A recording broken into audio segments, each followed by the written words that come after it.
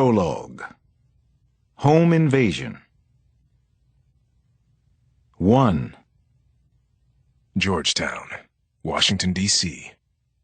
The surname of the family was Cox, the father a very successful trial lawyer, but the target was the mother, Ellie Randall Cox.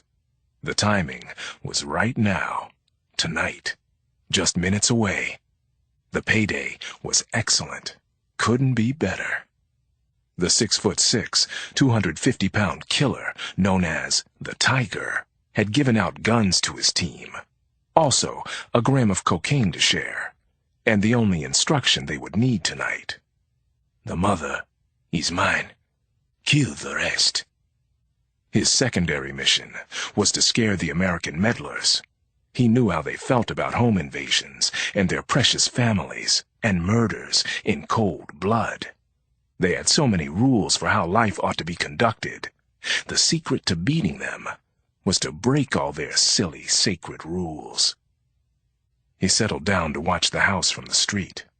Wood blinds in the first-floor windows drew horizontal lines across the family members as they moved around inside, unaware of the murderous forces gathered outside.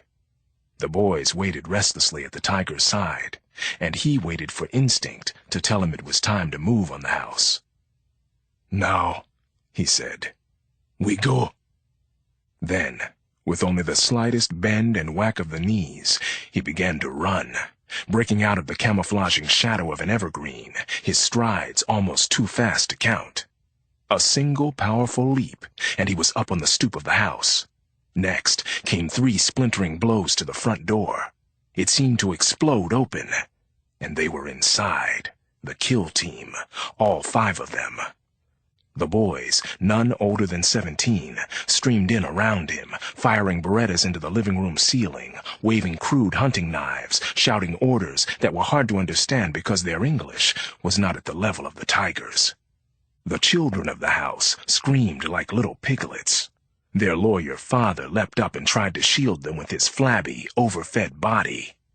"You are pitiful," the Tiger shouted at him. "You can't even protect your family in your own house."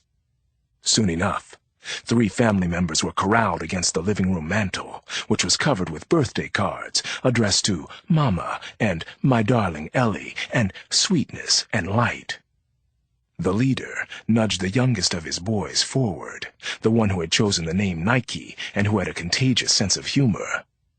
"Just do it," the Tiger said. The boy was 11 years old and fearless as a crocodile in a muddy river. He raised a pistol much larger than his own hand and fired it into the shivering father's forehead. The other boys howled their approval, shooting off rounds in all directions, overturning antique furniture, breaking mirrors and windows. The Cox children were weeping and holding one another. One particularly scary, blank-faced boy in a Houston Rockets jersey emptied his magazine into the widescreen television, then reloaded. "Rock the house!" he shouted. 2.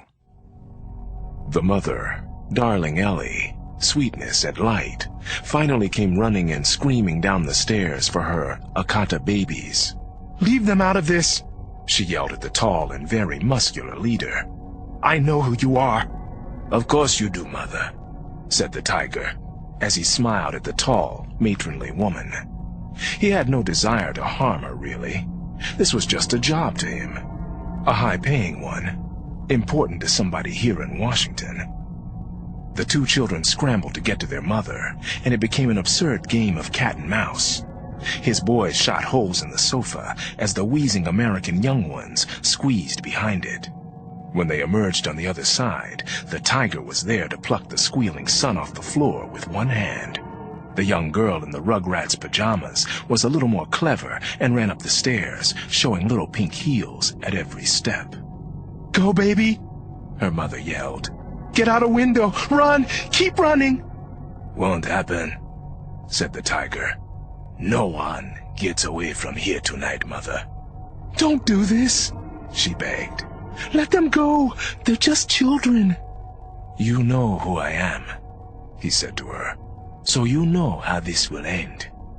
You knew all along. Look at what you brought on yourself and on your family. You did this to them. Part 1. Late to the Party. Chapter 1. The hardest mysteries to solve are the ones you come to near the end, because there isn't enough evidence, not enough to unravel, unless somehow you can go all the way back to the beginning, rewind, and replay everything. I was riding in the lap of comfort and civility, my Mercedes R350. I was thinking about how odd it was to be going to a murder scene now. And then I was there, leaving my vehicle and feeling conflicted about going over to the dark side again. Was I getting too soft for this? I wondered for an instant, then let it go. I wasn't soft. If anything, I was still too hard, too unyielding, too uncompromising. Then I was thinking that there was something particularly terrifying about random, senseless murder, and that's what this appeared to be. That's what everyone thought, anyway. It's what I was told when the call came to the house. "It's rough in there, Dr. Cross. 5 Vicks. It's an entire family." "Yeah, I know it is." That's what they said. One of the first responders, a young officer I know named Michael Fesco, met me on the sidewalk at the murder scene in Georgetown, not far from the university where I'd gone as an undergrad, and which I remembered fondly for all sorts of reasons, but mostly because Georgetown had taken a chance on me. The patrolman was visibly shaken. No surprise there. Metro didn't call me in special at 11 o'clock on a Sunday night for run-of-the-mill homicides. "What have we got so far?" I said to Fesco, and flashed my badge at a patrolman seemingly guarding an oak tree. Then I ducked under the bright yellow tape in front of the house. Beautiful house. A 3-story colonial on Cambridge Place, a well-heeled single block just south of Montrose Park. Neighbors and looky-loos crowded the sidewalk, but they stayed at a safe distance in their pajamas and robes, keeping up their white-collar reserve. "Family of 5, all of them dead," Fesco repeated himself. "The name's Cox. Father Reeve, mother Eleanor, son James, all on the 1st floor. Daughters, Nicole and Clara, on the 3rd. There's blood everywhere. Looks like they were shot first, then cut up pretty bad and piled into groupings." Piled? I sure didn't like the sound of that. Not inside this lovely home. Not anywhere. "Senior officers on site?" "Who caught it?" I asked. "Detective Stone's upstairs. She's the one asked me to page you. ME's still on the way. Probably a couple of them. Christ, what a night." "You've got that right." Bree Stone was a bright star with the Violent Crimes Branch, and one of the few detectives I went out of my way to partner with, pun intended, since she and I were a couple, and had been for more than a year now. "Let Detective Stone know that I'm here," I said. "I'm going to start downstairs and work my way up to where she is." "Will do, sir. I'm on it." Fesco stuck with me up the porch steps and past an ALS tech working on the demolished front door and threshold. "Forced entry, of course," Fesco went on. He blushed, probably because he'd stated the obvious. "Plus, there's a hatch open to the roof on the 3rd floor. Looks like they might have left that way." "They?" "I'd say so. Based on the amount of damage. Whatever the hell happened in there. Never seen anything like it, sir. Listen, if there's anything else you need, I'll let you know. Thank you. It's better if I do this alone. I concentrate better." My reputation seems to attract hungry cops on big cases, which can have its advantages. Right now, though, I wanted to take in this scene for myself. Given the grim, steely-eyed look on the face of every tech I'd seen coming from the back of the house, I knew this was going to get harder in a hurry. Turns out I didn't know the half of it. The murder of this family was much worse than I'd thought. Much, much worse. Chapter 2. They wanted to scare somebody, I was thinking, as I entered a brightly lit, warmly decorated alcove. But who? Not these dead people. Not this poor family that had been slaughtered for God only knew what reason. The first floor told a grim and foreboding story that delineated the murder. Nearly every piece of furniture in the living and dining rooms had been either turned over or destroyed, or both. There were gaping holes punched in the walls, along with dozens of smaller ones. An antique glass chandelier lay scattered in splinters and shards all over a brightly colored oriental rug. The crime scene made no sense, and worse, had no direct precedent in my experience as a homicide detective. A bullet-riddled Chesterfield couch and settee had been pushed up against the wall to make room in front of the fireplace. This was where the first 3 bodies were piled. While it's safe to say that I've seen some horrendous shit in the line of duty, this scene, the monstrosity of it, stopped me instantly. As promised, the stacked victims were the father, mother, and son on top, all lying face up. There were blood streaks and stains on the nearby walls, furniture, and ceiling, and a pool had formed around the bodies. These poor people had been attacked with sharp cutting instruments of some sort, and there had been amputations. Jesus, Jesus, I muttered under my breath.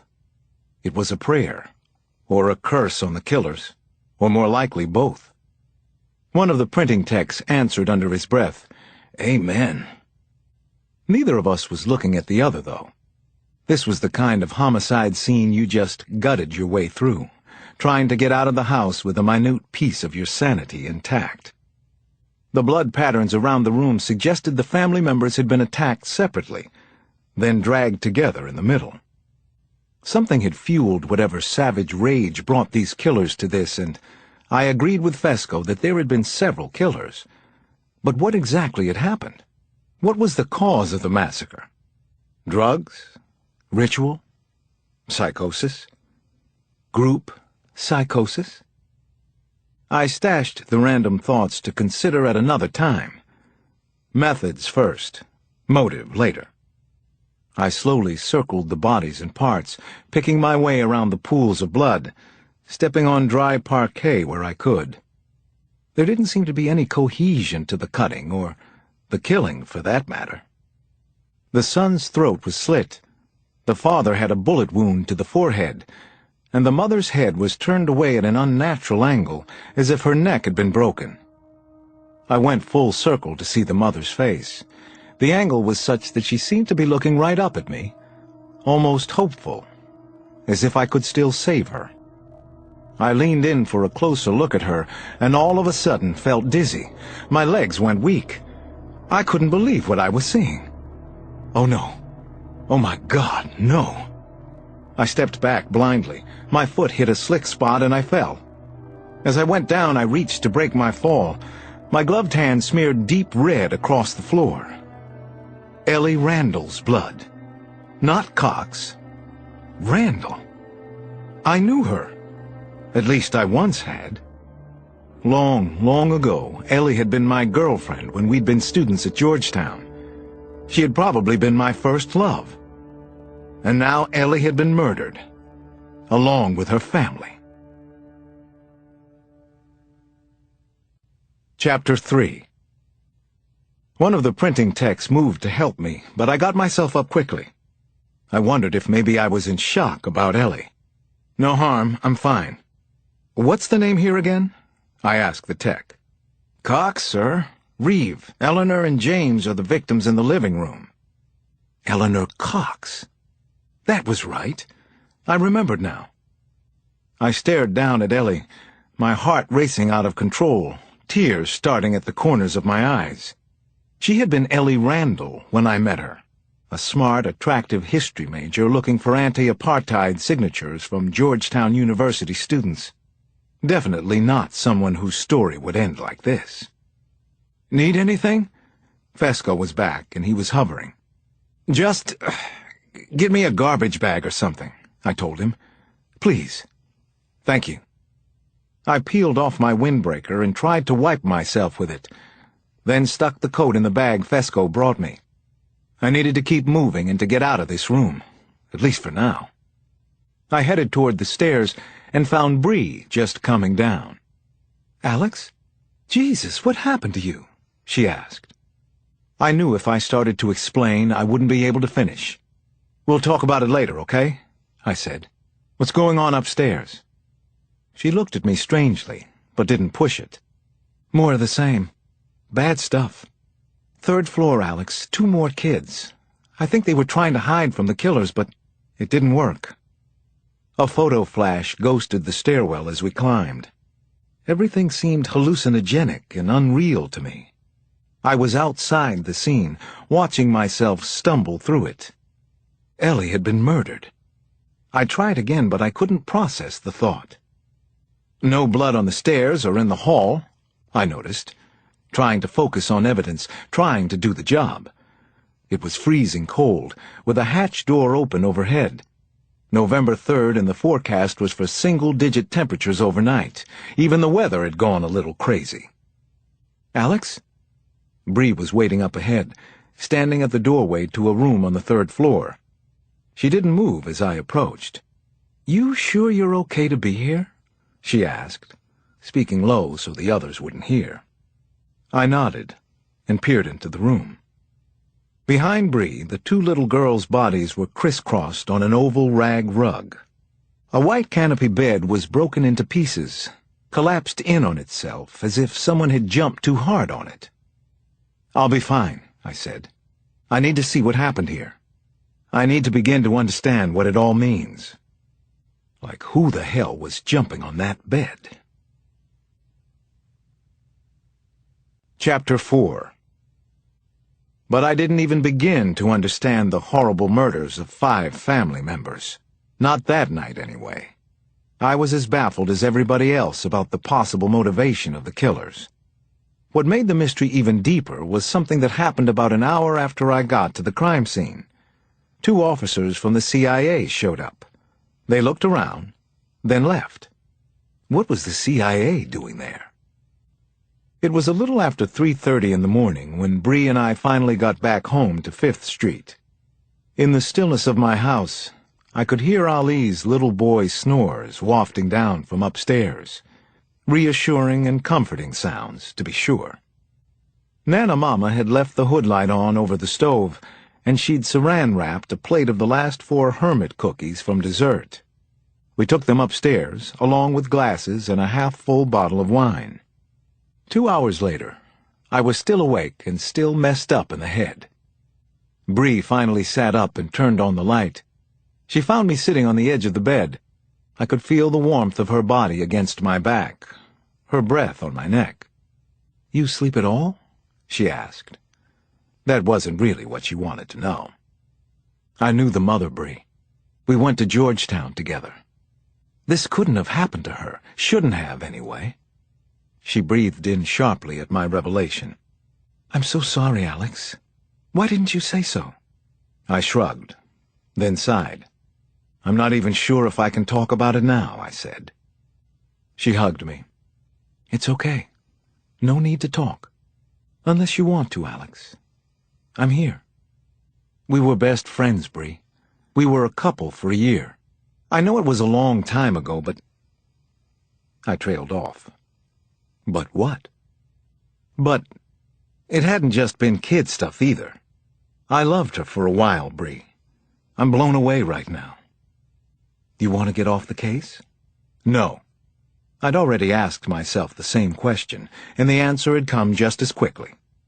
I can get Sampson or somebody else from Violent Crimes to cover. We'll keep you up to the second. Bree, I can't let go of this one. This one? She ran a hand softly up and down my arm. As compared to what, Alex? I took a deep breath. I knew where Bree was going with this. It's not about Maria, if that's what you mean. My wife, Maria, had been gunned down when our kids were small. I'd managed to close the case only recently. There had been years of torture and guilt before that. But Maria had been my wife, the love of my life at the time. Ellie was something else. I wasn't confusing the two. I didn't think so, anyway. Okay, she said, stroking my back, soothing me. Tell me what I can do. I folded us both under the covers. "Just lie here with me," I said. "That's all I need for now." "You got it." And soon, wrapped in Bree's arms, I went off to sleep for a whole 2 hours. Chapter 5. "I spy with my little eye a pink newspaper," said Bree. "Over there." Ollie was quick to spot it. "I see it. It is pink. What kind of crazy newspaper is that?" To my family's surprise and delight, I hadn't left for work at some obscene hour the morning after I found Ellie and her family dead in their home. Today I wanted to walk the kids to school. Actually, I wanted to do it most every day, but sometimes I couldn't, and sometimes I didn't. But today I needed lots of fresh air in my life, and smiles, and Ali's giggles. Janny was in her last year at Sojourner Truth, all ready for high school, while Ali was just starting out in the school world. It seemed very circle of life to me that morning, with Ellie's family gone in a blink, and my own kids coming up strong. I put on my best cheerful dad face and tried to set aside the gruesome images of last night. "Who's next?" "I've got one," Janny said. She turned a canary-eating grin on Bree and me. "I spy with my little eye a POSSLQ." "What's a Postle Q?" Ali wanted to know. He was already looking around, moving his head like a bobblehead doll's, trying to spot it, whatever it was. Janny practically sang out the answer. "POSSLQ. Person of the opposite sex, sharing living quarters." She whispered the word sex in our direction, presumably to safeguard her little brother's innocence. No matter. I could feel myself blushing slightly. Bree tagged Janny's shoulder. "Where exactly did you pick that one up?" "Charisse J. She says her mom says you two are, living in sin." I exchanged a look with Bree over the top of Janny's head. I guessed this was bound to come up in some way or another, sooner or later. Bree and I had been together for more than a year now, and she spent a good amount of time at the house on 5th Street. Part of the reason was that the kids loved having her around. Part was that I did. "I think maybe you and Charisse J. need to find something else to talk about," I told her. "You think?" "Oh, it's okay, Daddy. I told Charisse her mom needs to get over herself. I mean, even Nana Mama's down with it. And her picture's in the dictionary under old-fashioned, right?" "You wouldn't have any idea what's in a dictionary," I said. But Bree and I had stopped trying to be politically correct with Janny, and we just let ourselves laugh. Janny had that crossroads thing going on these days. She was right at the intersection of girl and woman. "What's so funny?" Ali asked. "Somebody tell me, what is it?" I scooped him up off the sidewalk and onto my shoulders for the last half block of our walk to school. "I'll tell you in about 5 years. "I know anyway," he said. "You and Bree love each other. Everybody knows. No big deal. It's a good thing." "Yes, it is," I said, and kissed his cheek. We dropped him at the school's east entrance, where the rest of his class of mini-cuties were lining up outside. Janny called to him through the fence, "See you later, alligator. Love you. In a while, crocodile. Love you back."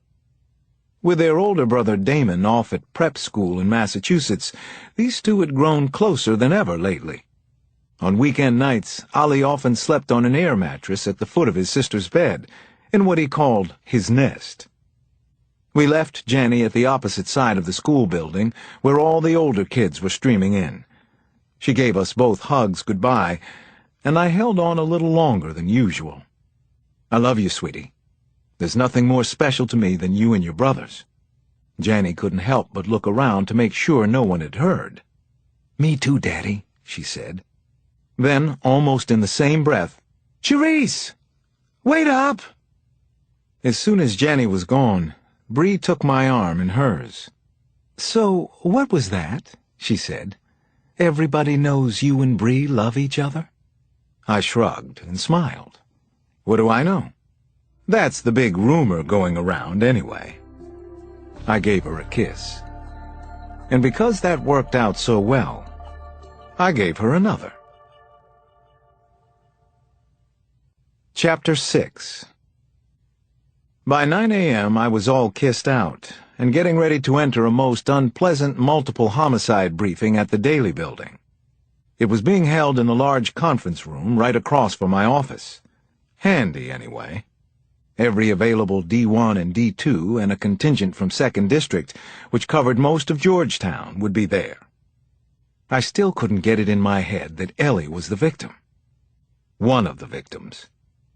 The ME's office had sent over a representative in the person of Dr. Paula Cook, a bright investigator who had the personality of tapioca pudding. The corners of Dr. Cook's mouth actually twitched when we shook hands. I think it was an attempted smile. So I smiled back. "Thanks for coming, Paula. We need you on this one." "Worst I've seen," she said, "in 14 years. All those kids, the parents. Turns my stomach, senseless." We had picked up a stack of crime scene photos on the way in, and now Paula and I pinned some of them up in the Situation Room. I made sure they were all 11 by 14s. I wanted everyone to feel some of what had happened last night in Georgetown the way I still did. This might be an isolated incident. I stood in front and told the assembled group a few minutes later. But I'm not going to assume it is. The more we understand, the more prepared we'll be if this happens again. It might not be an isolated incident. I figured some of the more jaded homicide detectives wouldn't agree. They'd be thinking I'd worked one too many serial cases. I didn't much care what they thought at that point. For the first 15 minutes or so, I ran through the primary facts of the case for those who hadn't been there the night before. Then I turned it over to Paula. She bounced up and talked us through the photos on the wall. "The cutting styles indicate a variety of weapons, strength, and ability," she said, using a red laser pointer to highlight the slashes, punctures, and severing that had been done to the Cox family. "At least one blade had a serrated edge. One was unusually large, possibly a machete. The amputations, wherever they occurred, were never done cleanly. Rather, they were the result of repetitive trauma." A detective named Monk Jeffries asked a pretty good question from the front row. "You think they were practicing? Had never done this before?" "I couldn't say," Paula told him. "Wouldn't surprise me." "Yeah," I put in. "It's like they were practicing, Monk." I had my own opinion about the murders. "There's something very young about this crime scene." "As in inexperienced?" Jeffries asked. "No, just young. I'm talking about the cutting, the broken bed, the vandalism in general. Also the fact that this was probably done by a group of 5 or more. That's a big group of intruders. When I intersect all those factors, I get a few possibilities. Gang, cult, OC, in that order." "Gang?"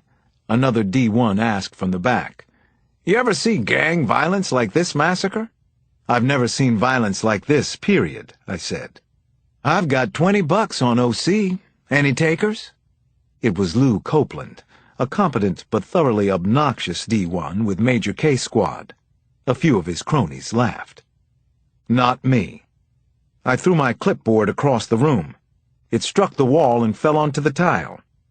That wasn't like me, so it made an impression. The room was quiet. I walked over to pick up my notes. I saw Bree and Sampson exchange a look I didn't like. They weren't sure that I could handle this. Bree took it from there, and she started handing out assignments. We needed people re-canvassing the Cambridge Place neighborhood, riding the lab for fast turnaround, and calling in any chits we had on the street for information about last night. "We need your best work on this one," Bree told the group. "And we want some answers by the end of the day." "What about—" "Dismissed."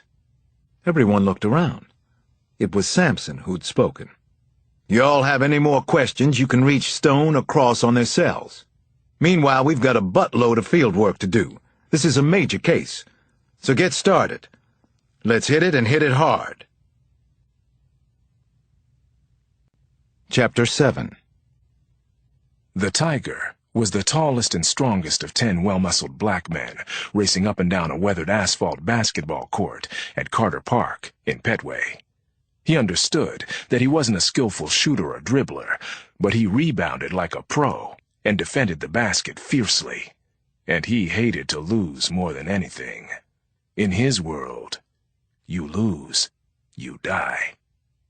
The player he guarded called himself Buckwheat, and the Tiger had heard that the nickname had something to do with an old TV series in America that sometimes made fun of black kids. Buckwheat either didn't mind the name, or he'd gotten used to it.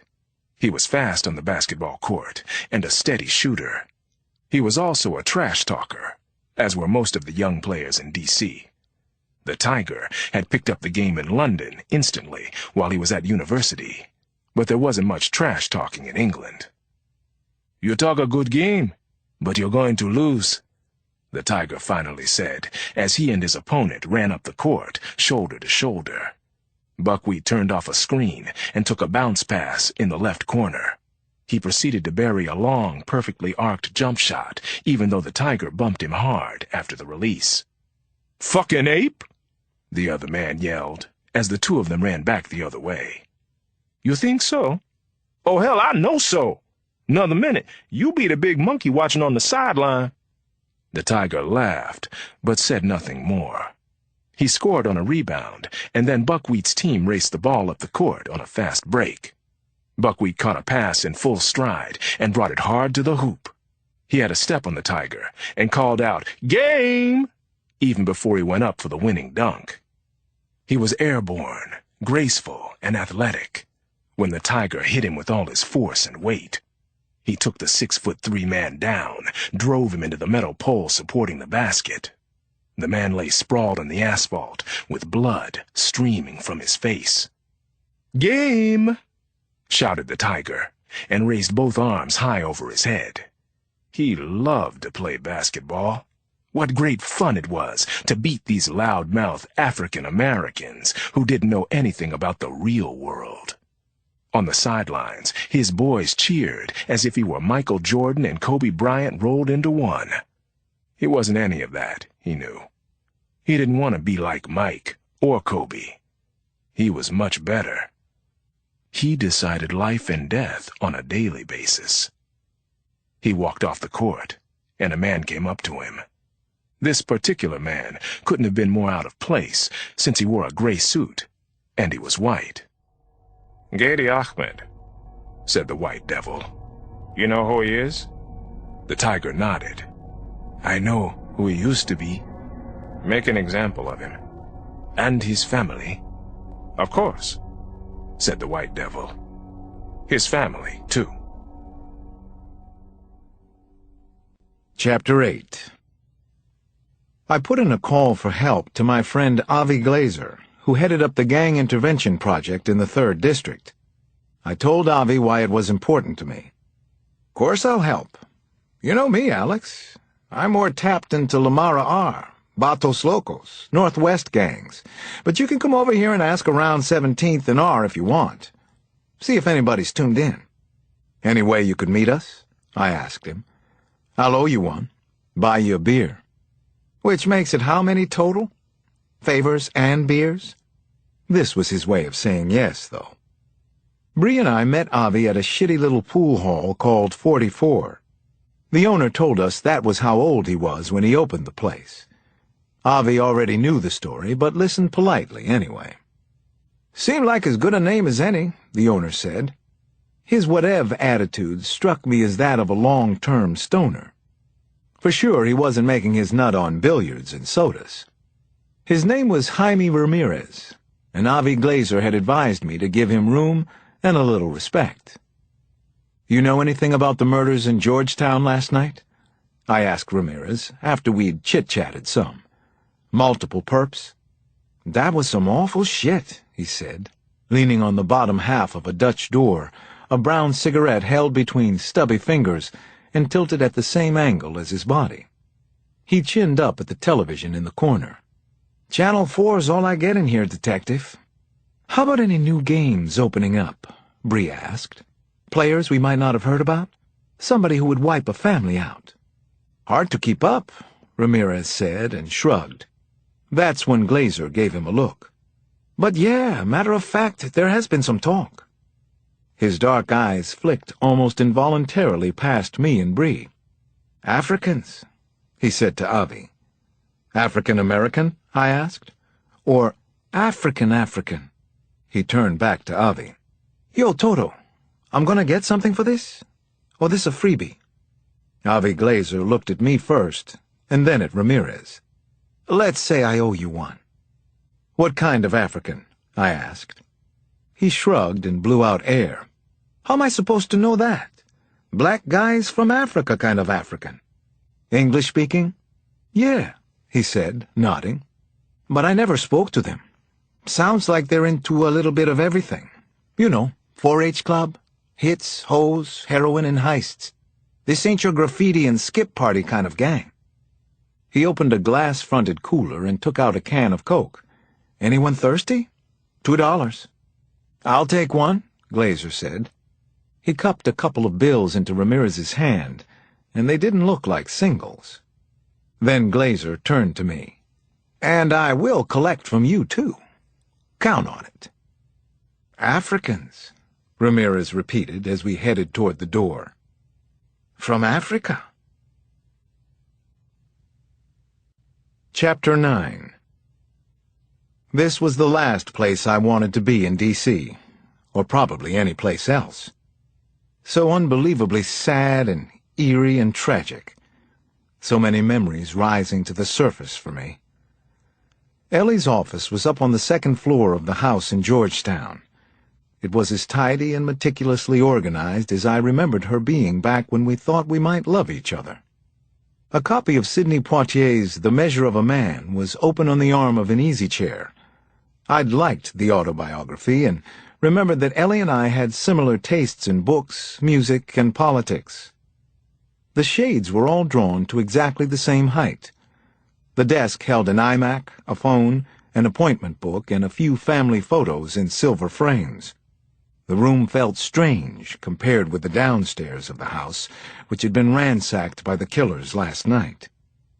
I started with Ellie's appointment book, and then went on to the desk drawers. I wasn't sure yet what I was looking for, only that I'd had to come back here with a clearer head than I'd had last night. I booted up Ellie's computer and went into her email, checking the inbox, sent items, and deleted folders, working backward in time. I was trying to get as close as possible to the moment of the murders. Had Ellie known the killers? The first thing to catch my attention was a note from an editor at Georgetown University Press. It concerned her completion schedule for the new book. Ellie had a new book coming out? I knew she was on the history faculty at Georgetown, but I didn't know much more than that. We had seen each other at a few charity events during the past 15 years or so, but that was about it. She was married. I wasn't for much of that time, and that fact can sometimes cut down contact and communication. I ran her name through Amazon and Barnes & Noble and found 3 book titles. Each had something to do with African sociopolitics. The most recent one, Critical Juncture, had been published 4 years ago. So where was the new book? Was there a partial manuscript I could read? I swiveled around to look over the floor-to-ceiling bookcases that took up 2 entire walls of the office. Ellie had hundreds of volumes here, mixed in with a collection of awards and citations. Kids' artwork and framed photos covered the rest of the space. Then all of a sudden, I was looking at a picture of myself. Chapter 10.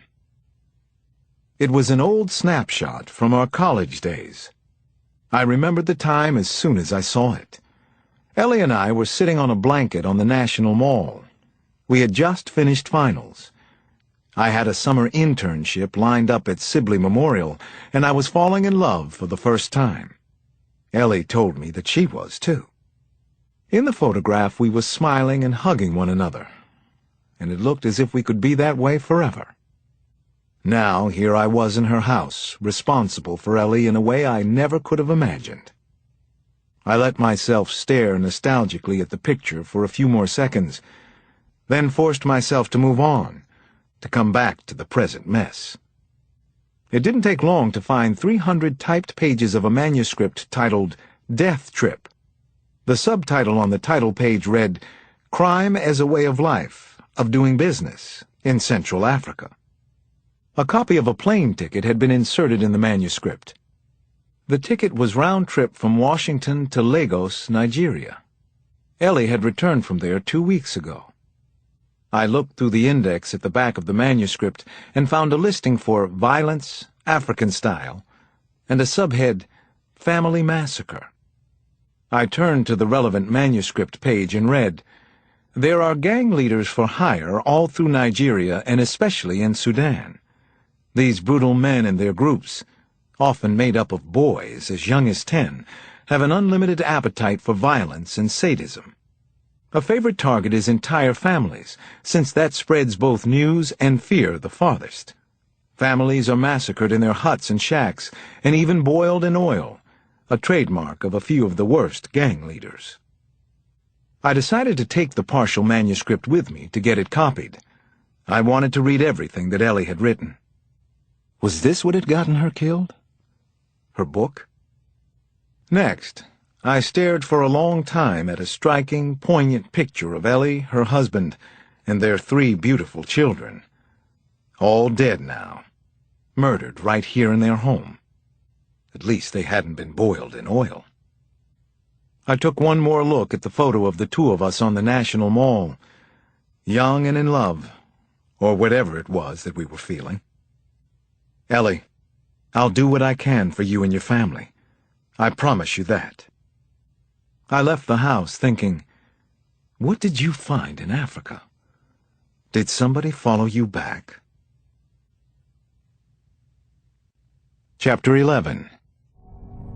Everybody there knew there was trouble, but no one knew what kind or how bad it was. A dark green panel van had screeched to a stop in front of a low-level mosque in Washington called Masjid al-Shura. More than 150 peaceful congregants were crowding the sidewalk in front. Even so, the very moment Gedi Ahmed saw the gunmen scrambling out of the van, saw their gray hoodies, their black face masks and jaunty sunglasses, he knew they had come for him. They were just boys. The Tiger's boys. The first gunshots were aimed into the sky. Just warnings. Men and women screamed, and some scurried back into the mosque. Others flattened themselves on the sidewalk, shielding their children's bodies as best they could. His hands held high, Gedi Ahmed made his decision and moved away from his family. Better to die alone than to take them with me, he was thinking, shaking like a leaf now. He hadn't gotten far when he heard his wife, Aziza, scream, and he realized what a terrible mistake he'd made.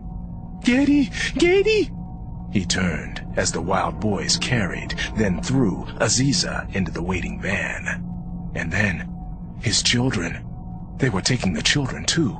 All 4 of them were hustled into the van. Gedi reversed direction quickly, and now he was screaming, more loudly than anyone in the crowd, even more than Aziza. A courageous man from the congregation took a swing at one of the kidnappers. The boy yelled, "Dog!" and shot the man in the face. Then he fired again, where the man lay spread-eagled and already dying on the sidewalk. Another bullet took down an elderly woman just as Gedi pushed past her. The next shot found his leg, and running became falling. Then 2 of the boys snatched him up off the ground and threw him into the van with his family. "The children! Not our children!" sobbed Aziza. "Where are you taking us?" Gedi screamed at the kidnappers. "Where?" "To Allah," came the answer from the driver, the Tiger himself. Chapter 12. The mystery was deepening and getting worse each day, but much of Washington didn't seem to care, probably because this one happened in Southeast, and only black people were killed. Lorton Landfill is the final destination for much of Washington's garbage. It is 250 acres of foul and disgusting refuse, so we were fortunate the bodies had been found at all. I drove the R350 in through valleys of trash that rose 30 feet high on either side. I continued on to where the response team was parked around an orange and white DC sanitation truck. The gauze masks they'd provided Bree and me at the gate didn't do much against the nauseating smell. "A drive in the country, Alex?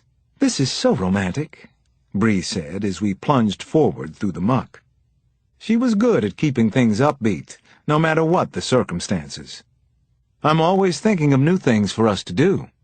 "You've outdone yourself this time. Trust me on that." I finally spotted Samson talking to the truck's driver as we got out of the car. Behind the two of them and a ribbon of crime scene tape, I could see yellow sheets covering the 6 bodies where they had been found. 2 parents and 4 more kids here. That made 4 adults and 7 children in just the past few days. Samson walked over to brief us. "Garbage trucks started on the empty streets this morning and made stops all over Midtown. 41 dumpsters at 18 locations, some of them as close as a few blocks from the mosque. That's a shitload of follow-up work for us." "Any other good news?" I asked him. "So far, only the bodies have been found. No word on the heads." We hadn't released that so far to the press. All 6 of the victims had been decapitated. "I love my job. I love my job," Bree said quietly. "I can't wait to get to work in the morning." I asked Samson where the father's body was, and we started there. When I pulled back the sheet, the sight was horrific, but I didn't need an ME to tell me that the cutting was much cleaner this time. There were no extraneous wounds, no bullet holes, no slashes, no punctures. Plus, the lower body had been burned badly. Senseless murders, but probably not random, I was thinking. But what did the Ahmed killings have to do with Ellie and her family? "We've got some similarities and some real differences here," Samson told us. 2 families taken out suddenly, multiple perps. But one behind closed doors, the other outside a mosque. Heavy cutting in both cases.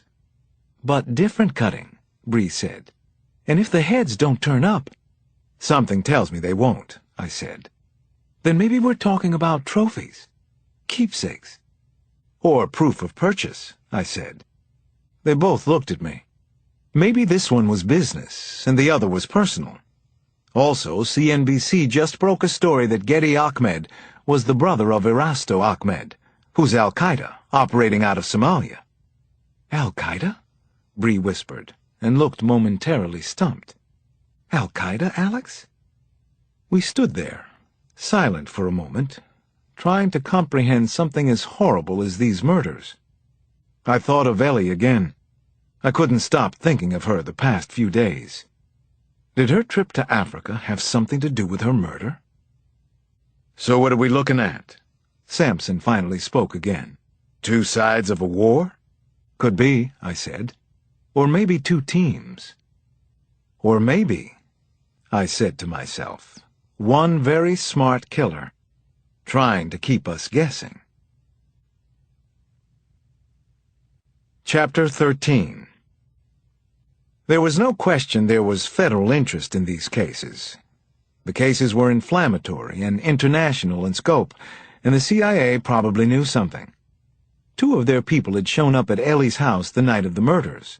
The question was, how much could I get them to tell me, if anything at all? I pulled in a few favors from my days with the Bureau and got a meeting set up at Langley. The fact that they not only agreed to meet, but also waived the first in what was normally a 2-meeting protocol, told me this was no back-burner issue for them. Usually the CIA started you with somebody who couldn't do anything for you before you even got close to anybody who could. I was given a whole team. Eric Dana from the National Clandestine Service, 2 spit-shined analysts in their mid-20s who never spoke a word the whole time I was there, and 1 familiar face, Al Tunney, from the Office of Transnational Issues. Tunney and I had worked together on a Russian mafia case a few years back. I hoped he would advocate for me here, but this was clearly Eric Dana's meeting, his case. We sat at a gleaming wood table with a view of nothing but green forests and lawns as far as I could see. Peaceful, serene, very misleading. "Detective Cross, why don't you tell us what you know so far?" Dana asked. "That would be helpful to get things going." I didn't hold back, saw no reason to. I walked them through all 3 crime scenes: the Cox house, the street outside Majid al-Shura, and finally the landfill out in Lorton. I also passed around a set of photos, keeping them chronological. Then I covered everything I'd learned or heard about gang leaders in Africa, including what I'd read in Ellie's book. Only then did I mention the CIA officers who had shown up at the first murder scene. "We won't comment on that," said Dana. "Not at this point." "I'm not looking for you to open your files to me," I said to Dana. "But I'd like to know if you're tracking a killer stateside. And if you are, do you have any idea where he is?" Dana listened to what I had to say, then shoved a stack of papers back into a file and stood up. "Okay. Thank you, Detective Cross. This has been most helpful. We'll get back to you. Let us do our thing here for a few days." It wasn't the response I wanted. "Hold on. What are you talking about? Get back to me now." It was a bad moment. Dana stared at his analysts with a look that said, "Didn't anyone brief this guy?" Then he looked back at me, not impolitely. "I think I understand your urgency, "I don't think you do," I cut in. I looked over at Al Tunney, who was shifting uncomfortably in his seat. "Al, is this a joint decision?" Tunney's eyes played tennis between me and Dana. "No one's decided anything, Alex. We just can't turn over information that quickly," he finally said. "That's not how we work. You knew that when you came here." "You can't, or you won't?" I asked, looking at Tunney first, then at Dana. "We won't," Dana said. "And it's my decision, no one else's. You have no idea what kind of damage this man and his team are responsible for." I leaned across the table. "All the more reason to drop any turf wars, don't you think? We're here for the same reason," I said. Dana stood at the table. "We'll get back to you." Then he left the room. How very CIA of him. Chapter 14. But I couldn't let it go like that, and I didn't. In the wide, mostly empty corridor outside the conference room, I called to Al Tunney before he could get away. "Hey, Al, I meant to ask you how Trish and the kids are doing." I held up a hand to my building escort. "I'll just be a second." Al was giving me a disgusted look as I walked over to him. I knew he had a wife, but unless I was psychic, her name probably wasn't Trish. I started right in with him. "You know something or you wouldn't be at that meeting. Neither would Dana. Your guys were at the murder scene. Help me out here. Anything. Something, Al." "Alex, I can't. This case is even hotter than you think it is. You heard my boss in there. It goes right to the top of our group. Stephen Millard is involved. Trust me, there is an investigation going on. We're taking it very seriously. Eric Dana doesn't know me, and neither does Stephen Millard, but you do. You know what I can get done. I don't have to prove that to you, do I?" A large department seal loomed over us in the hall. I took a step to the side so Tunney wouldn't be looking up at it. "Very funny," he said. "Come on, Al. 2 families have died already. Doesn't that mean anything?" Then, Tunney said a really odd thing. "Not as much as you might think. There are other monsters." My escort called over from the intersection in the corridor. "Detective Cross? This way? 1 second." I turned back to Tunney again. Ellie Cox was a dear friend. Nicole Cox was 13. Clara was 6. James 10. The 4 Ahmed kids? All younger than 12. They didn't just die, Al. Their heads were cut off. Whoever did it is on par with Hannibal Lecter, only this is real. "I know the case by heart," he said. "I've got it." "You have kids, right?" "I've got 3. Damon, Jenny, and Ali. What about you?" "Jesus." Tunney shook his head at me. "You got mean somewhere along the way." "Not mean, Al. I'm trying to solve some horrific murders. Something tells me the trail might go to Africa. Is that true?" I could tell he was close to giving me something. I put a hand on his shoulder and ratcheted down my tone a little. I'm not asking for any deep agency secrets. I'm talking about existing police business. In my own jurisdiction, at least for now. Tunney looked down at the floor tile for a few seconds, then over at my escort, then back at the floor. Without looking up, he said, "There's been some talk about a deal going down. We got this from the FBI. Service Plaza in Virginia, Chantilly, Virginia. Might be your guy. You'd be within your rights to intercept." "What kind of deal?" Tunney didn't answer. He put out his hand with a smile broad enough for the escort to see. His voice rose just a notch. "It was good seeing you again, Alex, and say hello to Bree for me. Like I said, I know this case by heart. It is horrific. Boy shot your friend. And please remember this, we're still the good guys, Alex. No matter what you might read or see in the movies." Chapter 15.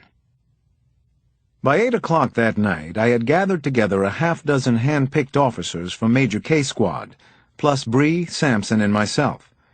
We wore Kevlar vests under plain clothes and were heavily armed and wired, waiting at the Service Plaza in Chantilly, Virginia, where something might be going down involving my killer. We were scheduled for a 12-hour shift, 8 to 8 if we needed it. The team was already spread out over 5 sectors: front car park, restaurant, gas station, and both sides of the big truck lot and back. Sampson had a hip problem, so he was on the roof, observing for us. Bree and I traded off roaming and covering the communications van parked near the entrance, with another good view of the Service Plaza. There was no sign of the CIA. Had they not shown up yet? For the first 5 hours there was nothing but radio silence and lots of bad coffee. Then, just after 1 in the morning, the silence broke. 2201, over. Go ahead, 2201. I looked over from the communications van toward the far corner of the truck lot, where a detective named Jamal McDonald was stationed. "I got 2 Land Cruisers. Just pulled up to a tanker in the back, northeast corner." "How long has the tanker been there?" I asked McDonald. "Hard to say, Alex. At least half an hour. Most of these tankers been pulling in and out." We hadn't known what to expect tonight, but stolen gas or crude would make sense, especially if Nigerians were involved. I was already out of the van and walking quickly in Jamal's direction. 24 or more semis, lined up in rows, were temporarily blocking my view of the corner. "Niccolo, Redman, pull in tighter. Bree, where are you right now?" "I'm behind the buildings, headed east." "Good. Everyone else hold position. What about you, John? See anything yet?" "Nothing from here," Sampson radioed back. "Nobody's moving around over there. Just you guys." "Jamal, how close are you?" "Hang on. Just coming around a semi." I caught sight of him briefly up near the last row of trucks as I crossed the parking lot. Bree fell in silently beside me. I had my Glock out, low at my side. So did she. Was the killer here with his team? Were they the same ones who had killed the Coxes and the Ahmeds? "Somebody's getting out of the cab," Jamal McDonald whispered. "No? 2 people. There's 4 others I can see approaching from the Land Cruisers. Looks like a satchel of some kind. This must be it. Hang on." There was a brief silence, and then, "Shit, I think they see me. Looks like little kids. Teenagers." Bree and I were running now. "Jamal, what's going on?" "We're on our way. Almost there." The next thing we heard were gunshots. Lots of them. Chapter 16. Bree and I began to sprint at full speed in the direction of the first volley of shots. I could still hear Jamal McDonald, but he was making a wet, gasping sound, as though he might have been hit in the throat and was possibly suffocating. The other officers were shouting 20s over the wireless and also converging on the tanker. Sampson stayed put on the roof and radioed Fairfax County for more help. We were only halfway there when 3 or 4 fast-moving shadows ran across our path, maybe 50 feet ahead.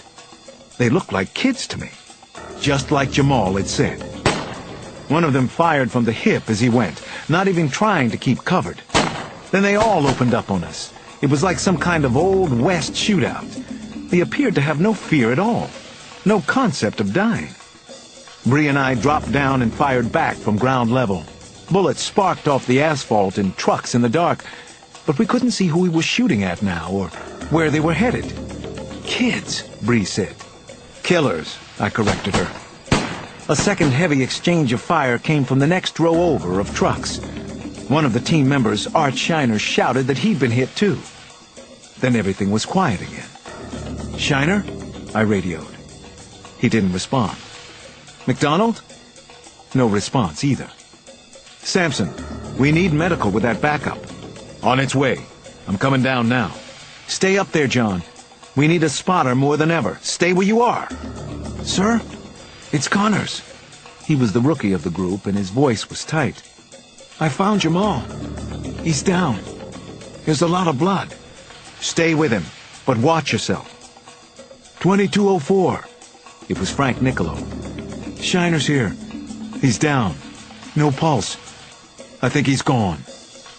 Then suddenly, there were more shots. Chapter 17. We were up and running again. 2 officers had been shot, and an unknown number of assailants were at the service plaza. A second ambush opened up on us. A bullet streaked by my face. Someone had fired from the roof of a tractor trailer as he ran down the length of it. I shot back and couldn't tell if I'd hit the sniper or not. Everything was happening like fireworks, there and gone. Then quiet again. What the fuck? Somebody shouted on radio. He didn't explain. Couldn't? Alex, Bree. It was Sampson again. By the pumps, to your left. I ran out to where I could see the main buildings. 3 of the gunmen had a good 50 yards on us and were running toward the gas canopy, firing as they went. They had black balaclavas pulled over their heads. 2 were short. Boys, if the height was any indication. A larger person, huge, was in the first position. Was that the gang leader? Ellie's killer? It had to be him, didn't it? I wanted to get the bastard no matter what else happened tonight. Innocent people ran screaming away from their cars and semis. There was too much confusion for us to fire. A woman in a red parka and baseball cap went down, clutching her stomach. The large man shot her a second time. Was he crazy? Then he plucked the gas nozzle out of her SUV. He definitely was mad. He locked it in the on position, then left the gas running on the ground. Then he stepped over to the next car in line and did the same thing. His team of boys was getting clear of the area, running and shouting as if this was some kind of out-of-control sports match. His pistol was pointed at the pooling gas, and that was all the warning I needed. "Hold fire! Hold fire!" I yelled, then pulled up short of the pumps. "Bree, take Brighton. Go around the other side. Niccolo, get somebody to shut those things off."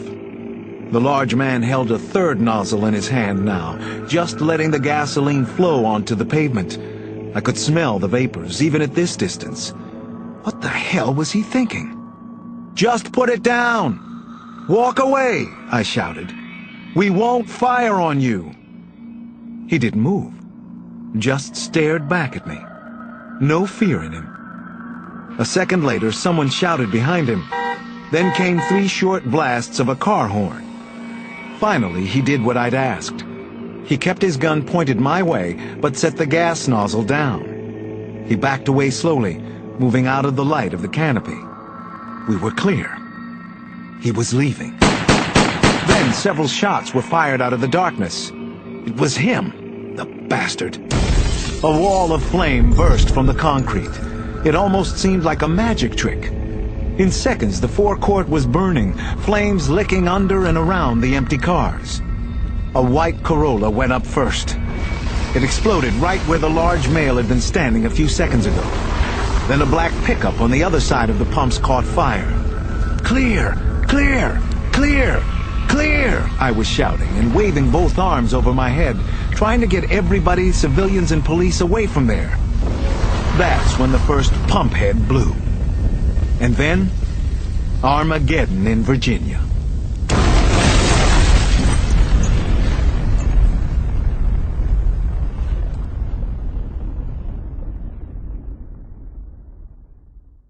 Chapter 18. The plaza with its lines of gas pumps exploded from underneath, the pavement rising like a carpet being rolled. Flames shot at least 80 feet into the air, a ball of bright yellow and orange followed by a heavy black coat of smoke. Burning vehicles rolled around like toy cars. Truckers and families fled screaming from the restaurant, where the fire had already spread, and with it, the panic. I was running as close to the blast site as I could. Heat singed my face, my eyes, and my hearing felt like it was half gone. Up ahead, I could see 2 SUVs speeding out toward Route 50. They were getting away. I spotted Bree coming around from the far side of the building and breathed a sigh of relief. She was all right.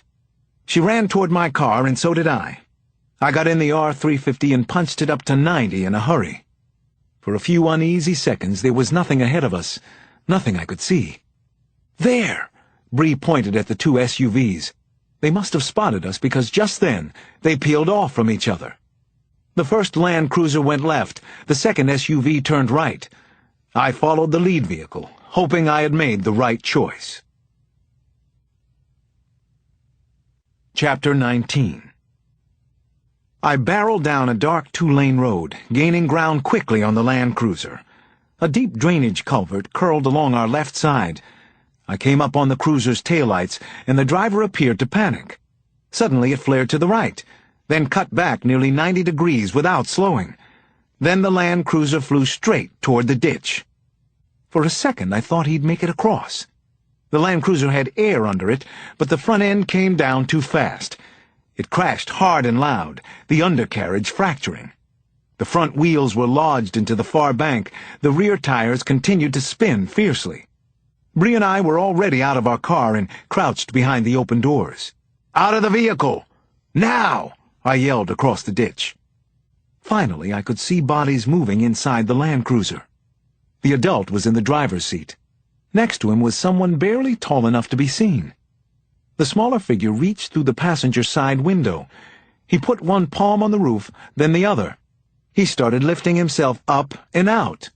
"Down on the ground! Now!" Bree shouted at him. "Get down," I said. But he didn't. He torpedoed himself up onto the roof, skinny and cat-quick.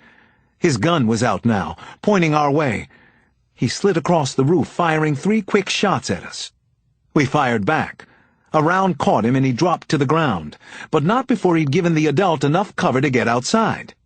The driver's door was open. I couldn't see the large man, but I knew he was getting away. Bree stopped beside the kid. I kept going, down into the ditch, then up the other side. I thought there were woods beyond the gully, but now I saw there was just cedar screening and tall weeds. Suddenly I heard the rattle of a chain-link fence. The large male was climbing it. By the time I pushed through the trees, he was over the top and running across the rear yard of some kind of storage facility. I leveled my Glock against the chain link, then emptied the magazine. He was too far away. I didn't think I'd hit him, and then he turned. He waved contemptuously, then disappeared like a cat into the darkness. I called in the location and then ran back to see about Bree. She was still crouched near the ground, right where I had left her. She'd put her jacket over the dead boy's face. It was an odd thing for a cop in a shootout to do, but Bree liked to go her own way. "You okay?" I asked. She didn't look up. "He was maybe 12, Alex. Maybe that old. He ran suicide for the prick adult." "Was he alive when you got to him?" I asked her. Bree nodded. "He say anything?" "Yeah." She finally looked up at me. "He told me to fuck myself. His last words on this earth." Chapter 20. I didn't sleep more than a couple of hours that night. An officer and 2 civilians were dead. Not to mention one of the boy killers, the world's youngest terrorist, according to a Washington Post headline the next morning. On top of everything else, I had an 8 o'clock psych client to see at St. Anthony's. Ever since the Tyler Bell case the year before, when I was literally stalked in my own office, I'd had to seriously reevaluate my life. The upshot? I decided my criminal cases were too high profile too often for me to keep the private in private practice anymore. Now I saw only 2 or 3 patients a week, usually pro bono, and I was satisfied with that. Most days, anyway. But I didn't want to see this particular patient. Not today. It was ironic that I had a session with Bronson Pop Pop James that morning. He was 11 years old and probably the most advanced sociopath at that age I'd ever seen. 4 months before, he'd made headlines when he and a 17-year-old beat 2 homeless men half to death. They had used a cinder block. It was Pop Pop's idea. The district attorney hadn't figured out how to try the case yet, and Bronson was being held in juvenile custody. The one thing he had going for him was a very good social worker from corrections, who made sure he got to his appointments with me. At first, I thought it best to keep the events of the last night out of my head. Once the session got going, though, I changed my mind. "Bronson, you hear about what happened at the Service Plaza in Virginia last night?" He sat across from me on a cheap vinyl couch, fidgeting the whole time, hands and feet always in motion. "Yeah, right, I heard. They was talking about that shit on the radio. What of it?" "The boy who died. He was 12. Bronson grinned and put 2 fingers to his head. "Heard he got Xboxed." His confidence was prodigious. It gave him a strange adult quality, while his feet dangled about 6 inches off the floor in my office. "You ever think something like that might happen to you?" I asked him. He snorted. "Every day. It's no thing." "That's okay with you, though? Makes sense? That's how the world should be?" "That's how the world be." Bam! "So then," I looked around the room and back at him, "why bother to sit here and talk to me about it? That doesn't make much sense to me." "'Cause that bitch Lorraine fucking make me come." I nodded. "Just because you come here doesn't mean you have to say anything." "But you do. You talk to me. Why do you think that is?" He made a thing of getting all impatient. "You the witch doctor. You tell me." "You envy kids like the one who died? Working for a living? Running around with guns?" He squinted at me, pulled the LeBron James Cleveland Cavaliers sweatband around his head a little lower. "What do you mean?" "You know. Are you jealous of them?" He smiled again, but only to himself. Then he slouched down on the couch and reached out with a toe to casually tip over the orange juice I'd given him. It spilled across the table between us. "Yo, they got any Skittles in the machine downstairs? Go get me some Skittles." I did no such thing. After the session, I escorted Pop Pop out to his social worker and told the boy I'd see him on Friday. Then I went home and picked up Nana. We went to the Cox family funeral together. We held each other and cried with everybody else. I didn't care if people saw me cry anymore. I just didn't care. If they were friends, they would understand. If they weren't, what did it matter what they thought of me? That philosophy, to give credit where credit is due, was a Nana-ism.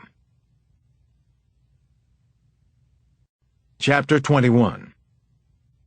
This is Detective Alex Cross. I'm with the Metro Police here in Washington. I need to speak with Ambassador Njoku, or his representative. It's important. Very important. Late that night, I was in the car with Bree, speeding to the Bubble Lounge in the heart of Georgetown. 4 people were dead at the club. 2 were Nigerian citizens, and 1 was the son of the ambassador. Advance reports had 21-year-old Daniel Njoku as the gunman's primary target.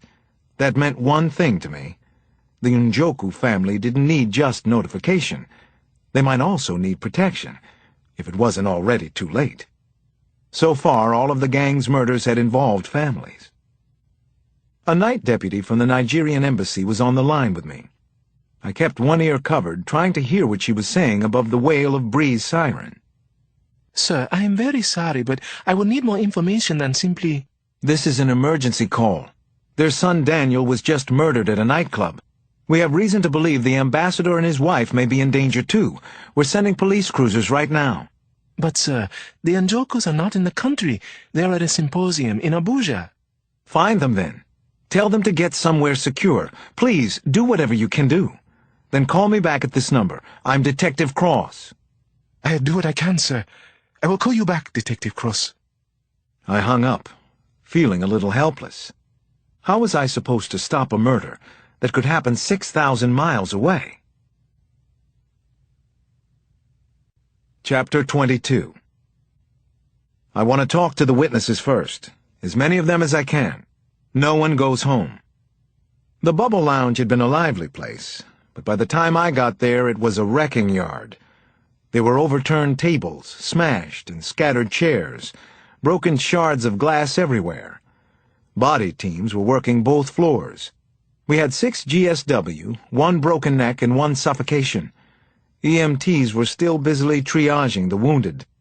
Young people were moaning and crying, and everyone I passed looked dazed, even the police officers. Members of Daniel Njoku's party were being held in the coat check area. I found them sitting close together on sofas, huddled. One girl, wearing a tiny black dress with a man's blazer over her shoulders, had blood smeared all over her neck and cheek. I knelt down next to her. I'm Detective Cross. I'm here to help. What's your name? Karavi, she said. She had beautiful long hair and scared dark eyes, and I thought she might be East Indian. She looked to be early 20s at most. Karavi, did you get a look at the people who did this? Just one man, she whimpered to me. He was huge. Excuse me, sir, one of the others interrupted. But we need to speak with our lawyers before we say anything to police. The speaker had an air of privilege about him. These 20-somethings spent their Saturday nights in private boxes at a private club. You can talk to me, I said to the girl. Nonetheless, sir. Or, I interrupted, we can do this later tonight and tomorrow, after I'm done here with all the others. It's all right, Freddie, Karavi said, waving off the boy. I want to help if I possibly can. Daniel is dead. We sat off to the side for a little privacy, and Karavi told me she was a grad student in cell biology at Georgetown.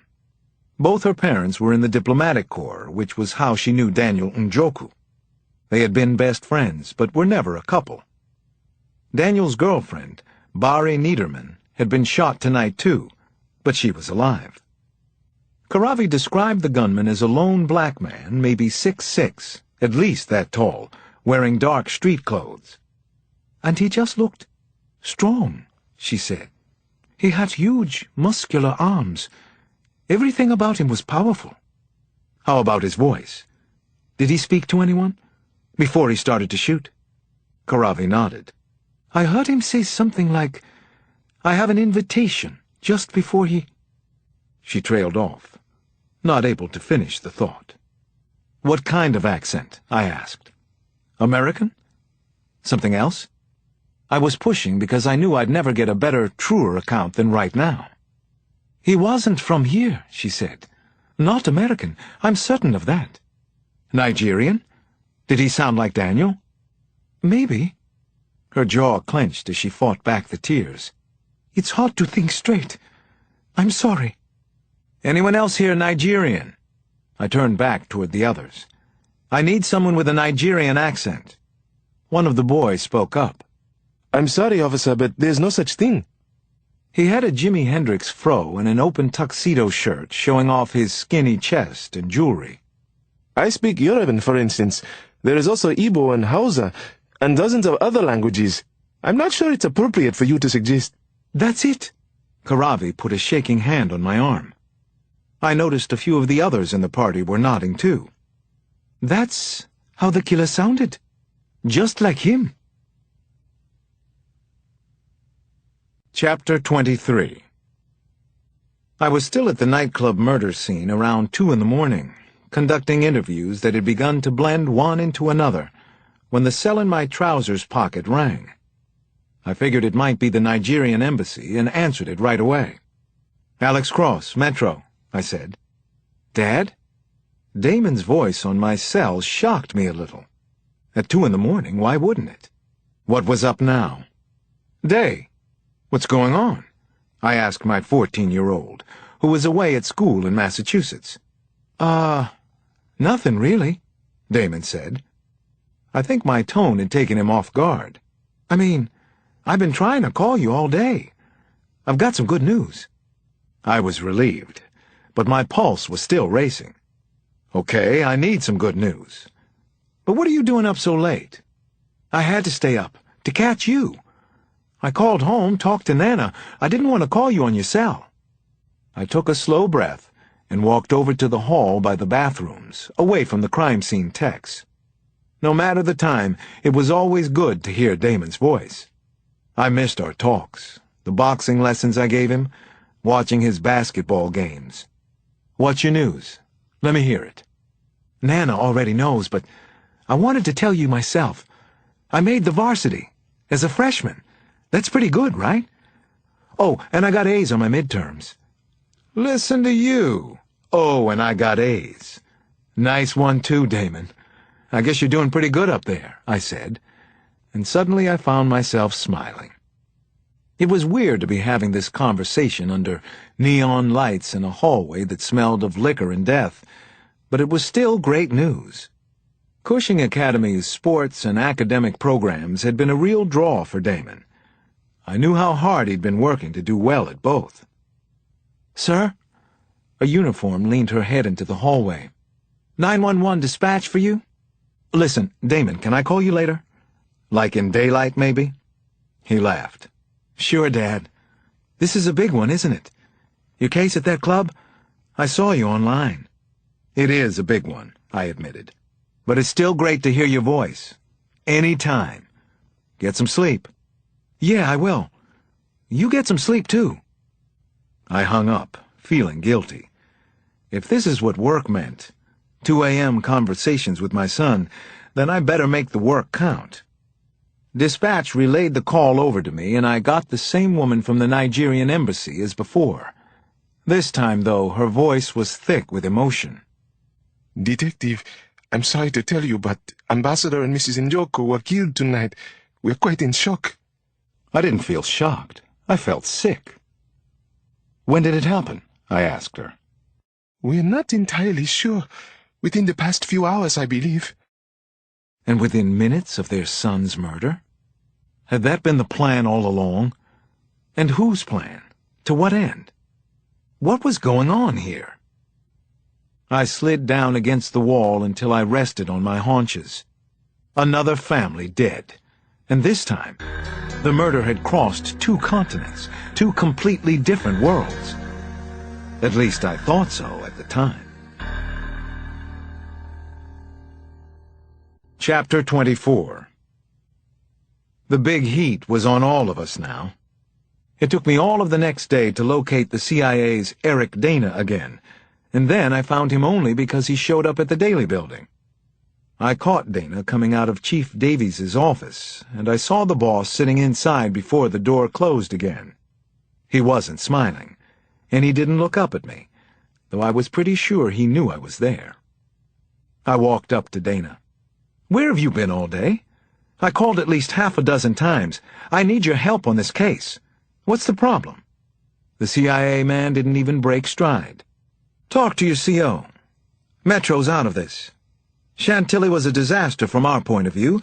Our division head, Stephen Millard, is involved at this point. Millard. I'd heard that name from my buddy, Al Tunney. I caught up with Dana at the elevator and elbowed my way through the closing door. Where is the killer? I asked him. What do you know about him? We believe he's left the country. We'll let you know if he heads this way again, the CIA man said, and he actually looked at me for the first time.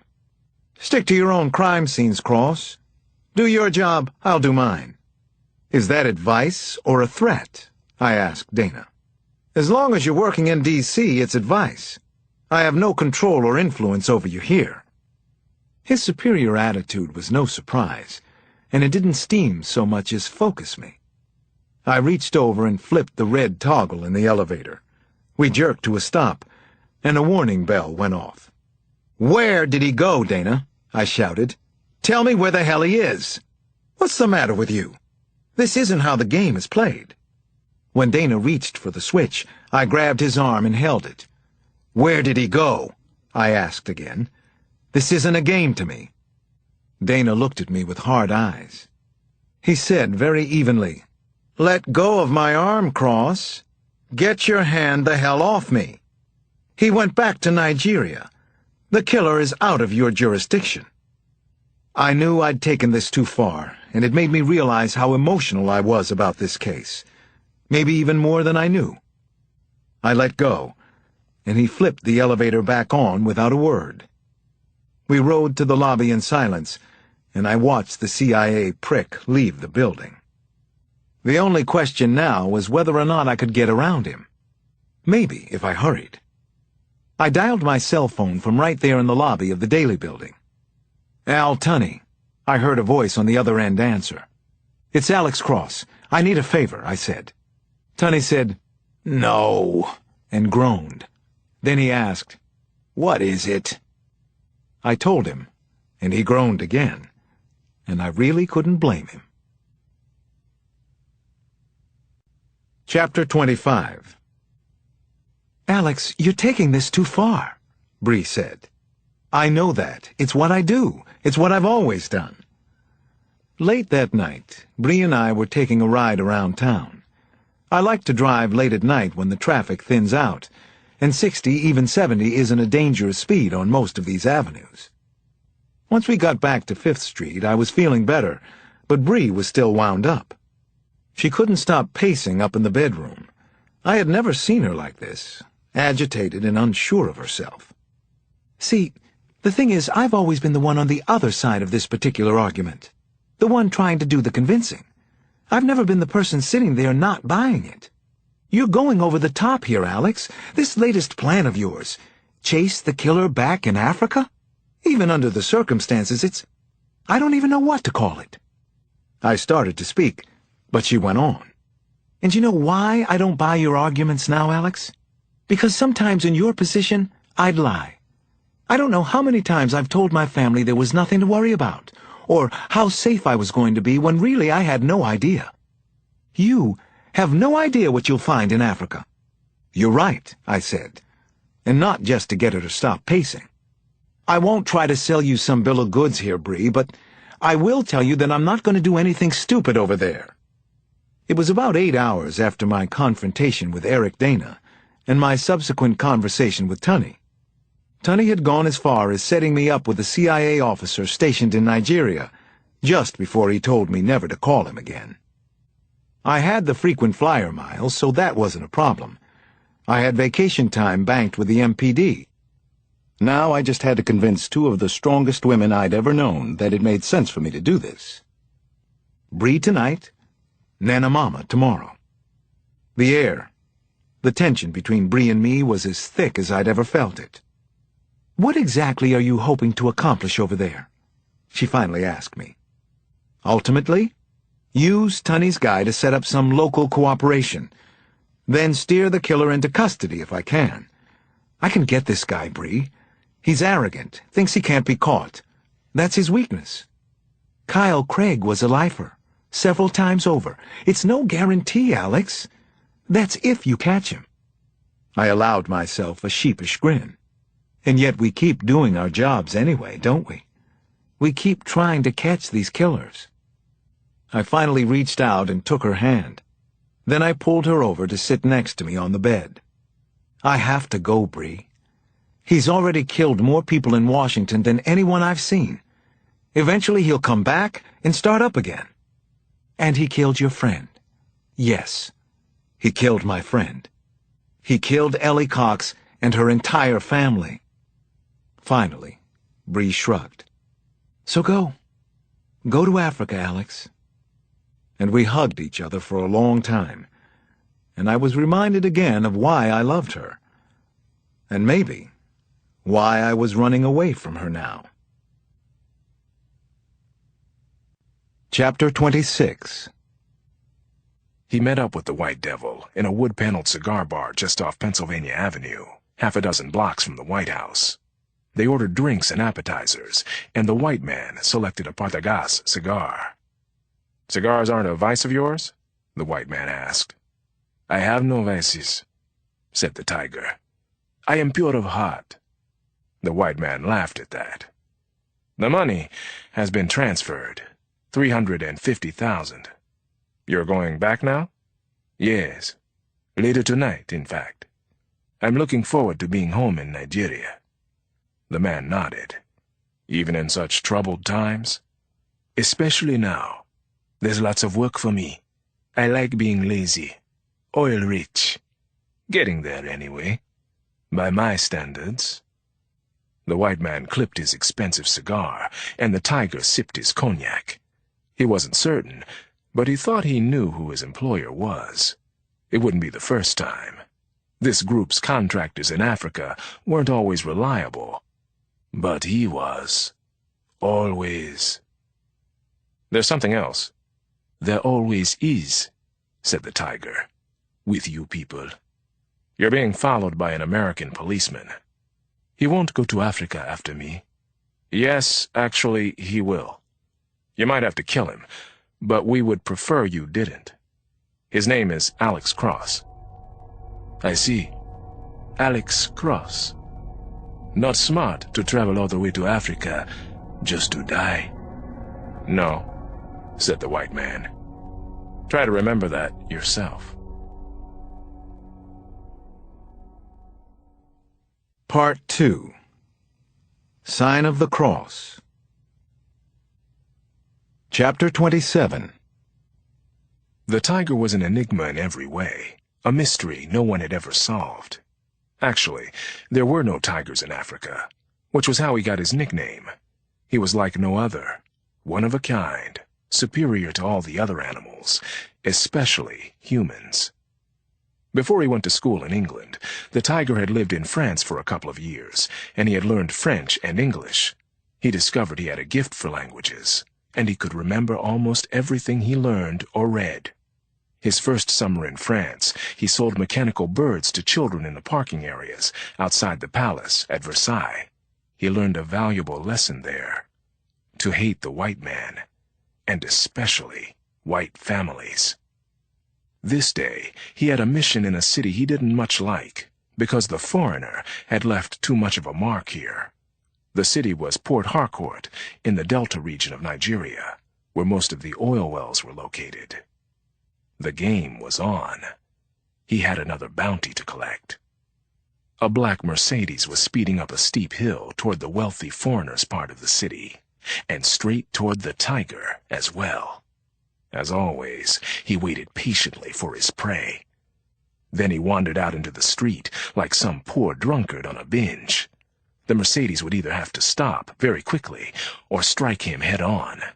Probably because he was so large and might dent the car. At the last possible moment, the chauffeur applied the brakes. The tiger could see the liveried black scum cursing him from behind the spotlessly clean windshield. So he raised his pistol fast and shot the driver and a bodyguard through the glass. His boys, wild, were already at both rear doors of the limousine, breaking the side windows with crowbars. Then they threw open the doors and pulled out the screaming white school children, a boy and a girl in their early teens. "Don't harm them! I have other plans!" he yelled. An hour later, he had the boy and girl inside a shack on a deserted farm outside the city. They were dead now, unrecognizable even if they were found eventually. He had boiled them in a pot of oil. His employer had ordered this manner of death, which happened to be common in Sudan. The tiger had no problem with it. Finally, he pulled out his cell phone and called a number in town. When the phone was picked up on the other end, he didn't allow the American parents to speak. Nor would he ever talk to the local police or to the private contractor who worked for the oil company and was supposed to protect them from harm. "You want to see young Adam and Chloe again, you do exactly as I say. First of all, I don't want to hear a word from you. Not a word." One of the cops spoke, of course, and he hung up on him. He would call back later and have his money by the end of the day. It was easy work, and Adam and Chloe reminded him of the obnoxious and greedy white children who used to buy his mechanical birds at Versailles. He felt no regret for them. Nothing at all. It was just business to him. Just another large bounty to collect. And just the start of things to come.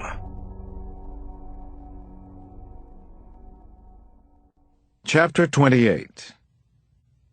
I was determined to follow the psycho killer and his gang wherever it took me, but I could see this wasn't going to be easy. Quite the opposite. "You took my passport? Did I get that right?" I asked Nana. "You actually stole my passport?" She ignored the questions and set a plate of scrambled eggs in front of me. Overdone, and no toast, I noticed. So this was war. "That's right," she said. "You behave like an obstinate child, that's how I treat you. Purloined," she added. "I prefer purloined to stole." I pushed the plate away. "Ellie Cox died because of this man, Nana. So did her family. And another family here in D.C. Don't pretend this has nothing to do with us." "You mean you? And your job, Alex? That's what this has to do with." She poured a half cup of coffee, then headed for her room. I called after her. "You know, stealing someone's passport is against the law? So arrest me," she said, and slammed shut her door. 6 in the morning, and round 1 of the new day was already over. We'd been building up to this ever since I first mentioned the possibility of my going to Africa.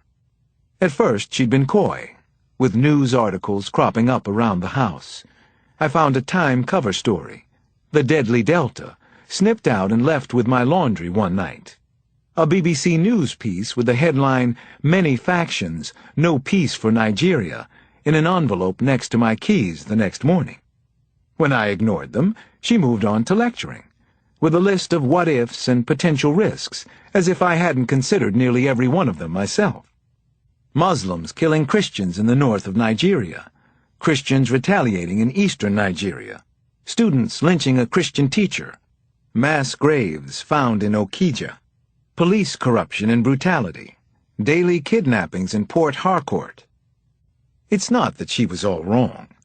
These murder cases were already dangerous, and I hadn't even given up the home court advantage yet. The truth was, I didn't know what to expect in Africa. All I knew was that if I had a chance to shut this butcher down, I was going to take it. The CIA contact there had signaled the murder suspect was in Lagos right now, or at least he had been a few days ago. I'd pulled some strings to expedite my visa application.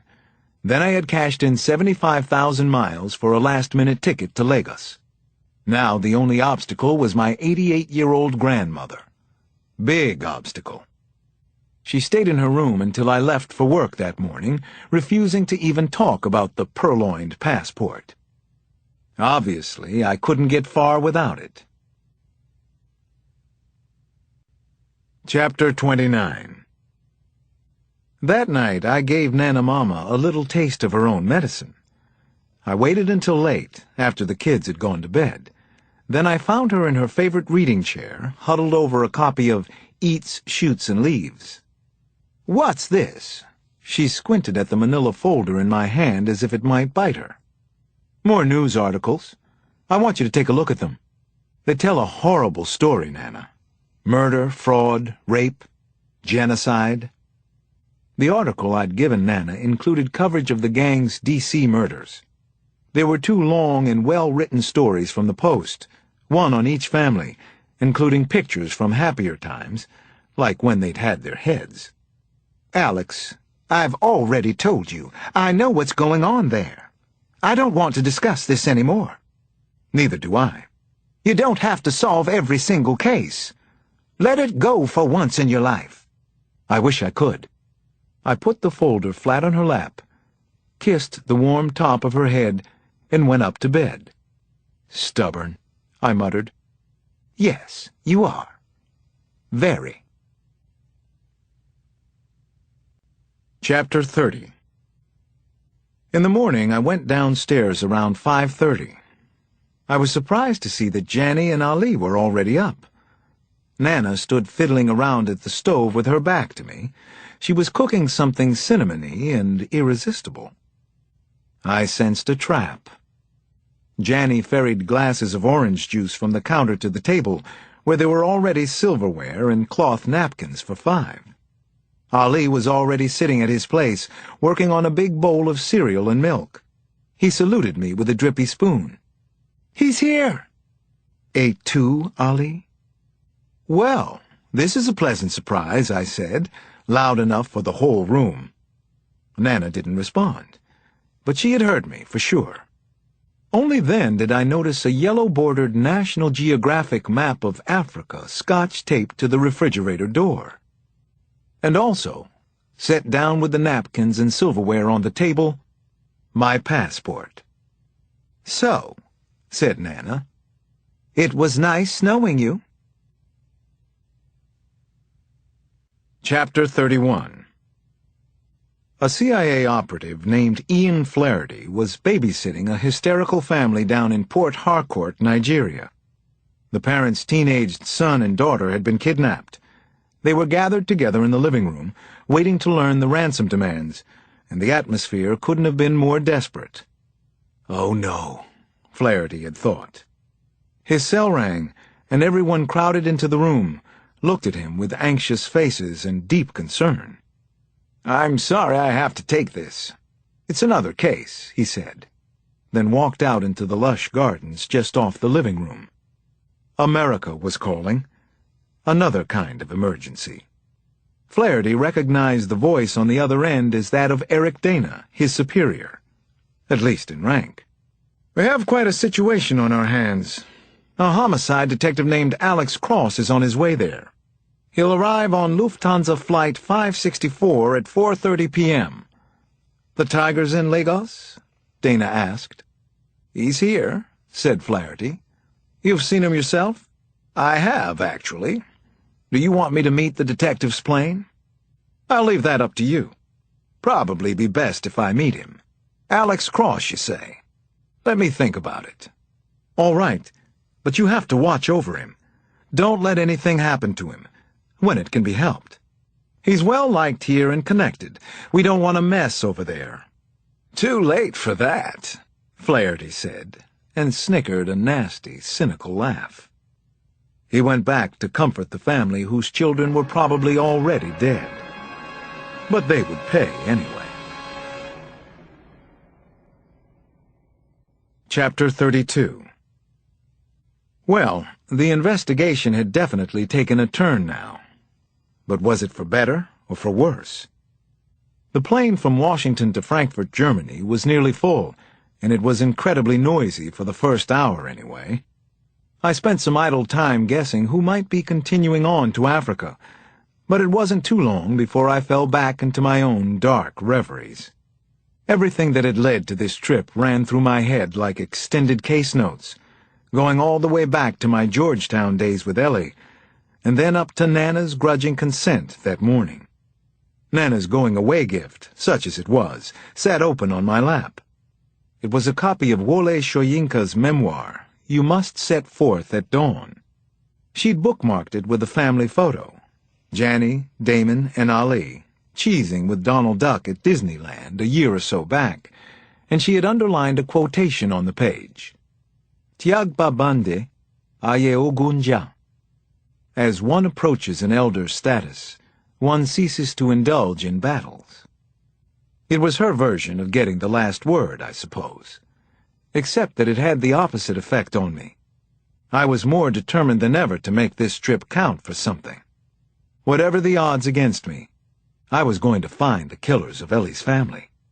I had to. I was the Dragon Slayer. Chapter 33. Ah, Soyinka, an illuminating writer. Have you read him before? I didn't realize that someone had stopped in the aisle alongside my seat. I looked up, though just barely, at the shortest priest I'd ever seen. Not the shortest man, but definitely the shortest priest. His white collar came just to my eye level. "No, this is my first," I said. "It was a going-away gift from my grandmother." His smile got even brighter, his eyes wider. Is she a Nigerian? Just a well-read American. Ah, well, nobody's perfect. He laughed, before there could be any suggestion of an insult. Tagwabanda, ayayongunja. It's a Yoruban proverb, you know. Are you Yoruba? I asked. His accent sounded Nigerian to me, but I didn't have the ear to tell Yoruba from Igbo, from Hausa, or any of the other tongues. Yoruban Christian. He winked. Christian Yoruban, if you ask the bishop. But don't tell on me. Do I have your word on it? I won't tell anyone. Your secret is safe. He extended a hand as if to shake, and then sandwiched mine between both of his when I reached out toward him. The priest's hands were tiny, yet they communicated friendship, and maybe something else. Have you accepted Jesus Christ as your Savior, Detective Cross? I pulled my hand back. How do you know my name? Because if not, considering the trip you're about to take, now might be a good time to do so. Accept Jesus Christ, that is. The priest made the sign of the cross over me. I am Father Bambata. May God be with you, Detective Cross. You will need his help in Africa, I promise you. This is a very bad time for us. Maybe even a time of civil war. He invited me to come sit in the empty seat next to him, and we didn't stop talking for hours. But he never did tell me how he knew my name. Chapter 34 18 hours, which seemed more like a couple of days, after I left Washington, the flight from Frankfurt finally landed at Murtala Mohammed Airport in Lagos, Nigeria. I had watched the unbelievable and somewhat hypnotic sweep of the Sahara from the plane, the savannas that buffered it from the coast, and the equally vast Gulf of Guinea just beyond the city. Then, as I deplaned onto the tarmac, I suddenly felt like I was in any town, USA. It might have been Fort Lauderdale, for all I could tell. I'm sorry I can't help you here, brother. Father Bombata came up and shook my hand again before we separated. He had told me he had an escort meeting him to speed up his arrival. Put 200 naira in an empty pocket, my friend. What for? I asked. Sometimes God is the answer. Other times it's cash. Smiling as ever, the diminutive priest gave me his card, then turned and walked away with a final friendly wave. I found out what he meant around 3 hours later, which was the amount of time I had spent sweating on the immigration line. There were just 2 slow-moving officers at the counter for something like 400 people. Some passengers sailed through, while others were detained at the head of the line for as long as 30 minutes. Twice I saw someone taken away by an armed guard through a side door rather than being allowed to go out to the main terminal. When it was finally my turn, I handed my landing card and passport to the officer. "Yes, and your passport?" he asked. I was momentarily confused, but then I remembered what Father Bombata had said and understood. I held a scowl in check. The official wanted his bribe. I slid 200 naira across the counter. He took it, stamped me through, and called out for the next person without ever looking at me again. Chapter 35 The low hubbub and frustration of clearing immigration was nothing compared with the instantaneous onslaught of noise and hurrying people that met me when I passed through the hand and fingerprint-smudged glass doors and into the main terminal of Murtala Muhammad. There's where I got my first real indication that I was in a metropolitan area of 13 million people. I think at least half of them were there at the airport that day. So this is Africa, I thought. And somewhere out there is my killer, or rather killers. No fewer than 5 Nigerian officials stopped me on my way to the luggage carousels. Each of them asked for verification of my identity. They all basically said the same thing. Visa, American Express, any card will do. Each of them clearly knew I was American. They all required a small bribe, or maybe they thought of it as a gratuity. By the time I reached the baggage carousel, got my duffel, and pushed back out through the 20-deep wall of people pressing in, I was tempted to fork over a few more naira to a raggedy-looking kid in an old skycap hat who asked where I wanted my bags taken. I thought better of it, however, and pushed on, hauling my own luggage, keeping everything close to the chest. Stranger in a strange land, I thought, though I was also strangely pleased to be here. This promised to be quite an adventure, didn't it? It was completely new territory for me. I didn't know any of the rules. Chapter 36. There was no relief outside, where the air smelled of diesel, and no wonder. There was a raft of old cars, trucks, and bright yellow buses everywhere that I looked. Locals of all ages walked alongside the traffic, selling everything from newspapers to fruit to children's clothing and used shoes. Alexander Cross? I turned around, expecting to see and meet Ian Flaherty, my CIA contact here in Nigeria. The CIA was good at sneaking up on you, right? Instead, I came face to face with two armed officers. These were regular police, I noticed, not immigration. They had all-black uniforms, including berets with insignia chevrons on the epaulettes of their shirts. Both of them carried semi-automatics. "I'm Alex Cross, yes," I told them. What happened next defied all logic.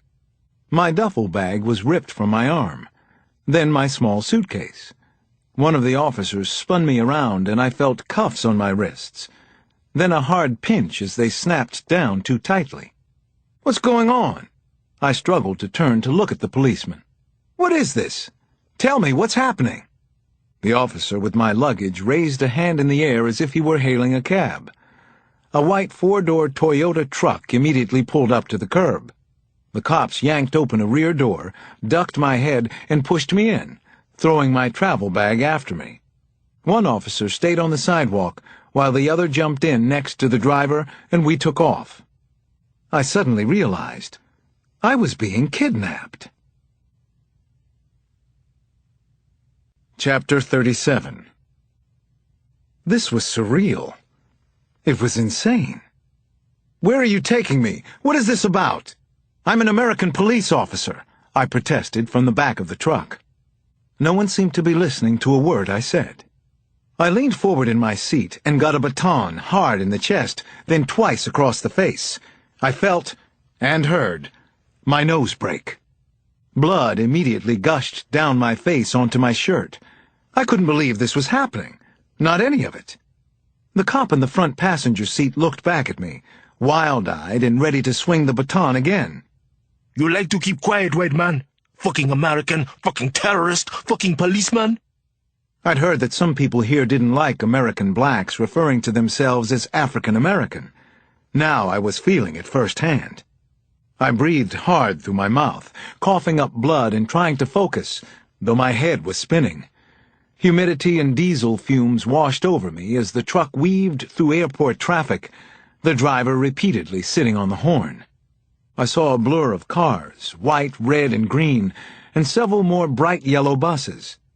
Women were walking on the side of the road with swaddled babies held low on their backs, some of them with baskets balanced on top of their geles.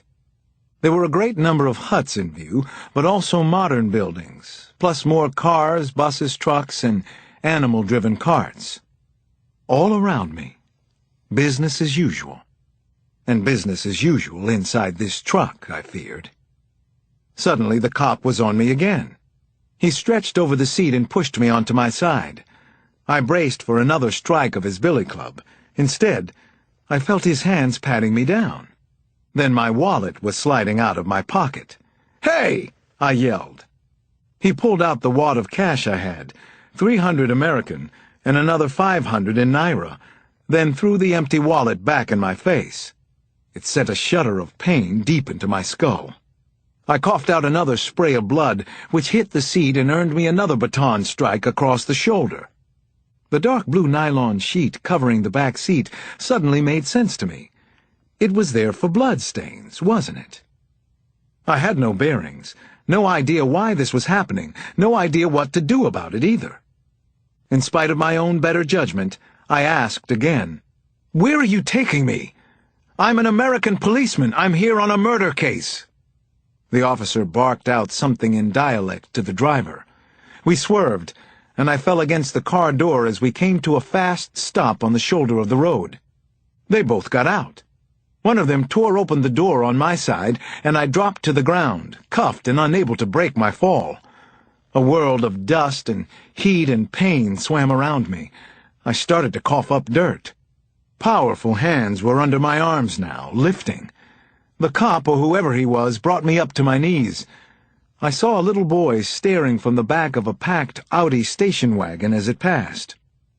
You are a brave man, just as brave as you are stupid, fucking white man. It was the driver talking now, stepping in for his turn.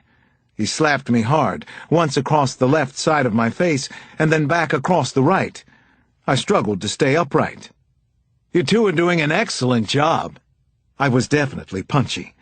Already I didn't care what came next. It was a hard overhand fist to my temple. I heard a strange crunching sound inside my head, then another. I don't know how many closed fist blows came after that. I think I passed out at 4. Chapter 38. Unreal. Unprecedented. Unbelievable. It was dark when I woke up, and I hurt all over, but especially around my nose. At first, my mind was blank. I had no idea where I was, not Africa, not anywhere. I just thought, how the hell did I get here? And then, where is here? Where have I been taken? My hand went up to my temple. I felt a sharp sting where I touched an open wound, and then I remembered the handcuffs. But they weren't on my wrists anymore. I was on my back, on a hard floor, stone or cement maybe. Someone was looking down at me. I couldn't make out his expression in the nearly lightless room. I could only tell that he was a dark-skinned man. Not one man, I realized. Many. A dozen or more men were standing around me. Then I got it. They were prisoners, like me. White man is awake, someone said. My clothes gave me away, I supposed. They had made me for an American. White man was meant to be an insult, one that I had heard already on the trip. "Where am I?" It came out as a croak. "Water?" I asked. The one who'd already spoken said, Not until morning, my friend. He knelt down and helped me sit up, though. My rib cage felt like it was ready to explode, and I had a monster headache that wasn't going away by itself. I saw that I was in a bleak, filthy holding cell of some kind. Even with my nose broken, the smell was unbelievably strong and foul, probably coming from a latrine in some unseen corner.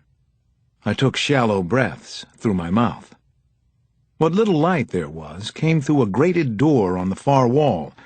The place looked big enough for maybe a dozen of us, but there were at least 3 times that number, all males. Many of the prisoners were lying shoulder to shoulder on the floor. A relatively lucky few were snoring away on wall-mounted bunks. "What time is it?" I asked. Midnight, maybe? Who knows? What's the difference to us? We're all dead men anyway. Chapter 39. As my head cleared some, I realized that my wallet was gone. And my belt. And I realized, as I felt around some more, the earring from my left ear. The lobe was scabbed over where a small silver hoop had been, a birthday present from Janny. Where had they taken me? How far was I from the airport? Was I still in Nigeria? Why hadn't anyone tried to stop them from kidnapping me? Did it happen all the time? I had no idea about any of these questions, or their answers. "Are we in Lagos?" I finally asked. Yes, in Kirikiri. We are political prisoners, so I have been told. I am a journalist. And you are? A metal scrape came from the direction of the door as it was unlocked, then opened wide. I saw two blue-uniformed guards pause in the light of a cement corridor before they stepped in and became shadows themselves. Seconds later, one of them played a flashlight over us. It caught me in the eyes and hung there for several seconds. I felt sure they were here for me, but they grabbed the man 2 down from me instead, the one who had said he was a journalist. They pulled him roughly to his feet. Then one of the guards unholstered a pistol and pressed it to his temple. "No one talks to the American. No one," the guard told the room. "You hear me?" Then, as I watched in disbelief, the man was pistol-whipped until he was unconscious. Then he was dragged out of the holding cell. The reaction of the other prisoners around me was mostly silent acceptance, but a couple of men moaned into their hands. No one moved. I could still hear snoring from a few of them. I stayed where I was, holding it all in until the vicious guards were gone. Then I did the only thing I could, which was ease back down to the floor, where every shallow, rapid breath produced another slice of pain through my chest. What kind of hell had I gotten myself into? Chapter 40. I wish I could say that my first night in the prison cell in Kirikiri was a blur, and that I barely remember it. It's just the opposite, though. I will never forget any of it, not 1 second. The thirst was the worst, on that first night anyway. My throat felt like it was closing up. Dehydration ate at me from the inside. Meanwhile, oversized mosquitoes and rats tried to do the same from the outside. My head and torso throbbed like a metronome all night, and a sense of hopelessness threatened to overwhelm me the minute I let my guard down, or, God forbid, slept for half an hour. I'd read enough from Human Rights Watch to know something about the conditions in this kind of prison, but the gap between knowing it and living it was enormous.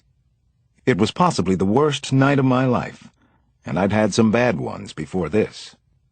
I had spent time with Kyle Craig, Gary Sinigi, and Casanova. As dawn finally came, I watched the single-barred window like a television set.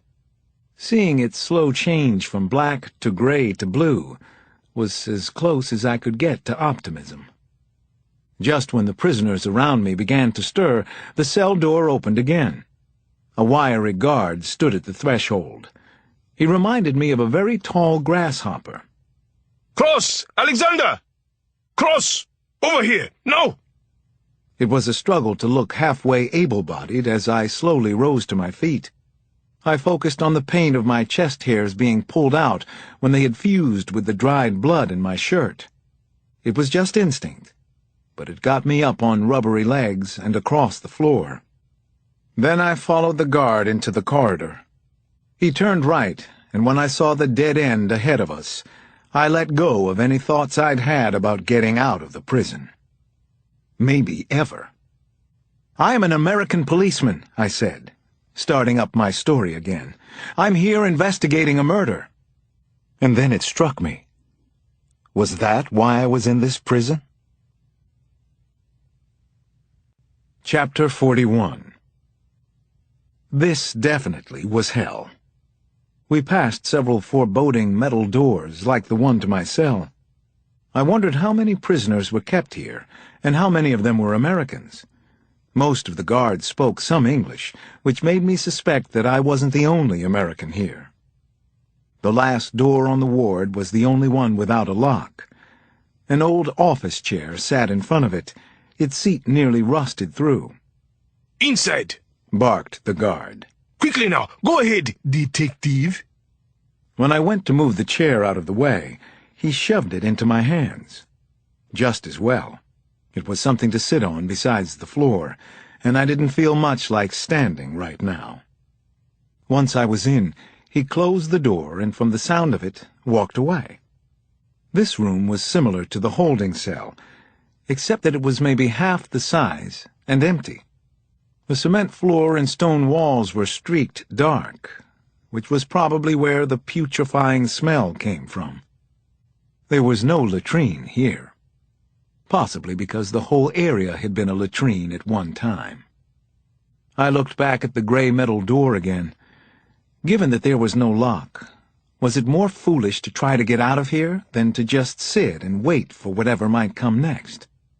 Probably not, but I couldn't be sure about it, could I?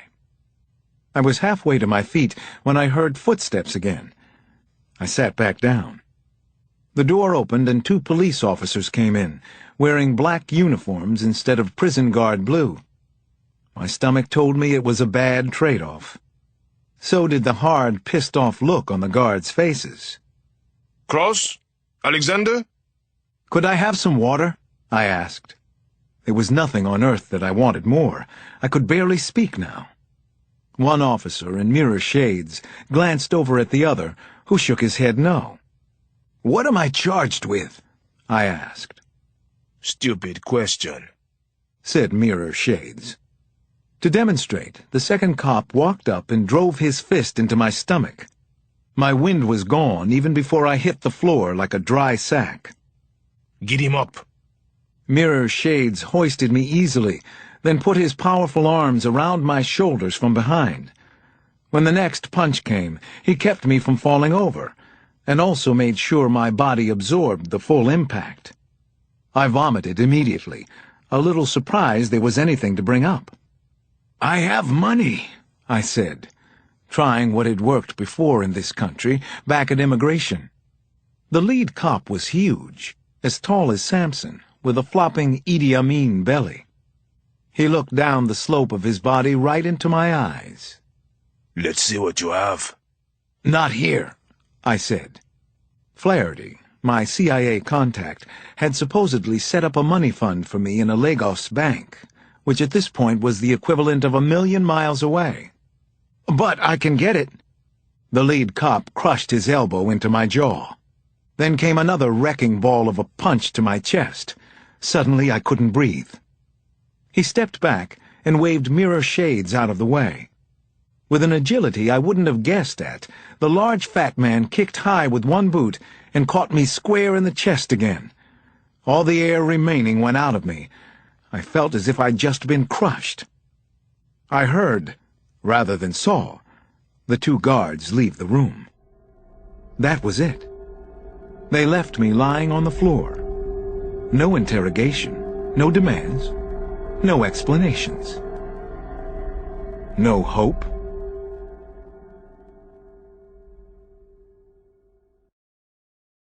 Chapter 42. Back in the holding cell, I was given a bowl of cassava and a cup of water. Only a few ounces, though.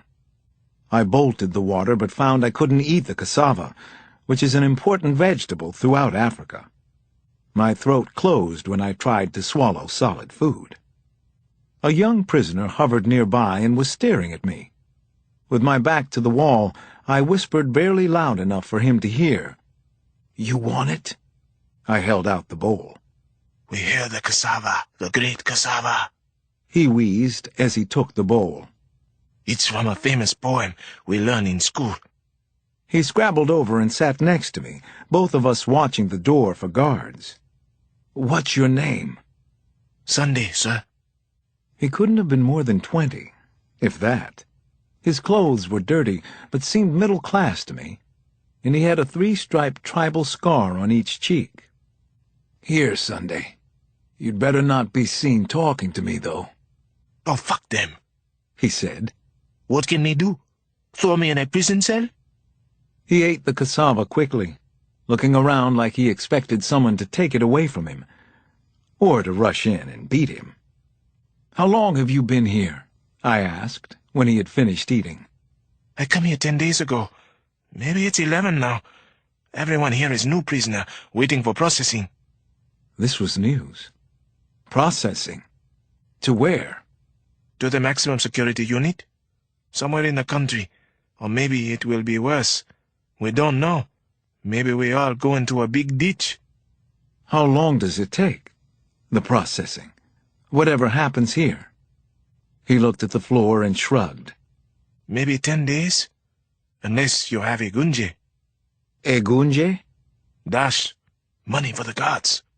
Or maybe someone knows you're here? I shook my head no on both counts. Then you have big wahala, sir. Same as me. You don't exist. Shh. God is coming. Chapter 43. When the guards woke me on the third morning, they had to drag me to my feet. I wasn't going with them willingly, not to my own execution. My chest still ached from the beating the day before, and my nose felt seriously infected. This time it was a left turn out of the cell. I didn't know if that meant good news or that the bad news had just gotten a lot worse. I followed the human grasshopper down a steep stone staircase well, through another corridor and around several more turns that had me thinking I never would have gotten out of this place on my own.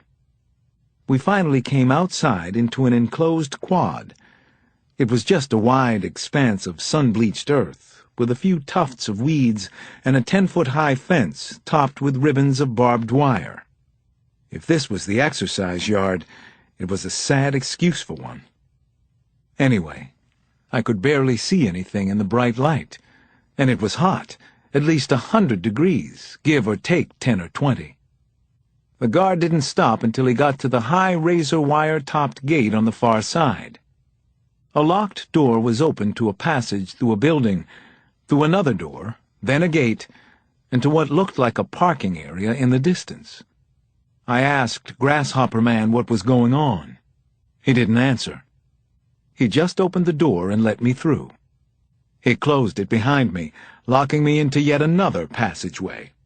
It's been taken care of, he said. What has? You have. He was already walking back the way we'd come, leaving me there. My heart sped up and my body tensed hard. This sure felt like an ending, one way or the other. Suddenly a door opened on my right. Another guard stuck his head out. He gestured at me impatiently. Get in, get in! When I hesitated, he reached out and pulled me by the arm. Are you deaf or are you stupid? Get inside! The room I entered was air-conditioned. It was like a shock to my skin, and I realized that all he'd wanted was to get the door closed again. I was standing in a plain office that seemed quite ordinary. In it were 2 wooden desks and several filing cabinets. A second guard, bent over some paperwork, ignored me. Also present was the first white man I'd seen since arriving at the airport. He was a civilian dressed in light trousers, a loose button-down shirt, and sunglasses. My guess was CIA. "Flaherty?" I asked, since he didn't bother to volunteer any information. He tossed me my empty wallet. Then finally he spoke. "Jesus, you look like hell. Ready to get out of here?" Chapter 44. I was way beyond ready to get out of this nightmarish prison, but I was also stupefied by everything that had happened to me since I had arrived in Lagos. "What? How did you find me?" I asked Flaherty before we were even out of the air-conditioned office. "What's going on? What just happened back there?" "Not now." He walked over and opened a door and gestured for me to go out first. The 2 guards didn't even look up. One of them was scribbling in a file, and the other was jabbering on the phone when we left. Business as usual here in the bowels of hell. As soon as the door closed behind us, Flaherty took my arm. "You need some help?" "Jesus, Flaherty, thank you." "They break your nose?" "Feels that way." "Looks it, too. I know a guy. Here." He handed me a small bottle of water, and I started to empty it down my throat. "Go slow, fella." He steered me over to an old off-white Peugeot 405 parked under a shade tree nearby. My duffel was already in the back seat. "Thank you," I said again. Once we were moving, I asked him, "How did you do this?" "When you didn't show up on Thursday, I figured there were only a few possibilities. 100 got me your name. Another 500 got you out." He took a business card from his breast pocket and handed it to me. It was from Citibank, with an address in Lagos. On the back, in blue ballpoint, was written A. Cross, 9786 EY4. You're going to want to change that passcode, and probably wire in another $1,000 or so if you can. What about my family? They came rushing into my mind all at once. Have you spoken with them? Do they know what's happening? Listen, don't take this the wrong way, but I'm not your social worker. I know you probably feel like you've been through the 18th circle of hell or whatever, but you can't count on me for this kind of shit, okay? I don't mean to be harsh, but that's the way it is here these days. There's a lot going on right now. He tipped a Camel Light out of a pack, lit it, and blew twin streams of smoke through his nostrils. You can call them from the hotel, your family. I'm moved by your compassion. He grinned straight ahead. I guess we understood each other. Mine was obviously not the saddest or worst story Ian Flaherty had heard in Lagos. Probably not by a long shot. You have any food in this car? I asked him. He reached over and popped the glove compartment. There was a chocolate protein drink in a can. It was warm and a little gritty, and nothing had ever tasted better to me. I threw my head back, closed my eyes, and tried for the first time in 3 days to relax and maybe think in straight lines about the murder investigation and what had just happened to me. Chapter 45. A heavy thud woke me from a hot, sweaty, and unpleasant sleep. Maybe only a few minutes had passed. My eyes jerked open just in time to see an old Adidas sneaker bounce off the roof and onto the hood of the Peugeot. "What the fuck?" Flaherty craned his head around. We were caught in a bad traffic jam, with cars as far as I could see in front or behind us. "Area boys. I should have guessed." He frowned and pointed. I saw them in the side mirror first. There were at least half a dozen of them. Teenagers, it looked like. They were going from car to car, passing some and stopping at others, robbing drivers and passengers. "Area boys?" I asked. "Like gangbangers, without the bling. Just cockroach thugs. Don't worry about them." 2 cars back, a flat-faced boy in an old Chicago Bulls jersey reached into someone's driver's side window and threw a punch. Then his hand came out holding a briefcase. "We should do something, shouldn't we?" I reached for the door handle, but Flaherty pulled me back. "Do what? Arrest all of them? Put them in the trunk? Just let me handle this." Another kid, shirtless with a shaved head and an angry spray of zits across his face, ambled up alongside our car. He leaned halfway into Flaherty's window and raised his fist. Give me your fucking wallet, oh Yimbo man! He yelled at the top of his voice. Give it now! Flaherty's hand was already reaching down under the seat. He pulled out a Glock and pointed it at the kid from his lap. "How about you give me your fucking wallet, sucko?" he snapped. The kid stepped back, both hands up, with a sneer on his face. "Or maybe I should say, boy. That's right. Keep moving before I change my mind." Not this one, Rose! The kid called out to his friends and made a thumb and forefinger gun for them. One of them drummed on the trunk anyway as they passed, but they kept going. Nobody else bothered us.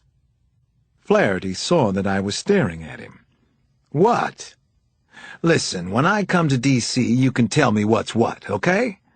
Meanwhile, just try to remember where you are." I turned and looked through the windshield and saw another driver getting robbed while we just sat there. "Hard to forget," I said. Chapter 46. I realized with a jolt that my investigation could actually continue now, and that it was going to be something like a criminal investigation on Mars. That's how different life was here in Nigeria at this point in time. The Superior Hotel, where Flaherty dropped me, was sprawling. There wasn't too much else to recommend it. It had probably been quite something in the 50s or whenever. Now it had chipped stucco walls and a steady crew of locals in the parking lot, hawking T-shirts, electronics, and phone cards. It was also right near the airport. 3 days in Nigeria, and I'd managed one small circle. "Why'd you bring me here?" I asked, as I changed my shirt in the back seat. "I thought you might want to catch a plane in the morning. One can always hope." "A plane to where?" "To home, duh. You should leave now, Detective Cross, before they get serious about hurting you. You're not going to get to the tiger, but he could get to you." I stopped talking and stared at Flaherty. The tiger? Chapter 47. "That's his name, Detective Cross. Didn't you know? Actually, several of these gang bosses are called Tiger, but your guy was the first." "So, do you know where he is?" "If I did, I'd take you there right now and get this over and done with." I tossed my bloodied shirt into a trash can and picked up my duffel. "What time can I meet you tomorrow?" Flaherty grinned, just a little. I think it was partial approval. "I'll call you." "What time?" "As early as I can. Get some rest. If you're not here in the morning, I'll know you're actually sane." Before he took off, I borrowed some cash so I could pay for the first night at the Superior and also buy a phone card.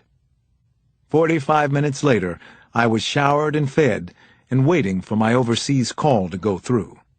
The room was definitely nothing special. It was maybe 10 by 15, with chipped stucco walls and the occasional water bug for company. The bellhop hadn't been surprised to find the bathroom sink fixtures gone. He promised new ones soon. I didn't really care. After jail, the room felt like the presidential suite to me.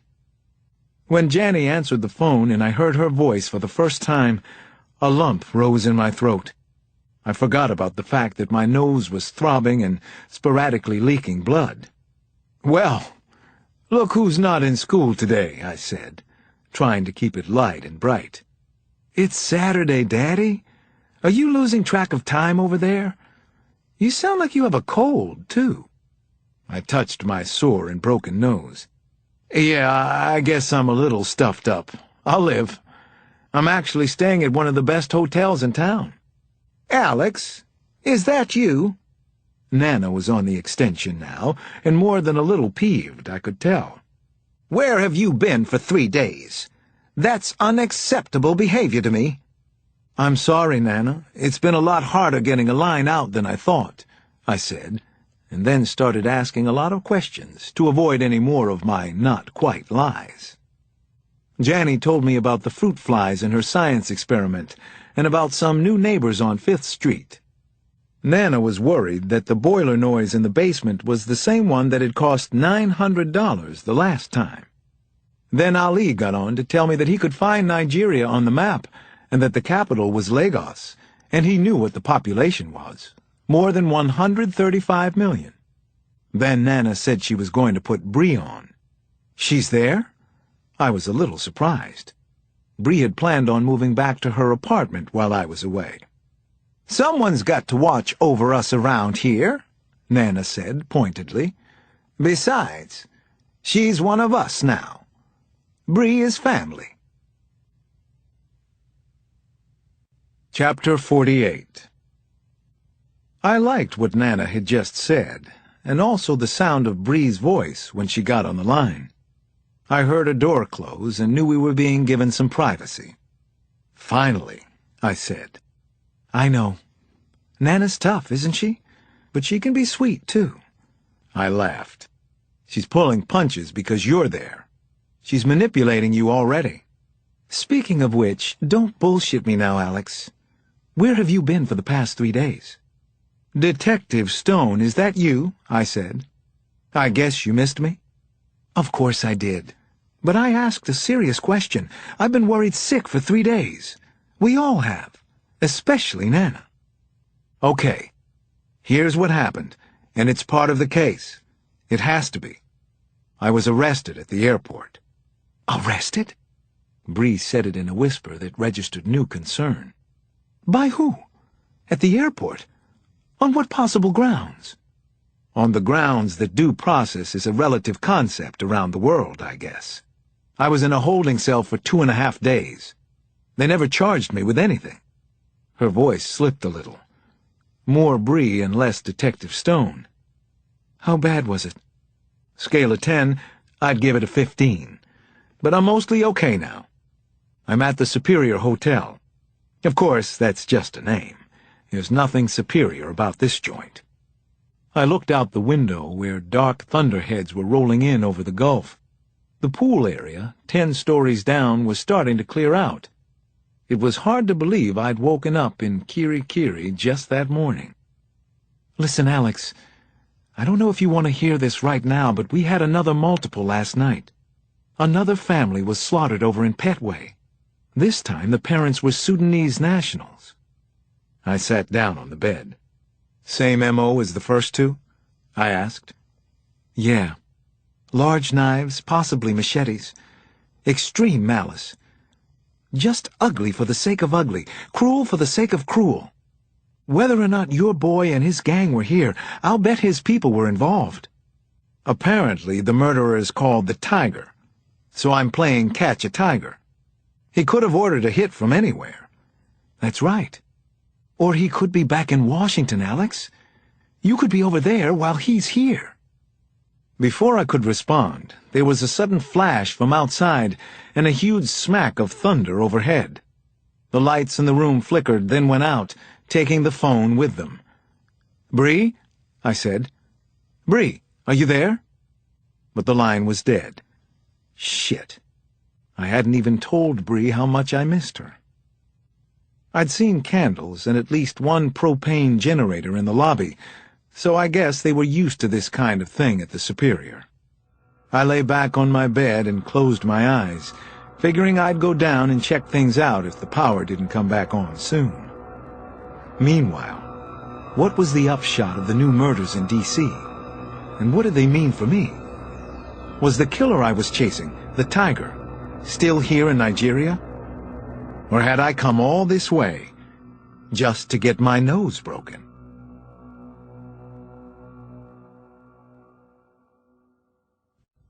Chapter 49.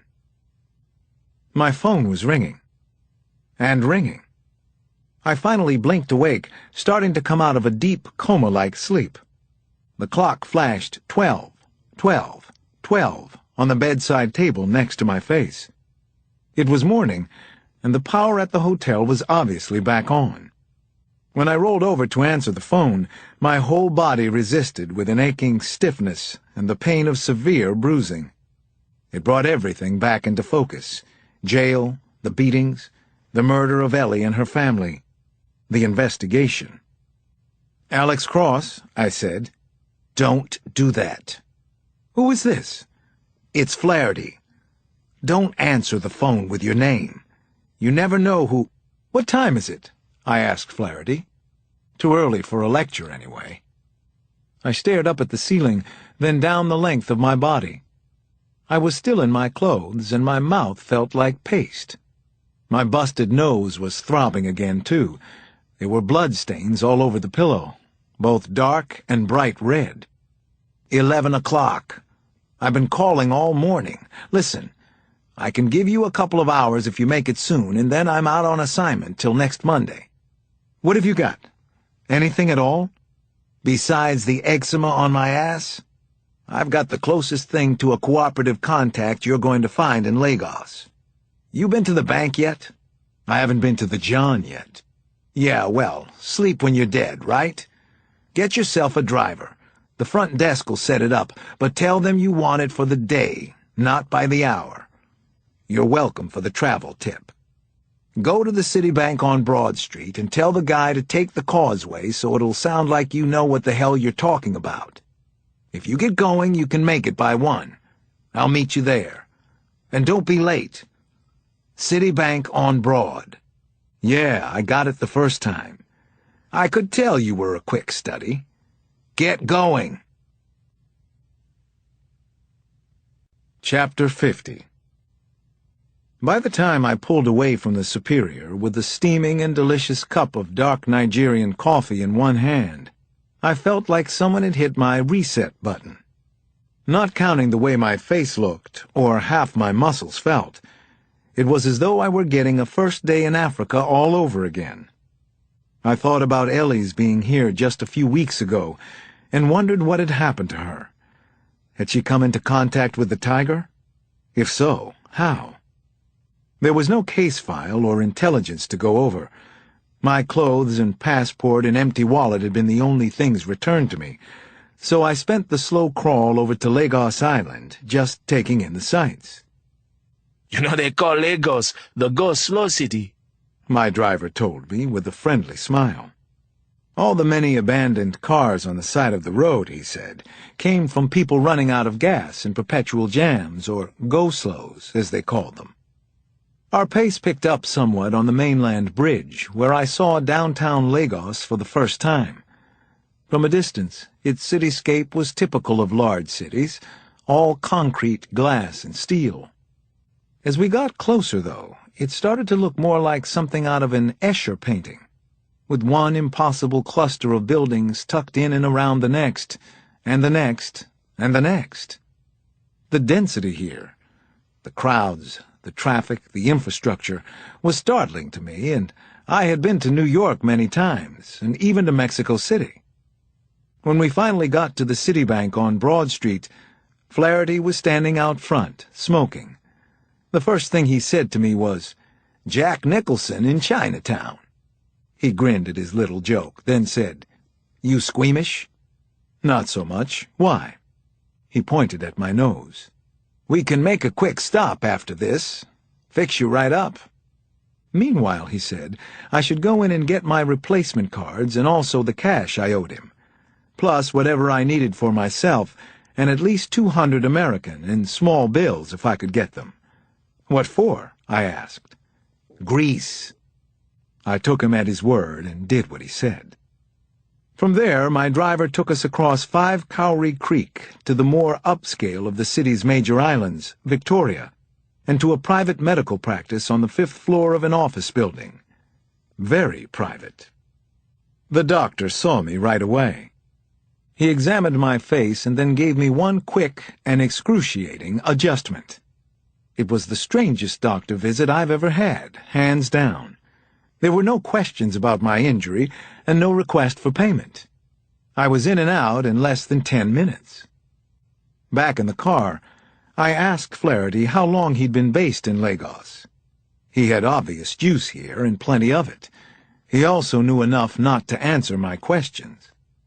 "Oshodi Market," he said to the driver, then sat back again and lit another cigarette. "You might as well chill," he said to me. "This is gonna be a while, trust me. You know what they call Lagos? The go-slow city." He turned down the corners of his mouth and exhaled a cloud of white smoke.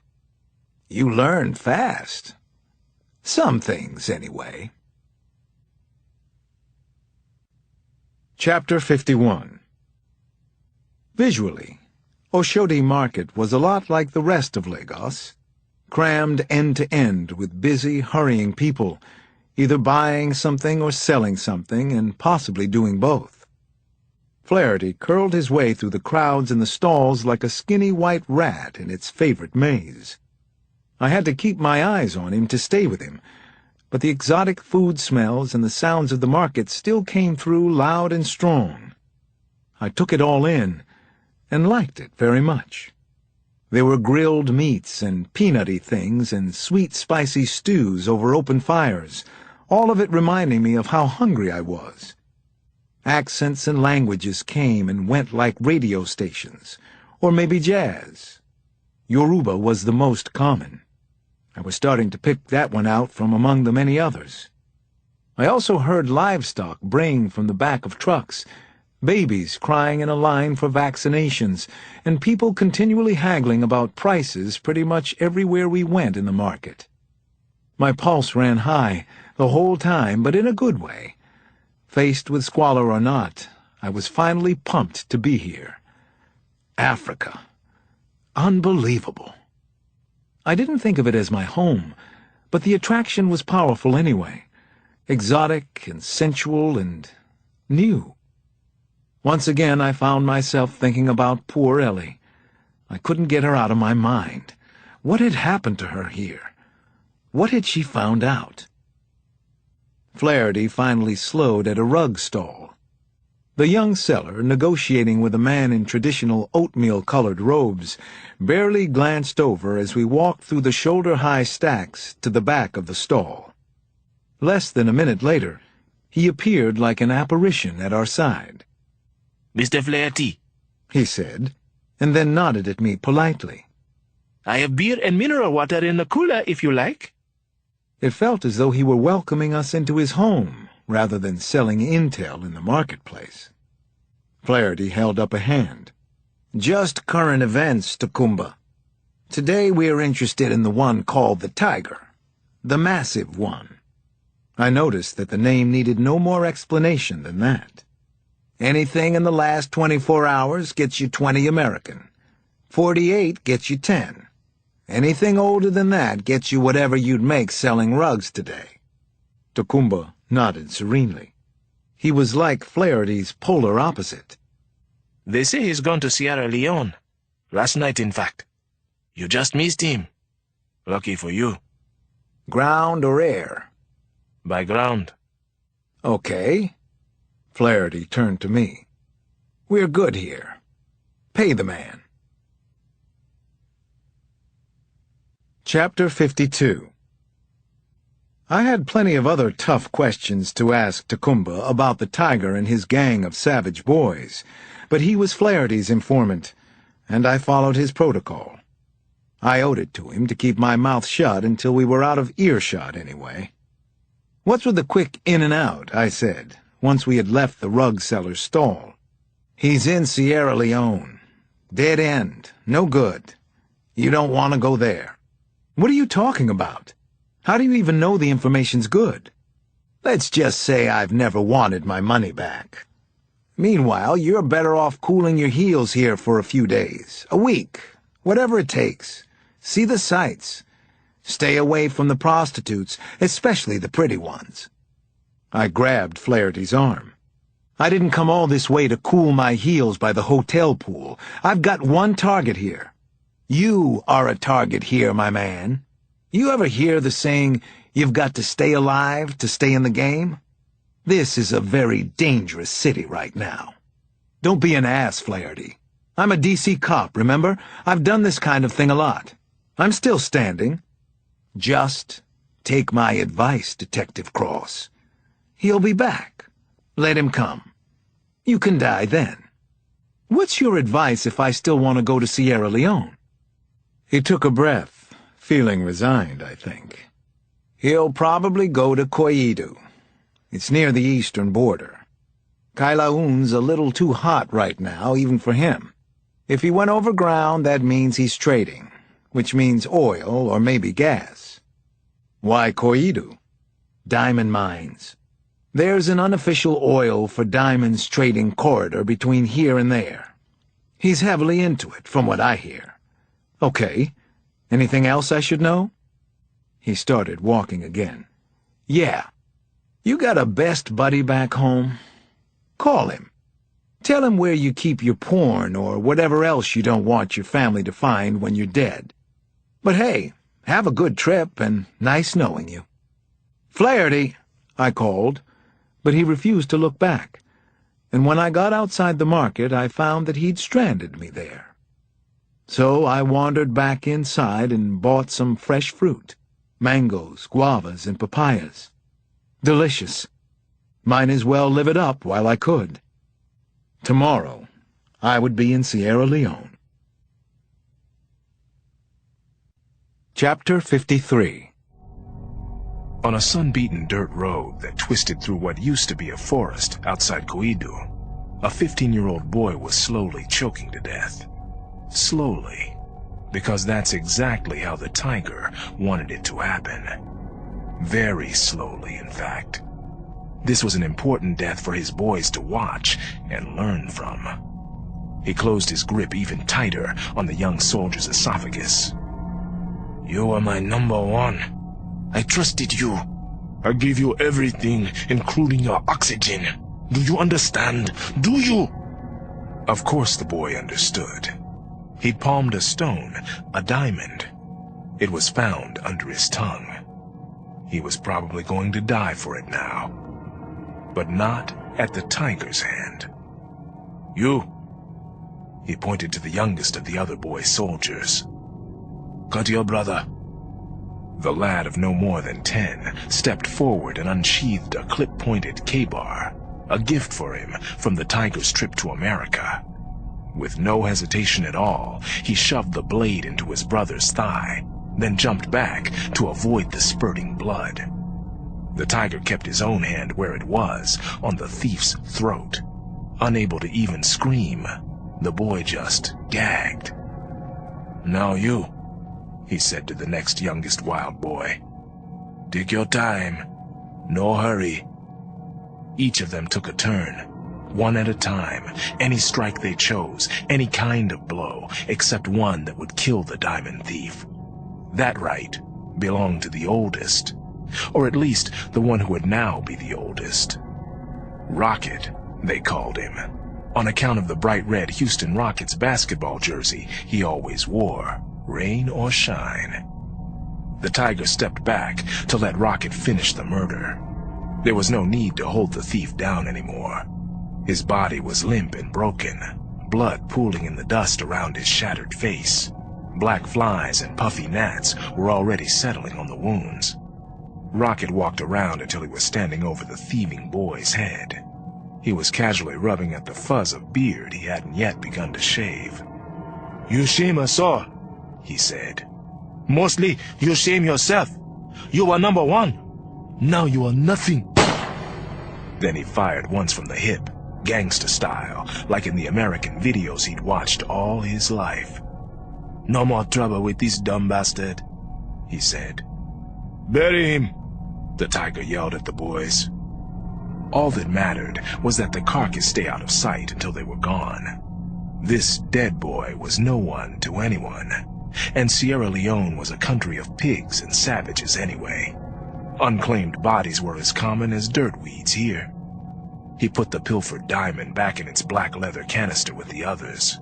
This was the package a tanker of Bonnie Crude had bought him, and it was a good trade.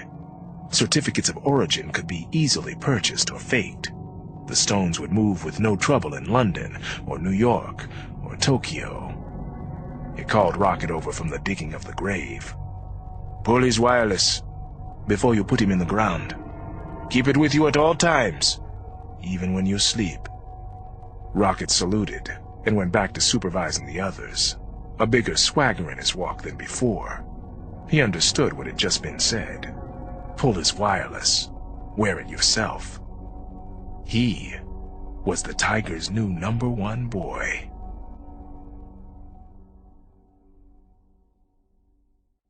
Chapter 54.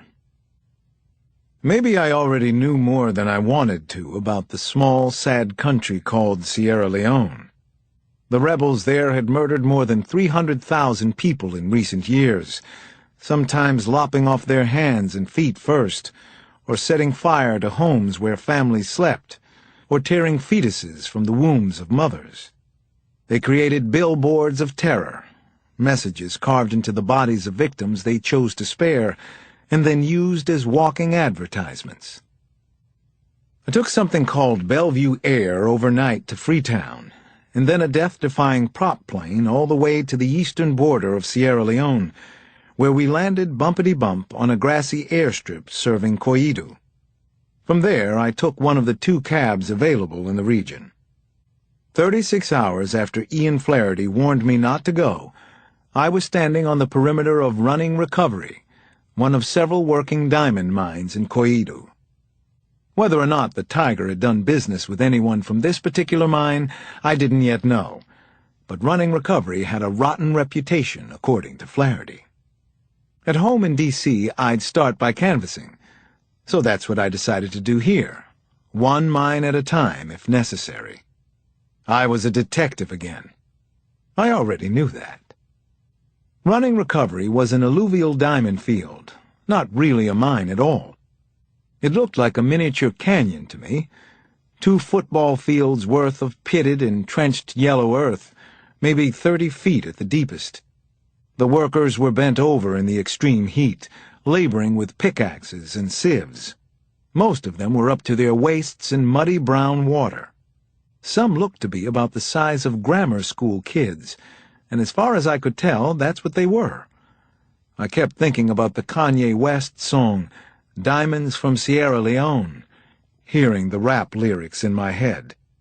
Damon used to listen to the tune a lot, and I wondered now if he or his friends ever considered the true meaning of the words. Security up top was surprisingly light at the mine. Dozens of stragglers hung around the perimeter, working deals or just watching, like me.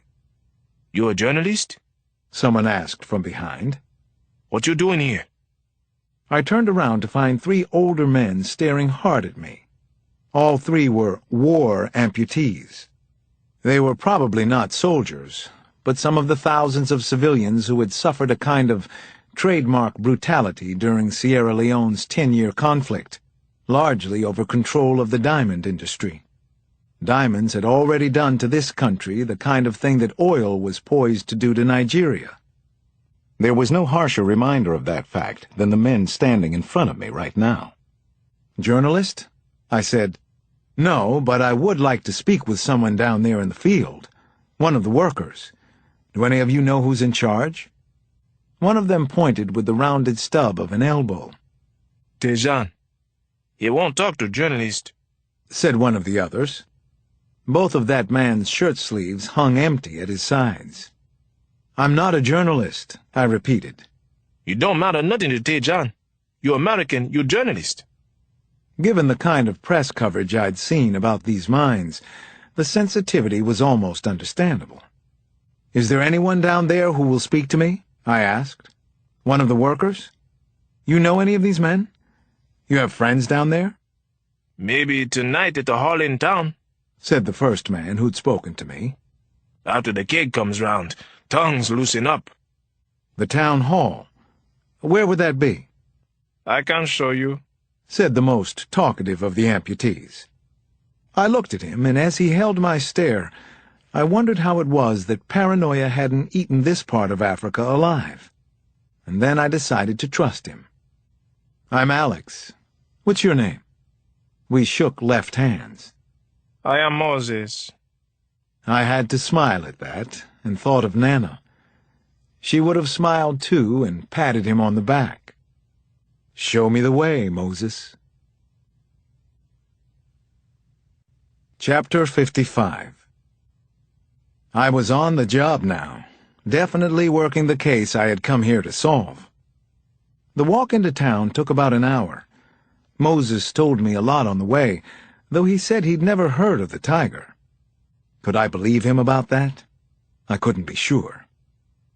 Diamond trading for oil, gas, weapons, drugs, and any number of illicit goods was no secret around here. Moses knew that it went on the same way everyone knew that it went on.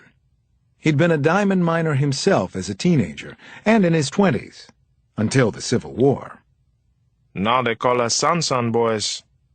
I assumed he meant those who could no longer do the work, like him. At first I was surprised at the man's apparent openness. Some of his stories seemed too personal to share with a stranger, especially one who might be an American journalist, or maybe even CIA. But the more he spoke, the more I realized that talking about what had happened to him might be all he had left. We lived over that way. He pointed abstractly in a direction without looking. My wife sold palm oil at market. I had 2 fine sons. When the RUF soldiers came to corner, they came for us like the others. It was at night, in the rain, so there were no torches. They said to me, if I watch them kill my boys, then they will spare my wife. And when I did as they told, they killed her anyway. The RUF was the revolutionary force responsible for the death of thousands. He was devastatingly matter-of-fact about it. A terrible family massacre, not unlike the ones in Washington, I thought. "And you lived," I said. Yes. They put me on a table and held me down. They asked if I want short or long sleeves for after the war. Then they cut my arm, here. He pointed, though of course it was obvious what had happened. They were to cut the other arm, but then an explosion came from the next house. I don't know what happened after that. I fell unconscious, and when I woke up, RUF soldiers were gone, and my wife too. They left my murdered sons. I wanted to die, but I did not. It was not yet my time. Moses, why do you stay here now? Isn't there anywhere else for you to go? There is nowhere else for me. Here at least sometimes there is work. I have my friends, other Sansan boys. He smiled at that revelation for some reason. This is my home. We had walked all the way into town by now. Koidu was a sprawling village of dirt roads and low buildings, still recovering from the war 6 years ago. I saw a half-finished hospital as we walked, and a mosque in decent shape, but other than that I found mostly abandoned buildings, burned-out husks of small homes, everywhere I looked. When I offered Moses money for his trouble, he said he didn't want it, and I knew not to force it on him. You tell the story I've told you. Tell it to America. Still, there are rebels who would like to kill all of us from the war. They want to make it so no one can see what they did. He held up what was left of his arm. So maybe you tell people in America, and they tell people, and people will know. I will, Moses, I promised. I'll tell people in America, and see what happens.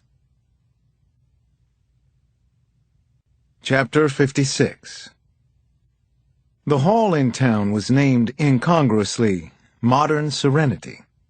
The name was scrawled in blue on an old wooden sign out front, and it made me think of an Alexander McCall Smith novel, the #1 ladies' detective agency. Maybe the building had been a church once. Now it was an all-purpose sort of place, one large, dingy room with tables and chairs that started to fill up as the sun went down. Someone turned on a boombox, and the guy who showed up with a keg of Star beer dispensed it into previously used plastic cups and took money. Moses and his friends wouldn't come inside and let me buy them a drink. They said they'd be kicked out if they couldn't pay for their own beer. Instead, Moses told me, he'd hang out with some other men around an open fire, singing and talking, not far from the hall, and he pointed in the direction where he'd be. I spent the next few hours casually asking around and mostly getting nowhere. Even the few people who would talk to me about mining shut up as soon as I moved my questions anywhere else, such as to the subject of the illegal diamond trade. Twice I noticed men in camos and flip-flops licking their palms. Diamonds for sale, they were saying. You need only swallow them to get them out of the country. Both of them stopped and spoke with me, but just long enough to figure out I wasn't selling or buying. I was starting to think this night might be a washout when a teenage kid came over and stood next to me against the wall. I hear you looking for someone, he said, loud enough just for me. Buster Rhymes was doing his thing on the boombox at high volume. Who do you hear I'm looking for? He's already gone, mister. Left the country. But I can't tell you where he is. The tiger? I looked down at the kid. He was maybe 5'9", muscled and cocky-looking. Younger than I'd first thought, too. 16 or 17, maybe. Barely older than Damon. Like a lot of teenagers I'd seen on the continent, he wore an NBA jersey.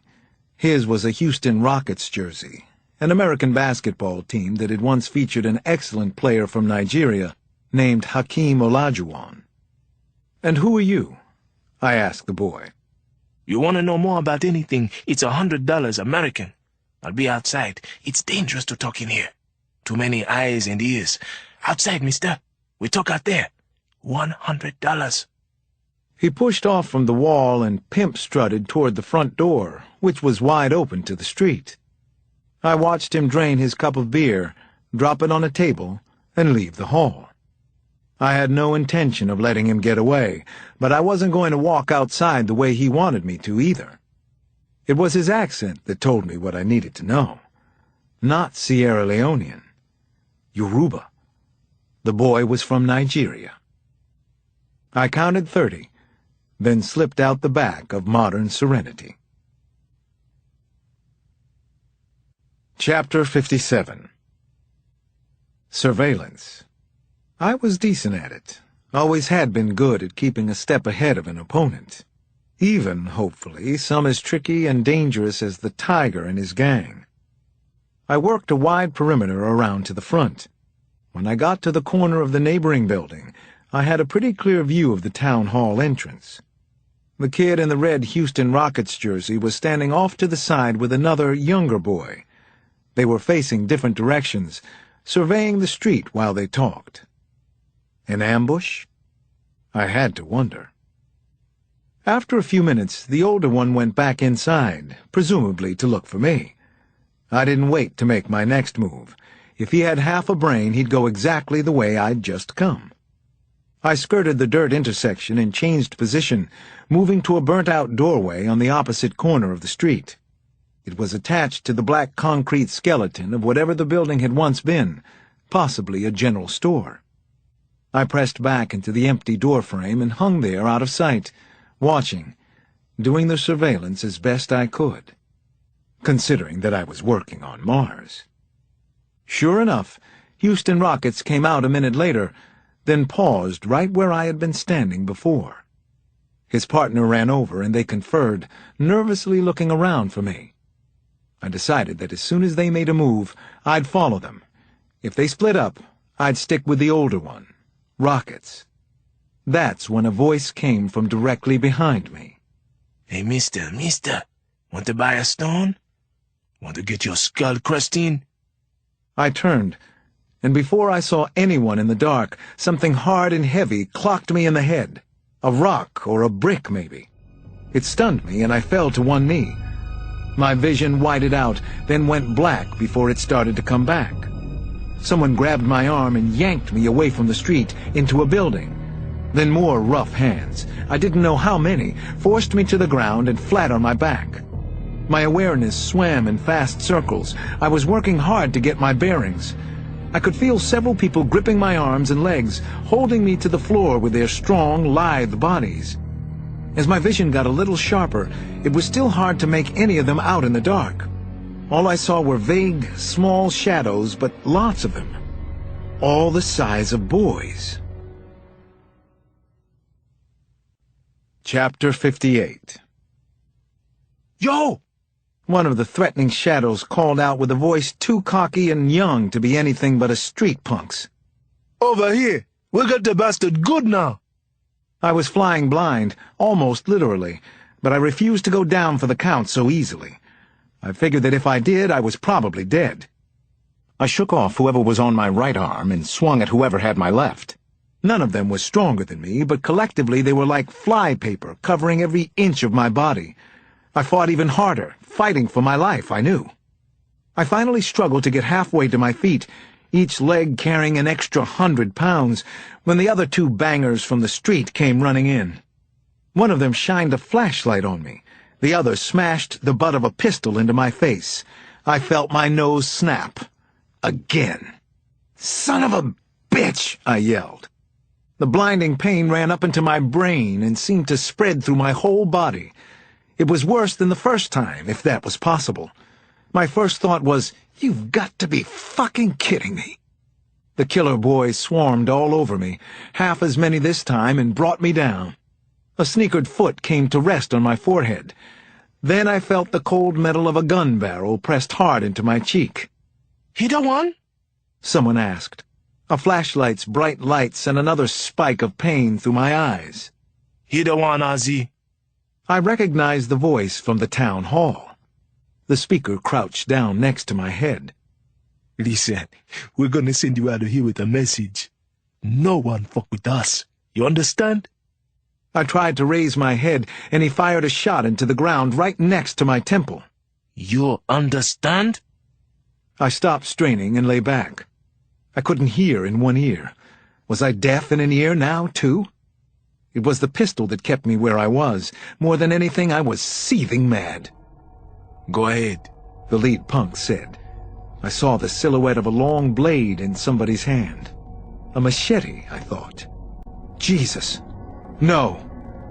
Houston Rockets leaned in close again, rubbing his pistol up and down my temple. You move, you die, Captain America. You stay still. Most of you going home. Chapter 59. This gonna hurt real bad. You're gonna scream like baby girl. Starting now. They pulled my arm out straighter and held it tight so I couldn't move. Either they were getting stronger, or I was starting to lose it. I had never been closer to panic in my life. At the joint, Ozzy. Les bone, said Rocket Man in the coolest, calmest tone. The blade touched the crook of my arm softly once. Then the machete was raised high.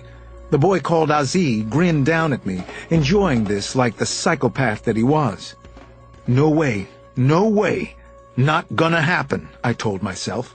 I wrenched my arm free and rolled hard to one side. The machete whiffed, and the pistol fired, ringing sharply. But at least I wasn't hit. Not yet, anyway. I wasn't done, or even started. I entwined my arm with the shooter's and snapped his wrist. I heard it break, and the gun fell from his hand. The first one to get to it was me. Everything was shadows and noisy chaos after that. The punks were all over me again, which was lucky in a way. I think it kept the machete blade away long enough for me to get off a warning shot. Then I scrambled up, my back to the door. "Get over there!" I shouted, motioning with the gun. I had them covered, but it was dark, and the layout of the building was a complete mystery to me. They would figure that out soon. Sure enough, rockets barked an order. "Go! Outside!" Two of the gang whipped away in opposite directions. One of them vaulted out an empty window frame. I didn't see where the other one went. What you gonna do, man? Rocket said with a shrug. Can't kill us all. I can kill you, I told him. The others were doubling around behind me, I knew. I was either going to have to start shooting these boys or run like hell. I ran. Chapter 60. I had enough of a head start and enough cover from the darkness to get out of sight fast. Suddenly I could smell a combination of things, burning, rotting, and growing, all at the same time. I flew down a couple of dirt streets and around a corner, and eventually saw the light of a fire in a vacant lot. Moses? I was in the vicinity of where he said he'd be. I threw myself down in a stand of high weeds and waited for the thugs to run past. They shouted as they went, one small group to another, splitting up and looking for their prey. Me. It was difficult to accept that boys this young could be hardened killers, but they were. I'd seen it in their eyes, especially Rocket's. That boy had definitely killed before. I waited several minutes. Then, keeping low, I cut around behind the fire until I was close enough to call out quietly. Thank God Moses was there. He and his friends were eating crumbly rice and homemade peanut butter. He was tentative at first until he saw who it was skulking in the tall brush. Come with me, sir. He told me in hushed tones. It's not safe for you to be here now. Boys looking for you. Bad boys everywhere. Tell me about it. I wiped a stream of blood from my face with the back of my arm, forgetting how much it was going to hurt it. Shit! It's not much. Y'all be okay. Easy for you to say. I forced a grin. I followed him through the back of the lot and up the next road to a narrow side street. We were in a shabby tenement neighborhood, one long row of mud brick hovels. Several huts had people in front, cooking and tending fires, socializing at this late hour. In here, sir. This way, please, hurry. I kept my head down and followed Moses through an open doorway into one of the huts. He lit a kerosene lamp and asked me to sit down. My home. The place was just one room with a single window cut into the back wall.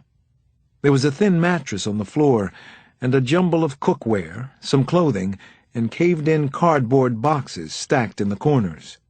Moses deftly tossed a dirty cloth onto two hooks over the open doorway and said he'd be right back. Then he was gone again. I had no idea where he'd gone, or even if I could trust him. But what choice did I have right now? I was hiding out for my life. Chapter 61. It took a minute for me to catch my breath and to check out the handgun I'd grabbed from the gang of boys. It was a subcompact Beretta, not a cheap piece. The magazine had the capacity for only 7 rounds, and 5 were gone. With luck, I wouldn't need the other 2 to get through tonight. Make that with a lot of luck. I was sweating profusely, and I was scared. No way around it. I'd almost lost an arm back there. Things could easily have gone the other way. Talk about close calls. I heard a noise outside and raised the Beretta. Who was there? Now what was happening? Don't shoot me, sir. It was Moses, and he had a small pot of water. He gave me a rag to clean my face. What do you do now? It was a good question. My instincts told me Houston Rockets hadn't lied. The tiger was already gone. Most likely he was on his way to Nigeria with his diamonds. I'd missed him again. The killer and gang leader was no fool. I guess I need to see about a flight out of here in the morning, I said to Moses. The airport is small, sir. They can easily find you there. The boys, or maybe police. He was right about that. It wasn't even an airport. It was just an airstrip with no cover anywhere that I could remember. For that matter, I still didn't know who had arranged my little welcome to Lagos party the first time around. If the tiger knew where I was, and I had to assume he did now, I could be setting myself up for another round of the same hospitality. Maybe with a worse ending. Suddenly shouting rose up outside. Young men's voices. It was hard to tell how many, at least half a dozen, I was sure. Moses stuck his head out the open doorway, then came back in and blew out the lantern. They are here. You should go. You must go, sir. I had to agree, if for no other reason than to keep Moses out of this terrible mess. Tell me when it's clear. He hung in the door sideways, watching. I stood opposite, ready to bolt at his signal. Now. He motioned me out to the left. Go now. Go quickly. I darted across a narrow road and straight up another dirt alley. The next street I came to was wider, but completely deserted. I turned left and kept going that way. It wasn't until then that I realized Moses was still with me. This way. He pointed straight into the dark. I know where you can buy a truck. Chapter 62. I followed the brittle-looking, one-armed man to an old stone house on the outskirts of the village, back toward running recovery. It was at least 11 o'clock by now, but the house lights were still on. I wondered if Moses was an anomaly, or if many people around here would help a stranger, even an American. From what I'd heard, most of the people in Sierra Leone and Nigeria were good, just victims of circumstance and greed. A salt-and-pepper-haired man answered the door. What do you want? He asked. A brood of kids was clustered behind him, trying to see who had come to the house in the middle of the night. The American wants to buy a vehicle, Moses said simply. He has cash for it. I hung back at first, at Moses's advice. Before I offered any money, we needed to see exactly what our options were. You're lucky. The man at the door smiled thinly. We stay open late. The best of the old wrecks he had out back was an ancient Mazda drifter, with a tattered canopy over the bed and an empty space in the dash where the odometer used to be. But the engine turned over, gingerly, on the first try, and the price was right, 500 in leones. Plus, he didn't mind our spending the night right there in the truck. I told Moses he had done more than enough, and that he should go home, but he wouldn't hear of it. He stayed with me until morning, and then went out to secure the few things he said I'd need for my safe journey, including a police clearance sheet to leave the country. While I waited, the gravity of this trip back started to sink in. I had to cover more than 1,000 miles of unfamiliar countryside to Lagos, over multiple borders, with no more guidance than the maps that Moses only hoped he'd be able to find for me. So when he came back, I had a proposition for him. "Make this trip with me and you can keep the truck," I said, "as a fair trade for your services." I expected a conversation, or at least a pause, but there was none. He hoisted a goatskin bag of provisions from his shoulder into the truck, then handed me back the money he hadn't spent. Yes, I will do it.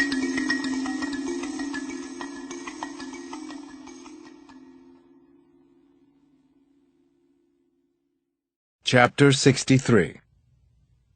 "Samson?" "Yeah?" "This sucks big time, you know that. I hate you." "Shoulda called tails, Bree." The house on 18th Street was quiet now. Not the nasty hive of activity it had been on the night of the murders. Today, this morning, Bree and Samson had it to themselves. Not that either of them wanted to be here at the crime scene. That was why they'd tossed a coin on the front stoop. Samson got the master suite. Bree got the children's bedroom. She blew into a latex glove, put it on, and unlocked the door, letting it swing to a stop before she stepped inside. Then she put her head down and hurried upstairs.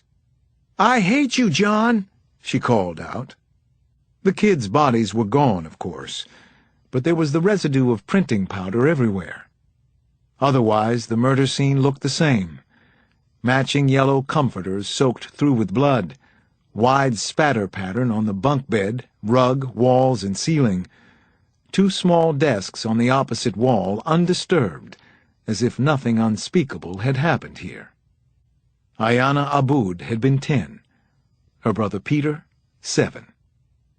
The hit on their father, Basel Aboud, was a hell of a lot easier for Bree to comprehend. His columns in the Washington Times had been an early and insistent voice for U.S. military intervention in Darfur, with or without UN Security Council buy-in. He wrote of widespread bribes and corruption both in Africa and Washington. By definition, the man had enemies on at least 2 continents. The kind of enemies who go after your wife and kids while they're at it? It sure looked that way. All 4 of them had been slaughtered in their house. Bree turned a slow 360, trying to see it all for the first time again. What jumped out at her now? What had they missed before? What would Alex see if he were here instead of in Africa?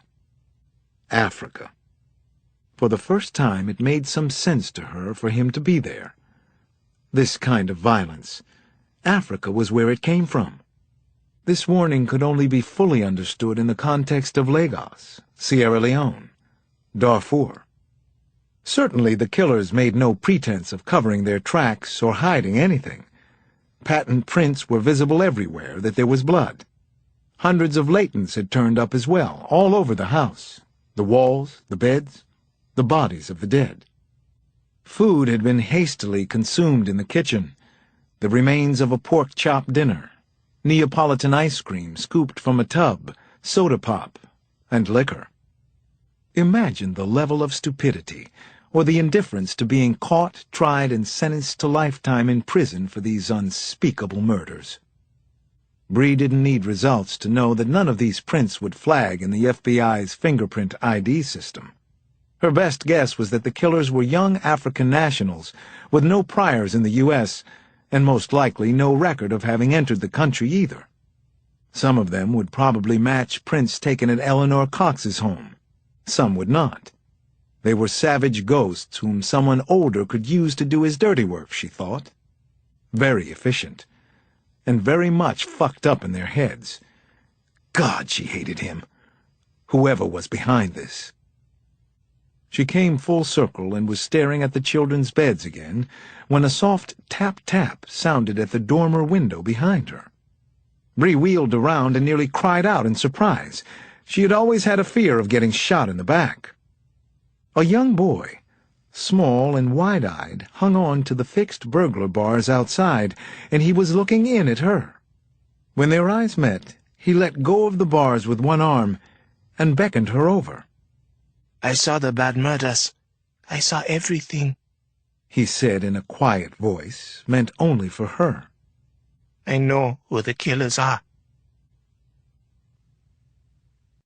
Chapter 64. Please, I can tell you what happened in the house. Everything. The boy's small voice came muted through the glass.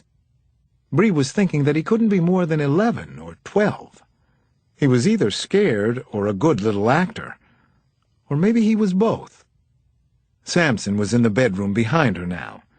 Neither of them drew a weapon. Not that they trusted the boy for a second. Bree had a hand on her piece. "Tell me what you know about this," she said.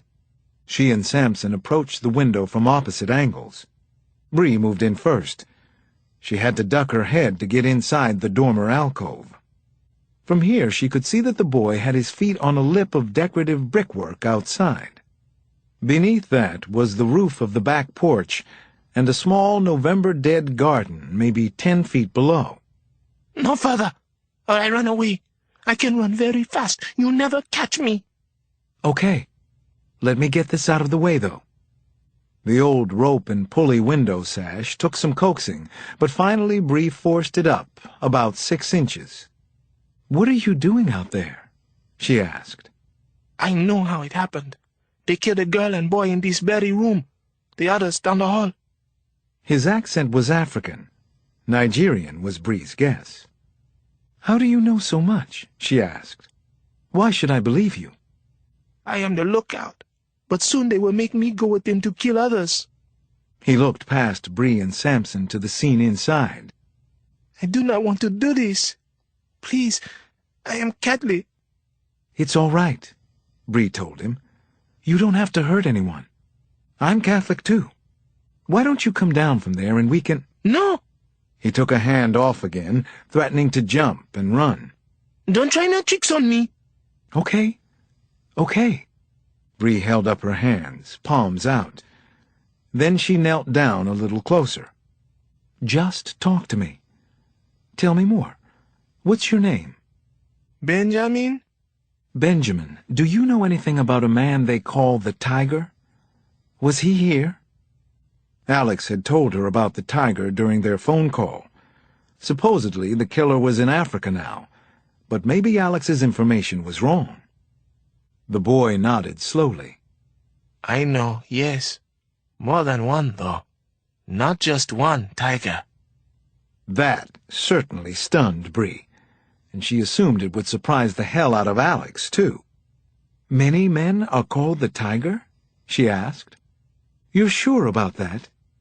Another nod from the boy. "Here in Washington?" "Yes, maybe 2 or 3. "And in Nigeria?" "Yes." "How many tigers, Benjamin? Do you know?" "They do not tell me, but there are many. Bosses of gangs are all tigers." Bree looked over her shoulder at Samson, then back again at the boy. "Benjamin, do you want to hear a secret?" The question seemed to confuse him. His eyes went from side to side. He looked down again, checking his escape route. And when he did that, Bree moved, fast, much faster than Benjamin thought she could. Chapter 65. She reached in through the bars and got her hand around the lookout's skinny wrist. "Samson, go!" "Let go of me!" the boy yelled at her. He tried to step away, and his weight wrenched her arm against the bar. There was no leverage from this angle. She could only try to ignore the pain and hold on until Samson got to the boy from below. "Hurry, John! I'm losing him!" "Benjamin, we can keep you safe. You need to come with us," he screamed at her. "No fucking bitch! You lied to me!" His transformation was startling. The scared eyes had gone fierce. He clawed at her hand and drew blood. Had he lied to her? Was he one of the killers? Finally, Bree could hear Samson's feet pounding somewhere outside. "Faster, John!" Just when she thought her arm might break, the kid twisted free. He dropped to the porch roof and all but bounced another 8 feet to the ground. 2 quick strides, and then he was scrambling up a small ash tree, barely big enough to support his weight, much less an adult's. Just as Samson came running around the back, the boy flipped sideways over the top of a high cedar fence into a service alley beyond. Seconds later, Bree came out the front door. There was no gate to the alley, They had to sprint back through the house, out another door, and around the block, just to find out what they already knew. The boy named Benjamin was long gone. The so-called lookout for the murders had gotten away from them. 5 minutes later, they had an APB out, but Bree wasn't holding her breath. Her thoughts had already turned to Alex and how to reach out to him. He needs to know about this, like last week. Only I don't know how to reach him. I don't even know where he is now. Chapter 66. This part of Africa wasn't recommended for backpacking or camera safaris. The yowl of hyenas was a constant reminder of where I was now. So were the road signs that said things like, "Warning, lions, crocodiles." Getting out of Sierra Leone and back to Nigeria was proving to be even more complicated than I had expected, and dangerous, too. Treacherous at almost any curve. Like right now. 2 military-issue jeeps sat nose-to-nose across the road, blocking our way. This was no ordinary border crossing, though. We were less than an hour outside Kuitu. "Are these guys actually government?" I asked Moses. "Any way to tell?" He shrugged and shifted uncomfortably on the seat of the drifter. Could be IUF. There were 6 of them by my count, all wearing a mix of fatigues and street clothes and the familiar flip-flops. All of them were armed, including a mounted gunner in the back of one of the jeeps. A lanky guy in a maroon beret came striding over to my window. His eyes were bloodshot, like he might have been stoned. He raised his rifle with one arm and held out the other hand. Papers? I played it cool for now and showed him the police clearance and my passport. He barely looked at them. $50 to pay for your visa. Whether these men were government officers or not, I knew right then that this was grift, pure and simple. A hold-up. I raised my gaze and looked into his red eyes. "I just spoke with the U.S. Embassy in Freetown this morning. Deputy Ambassador Sassi assured me himself that my papers were in good order. So what's the problem here?" He stared back hard at me, but I didn't flinch. 2 of the other guards started over from the other side of the road, but he held up a palm to save them the trouble. Still, it is 10 for the passenger. 20 if it's in Leones. Somehow, we both knew I'd pay that one. I didn't want to push my luck. I gave him 2 American 5s, and we were on our way. To the next roadblock, anyway. We hit 4 of them before the actual border crossing. Each rite of passage went about the same. It got easier as we went, cheaper anyway, and by the time we finally crossed at Bow Waterside to Liberia, I'd paid out only another $15 or so. The precious thing we did lose was time. We didn't get into Monrovia until after dark, and with no guarantee of supplies east of there, we had to spend the night. I worried through the night and didn't sleep very well. We were safe so far, but the speed we were traveling was no tiger's pace. He was getting away again. Chapter 67. We drove all the next day and into the second night, alternating at the wheel, trying to make up time. As we traveled, Moses told me that he was representative of most people here, not the RUF, and certainly not the Tiger and his murderous gang. There are many good people in Africa, sir, and no one to help them fight back against the devils. Less than half an hour east of Monrovia, we passed the last billboard and radio tower and entered dense rainforest that went on for hours. Sometimes it opened up into clear-cut fields with stumps like grave markers for miles in every direction. Mostly, though, the road was a tunnel of bamboo, palm, mahogany, and vine-choked trees such as I'd never seen before, with leaves and low scrubs slapping and slathering the sides of the truck as we pushed through. Late in the afternoon, we were near the coast, driving through tidal flats and then wide swaths of open grassland that were the antithesis of the jungle we'd just left. I saw a huge colony of flamingo around sunset, Thousands and thousands of stunningly beautiful birds, an incongruous sea of pink in the orangish light. Finally, we had to stop for the evening. We were both too tired to drive. As I drifted off to sleep, I wondered how many fathers got to tell their kids they'd spend a night in a real African jungle. Chapter 68. I woke up some hours later. Moses was already laying out breakfast on the tailgate of the drifter. Canned sausages, a couple of bruised tomatoes, and a 2-liter jug of water to sip from. "Looks good," I said. "Thank you, Moses." There is a river over there if you wish to wash up. He pointed with his chin to the opposite side of the road. I noticed his shirt was soaking wet. It is not far. I bushwhacked with my arms, skirting a huge knot of thorny scrub the way Moses had obviously done before me. About 25 yards in, the brush opened up, and I came out onto a mud and gravel bank. The river itself was a wide, murky green piece of glass. I could barely tell it was moving. I took a step toward the water and sank up to my ankle in mud. When I pulled back, the mud sucked the shoe right off my foot. Shit. I'd wanted to clean myself up, not get filthier. I looked up and down the bank, wondering where Moses had gone to wash. First, I needed my shoe back, though. I reached down into the guck and felt around. It was actually nice and cool down there.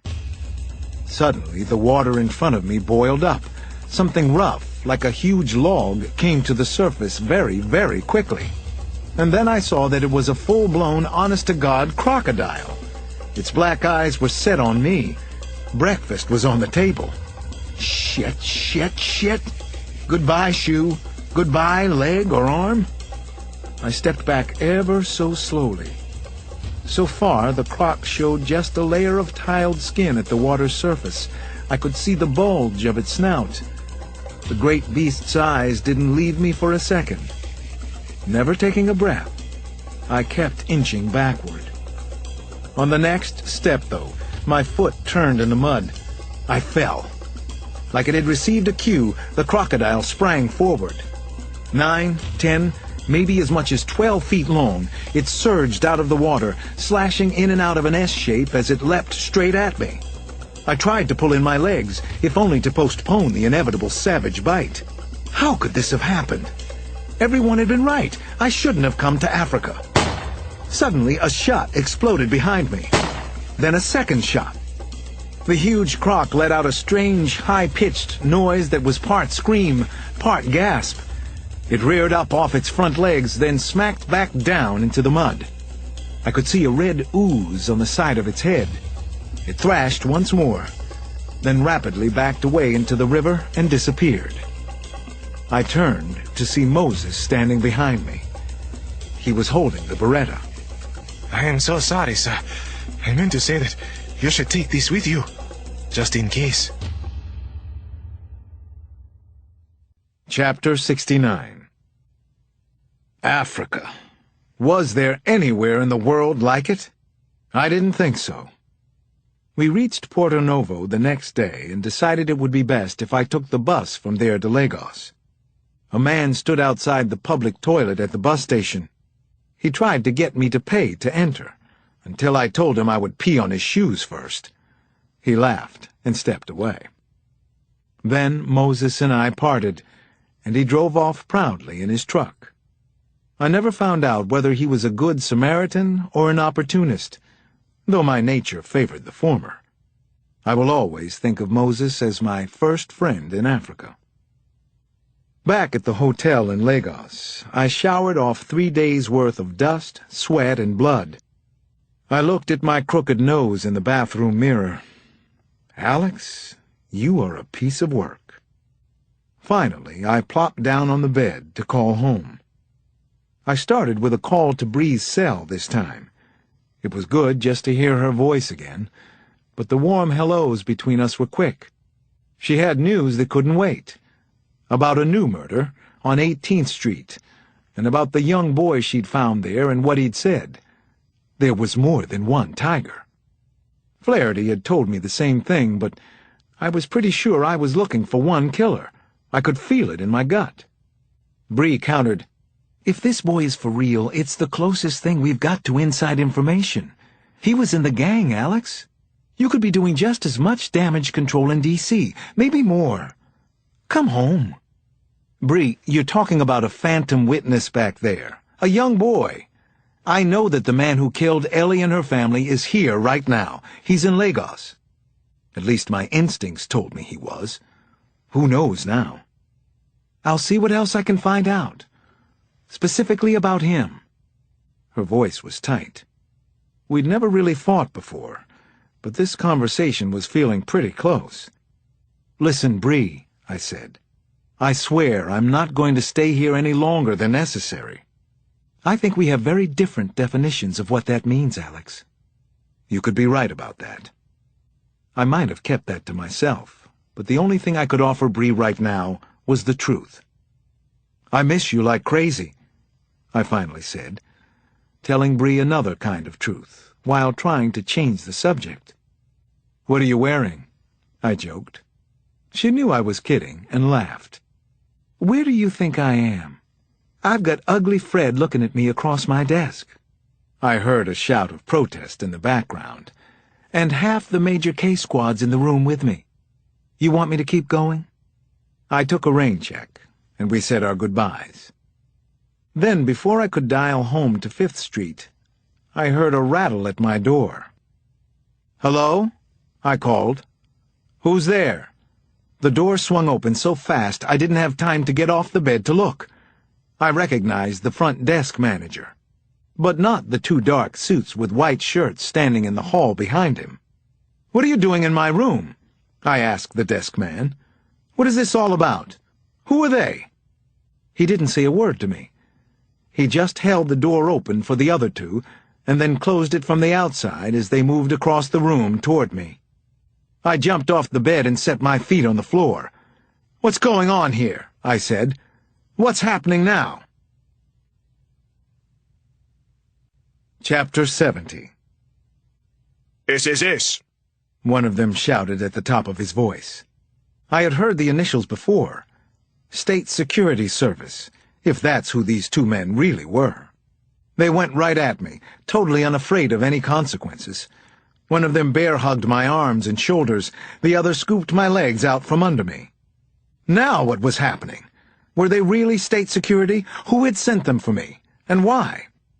I struggled, but both of them were freaks, size-wise, incredibly powerful men, quick and athletic, too. They had my body twisted in a corkscrew, and it was impossible to break free.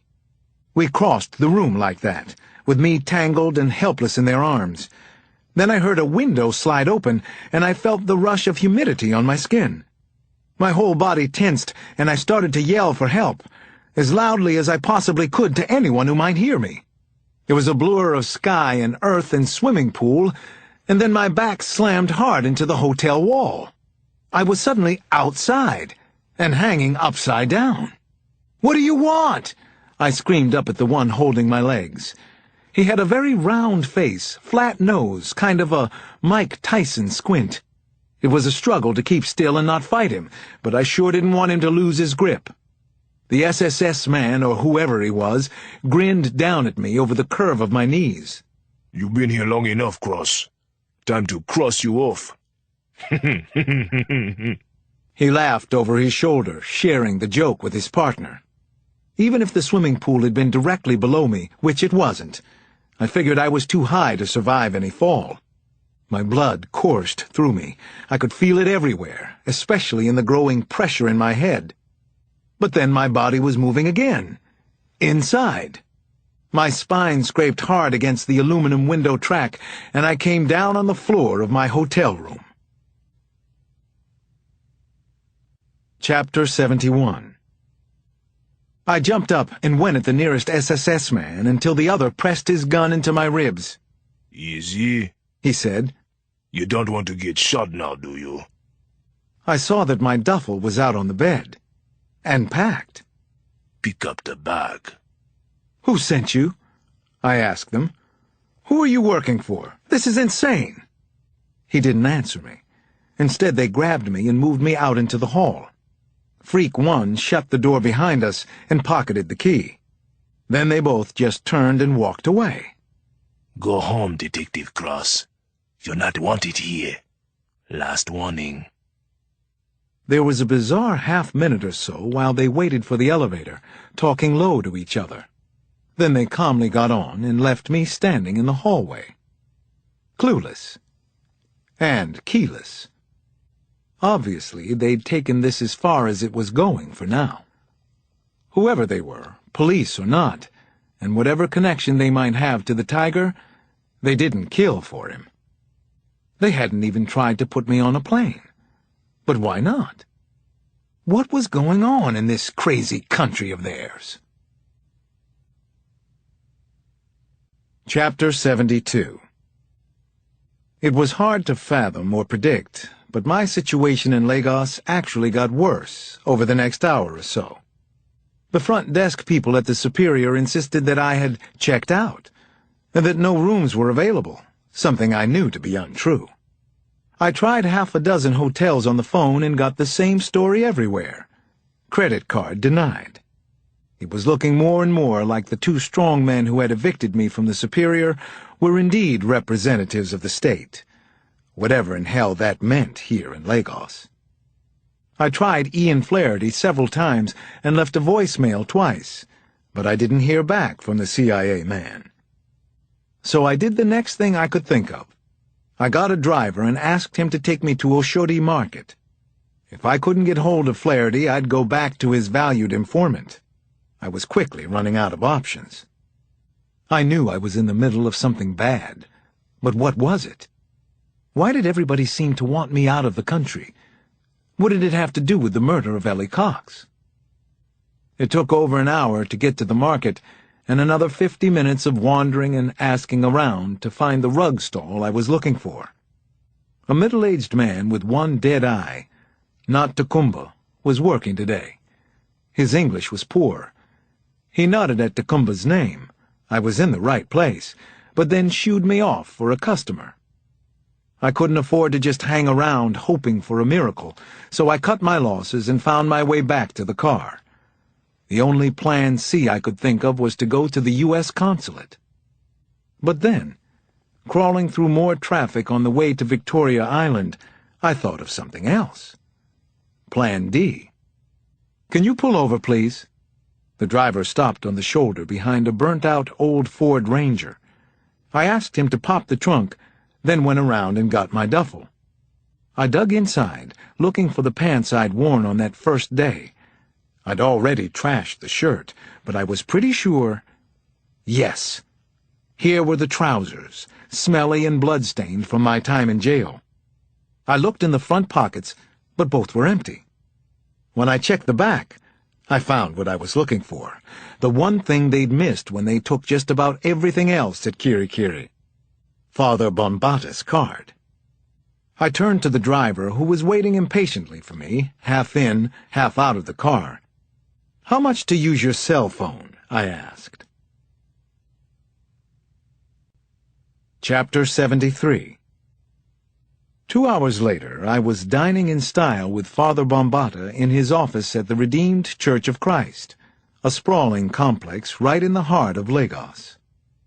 "Thank you for seeing me," I said, "and for all of this. I was hungry." We were sharing a meal of kudu, squash, and salad with a South African Zinfandel over the expansive desk in his office.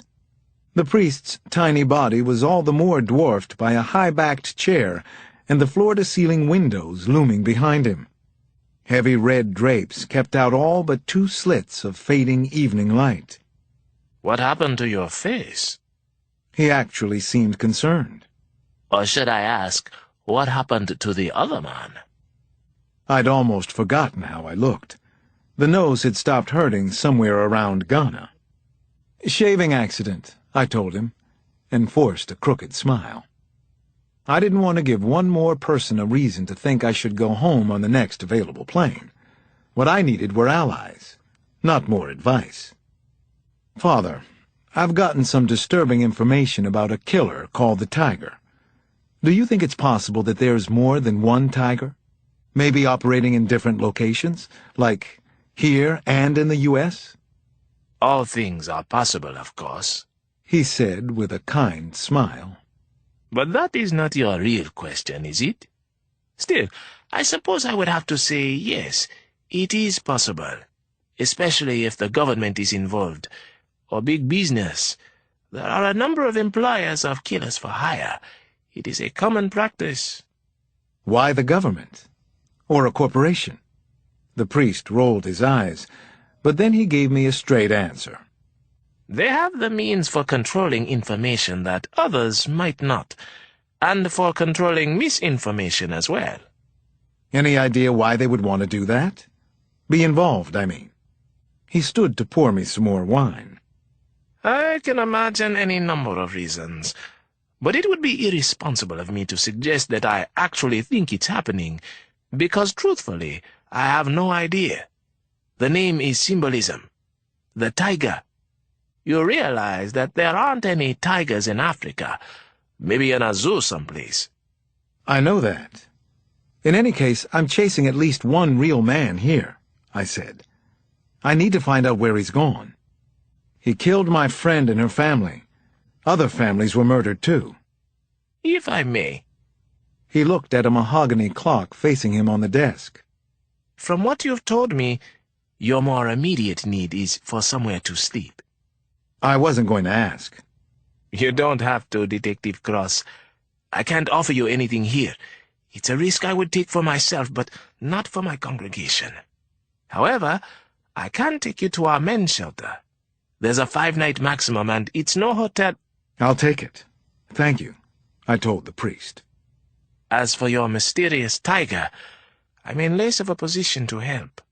I understand. I was sorely disappointed, but tried not to show it. Father Bambata held up a hand. You think quickly, don't you? Maybe sometimes your mind works too fast. What I was going to say was that I can't help you there, but I do know someone who might. My cousin, actually. She is the most beautiful woman in Nigeria. But of course, I'm biased. You be your own judge. Chapter 74. Her name was Adan Tansi, and as promised by the priest, she was one of the most beautiful women I had ever seen in person. She was also a reporter with The Guardian, Lagos's biggest newspaper. Her office was maybe 6 by 8, if that. As I entered, I only hoped that I didn't smell like I'd just spent the night in a crowded homeless shelter. Over the next hour, Adan told me that she had been covering the original tiger and his gang for 2 years, but he was still something of a shadow figure. I am not certain there is more than one tiger, but I have heard the rumor too. This could be gangster myth. Who knows? Maybe he spreads it himself. Anyway, who can tell what a man like that could do to the newspaper if he wanted to? Or to a reporter? I asked. She shrugged. Some things are worth more than a life. You're here, aren't you?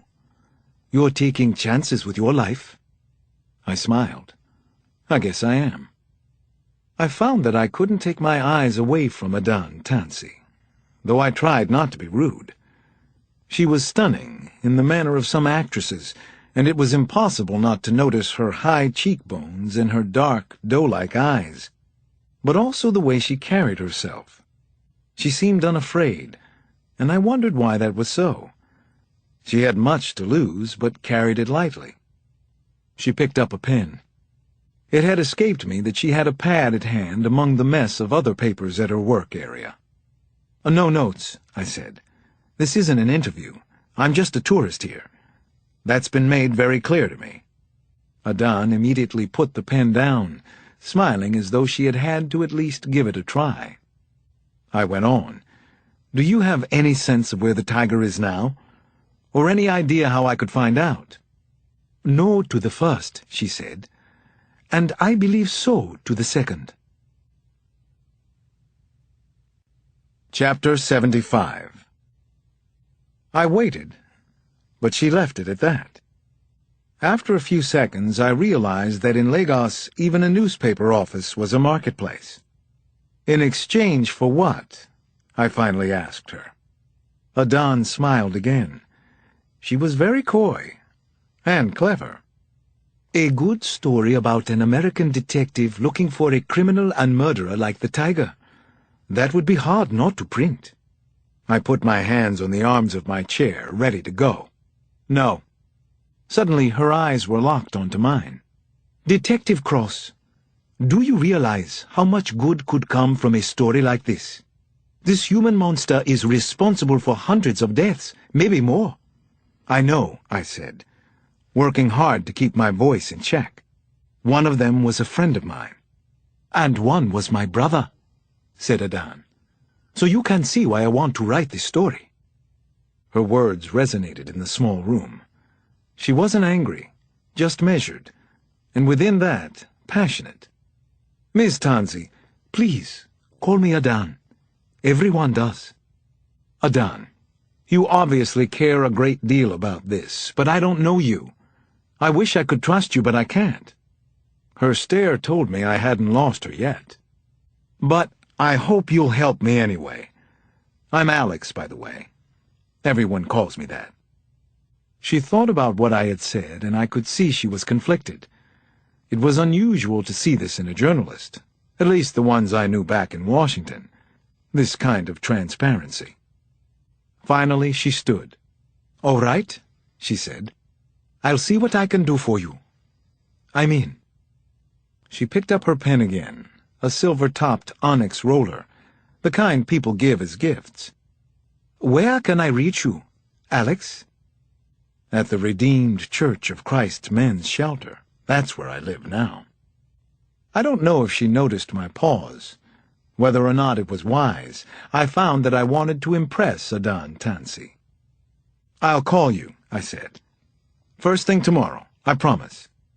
She nodded, and then she smiled. "I believe you, Detective Cross. So far, anyway. Don't disappoint me, please." How could I even think of it, Adan? Chapter 76. A businessman with rumored connections named Mohammed Shoal stood like an expensively framed portrait of himself in the open double doors of his enormous home. The main building was 20,000 square feet, and the guest house was another 8,000. He was among South Darfur's wealthiest men and never missed an opportunity to show it off. The gated compound, with its high walls and attached citrus greenhouse, made its own statement. Who but the devil lives like a king in the middle of hell? Not that the tiger minded dealing with devils. He did it all the time. This was his business, and if he had carried a card, a black devil might have been the logo. Shoal smiled broadly as he shook hands to elbows with the large and quite handsome fixer and murderer. "Welcome, my friend. Your team will wait out here, of course." "Of course. They will be fed. They are always hungry." The tiger left Rocket in charge of the others and knew he would maintain discipline. The boys waited by the front gate, across the yard from Shoal's 2 plainclothes guards, who watched the younger ones with unconcealed amusement. The guards at the estate had come up from the streets themselves. "Let them be cocky and sure of themselves," the tiger thought, as he eyed the older watchdogs. Underestimation had always worked in his favor.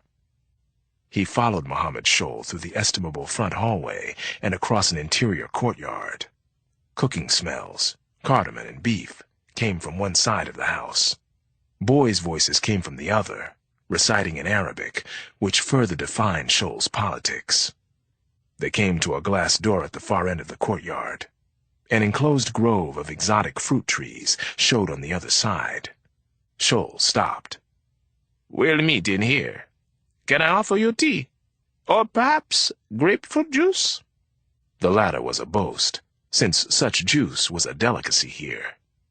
"Nothing," the tiger said. "Only what I came for. Then I will be gone." Shoal dismissed his houseboy with a quick flick of the wrist. then used a key from his jalabia pocket to let them inside. It was pleasant in the greenhouse, temperature-controlled with a waft of humidity lacing the air.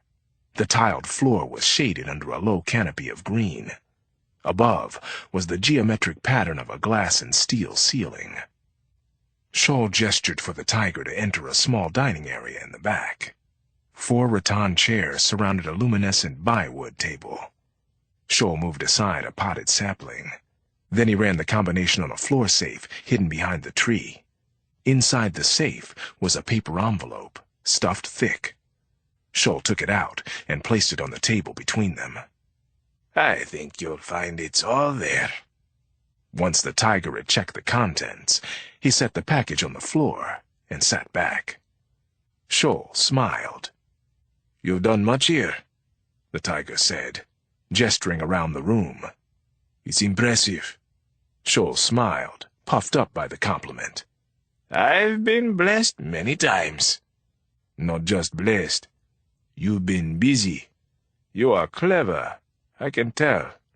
It's true. Between the legislature and my businesses, there's little time for other things. Travel, the tiger said. Meetings day and night. And your family, of course. Shoal nodded, clearly enjoying that the subject was him. Yes, on most days. Saying things you shouldn't? Putting your loved ones at risk. The nodding stopped. Shoal seemed to forget that he was afraid of looking the tiger in the eye, and did it now. No, he said.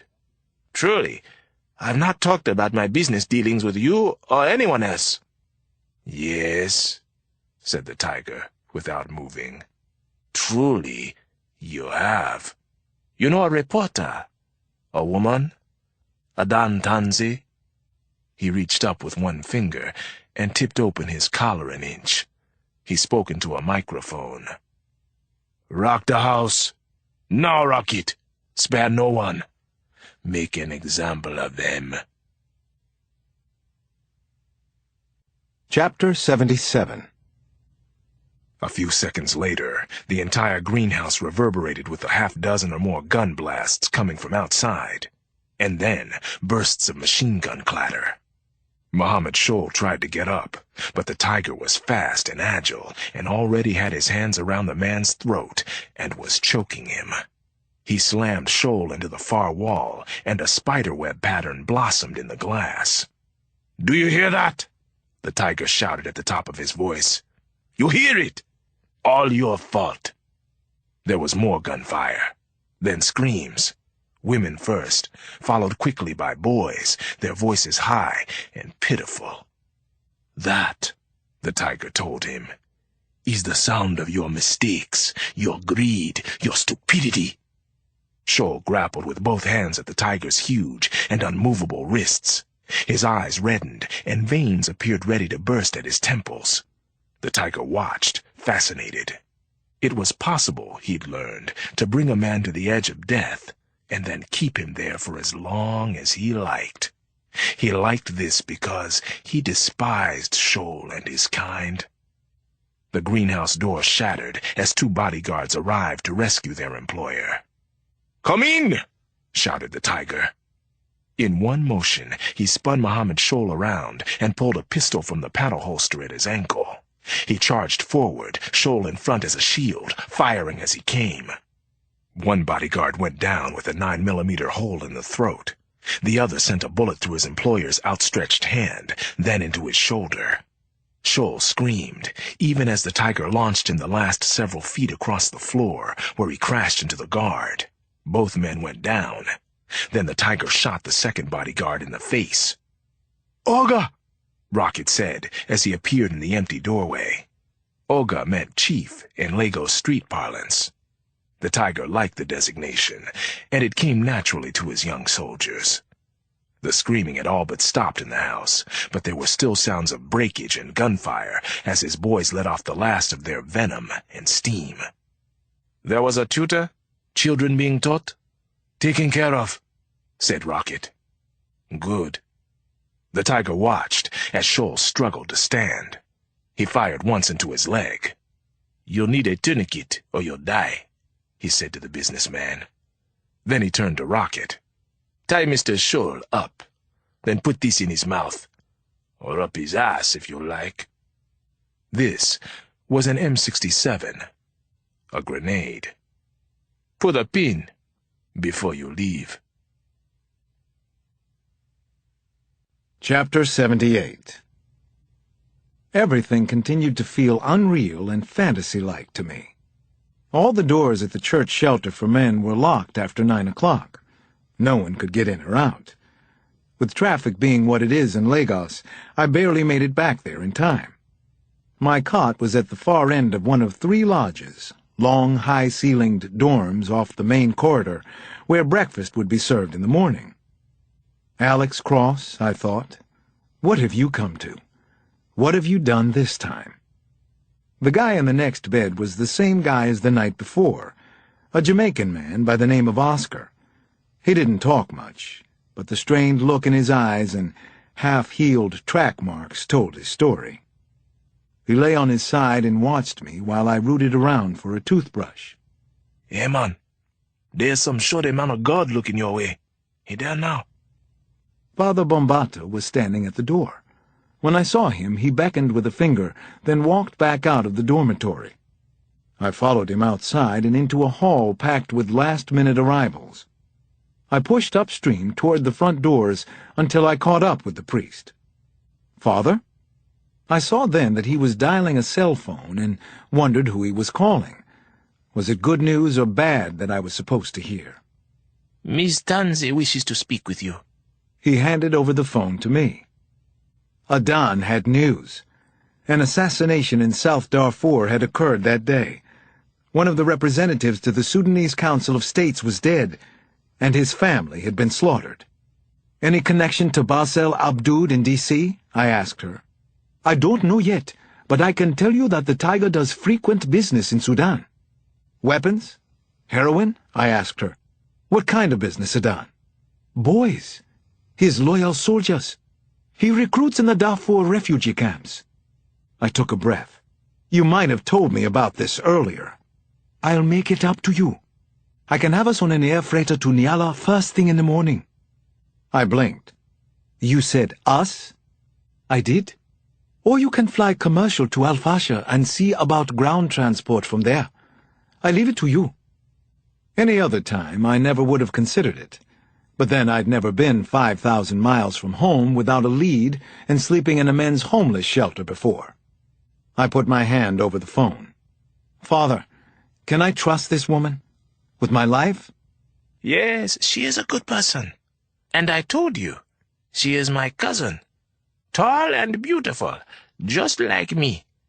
You can trust her, detective." I was back on the line. "Nothing goes into print until we both say so? Do we have a deal on that?" "Agreed. I'll meet you at the Akeja cantonment, at the main entrance by 5. And Alex, you should prepare yourself emotionally. Darfur is truly a horrible place." "I've seen a few horrors," I said.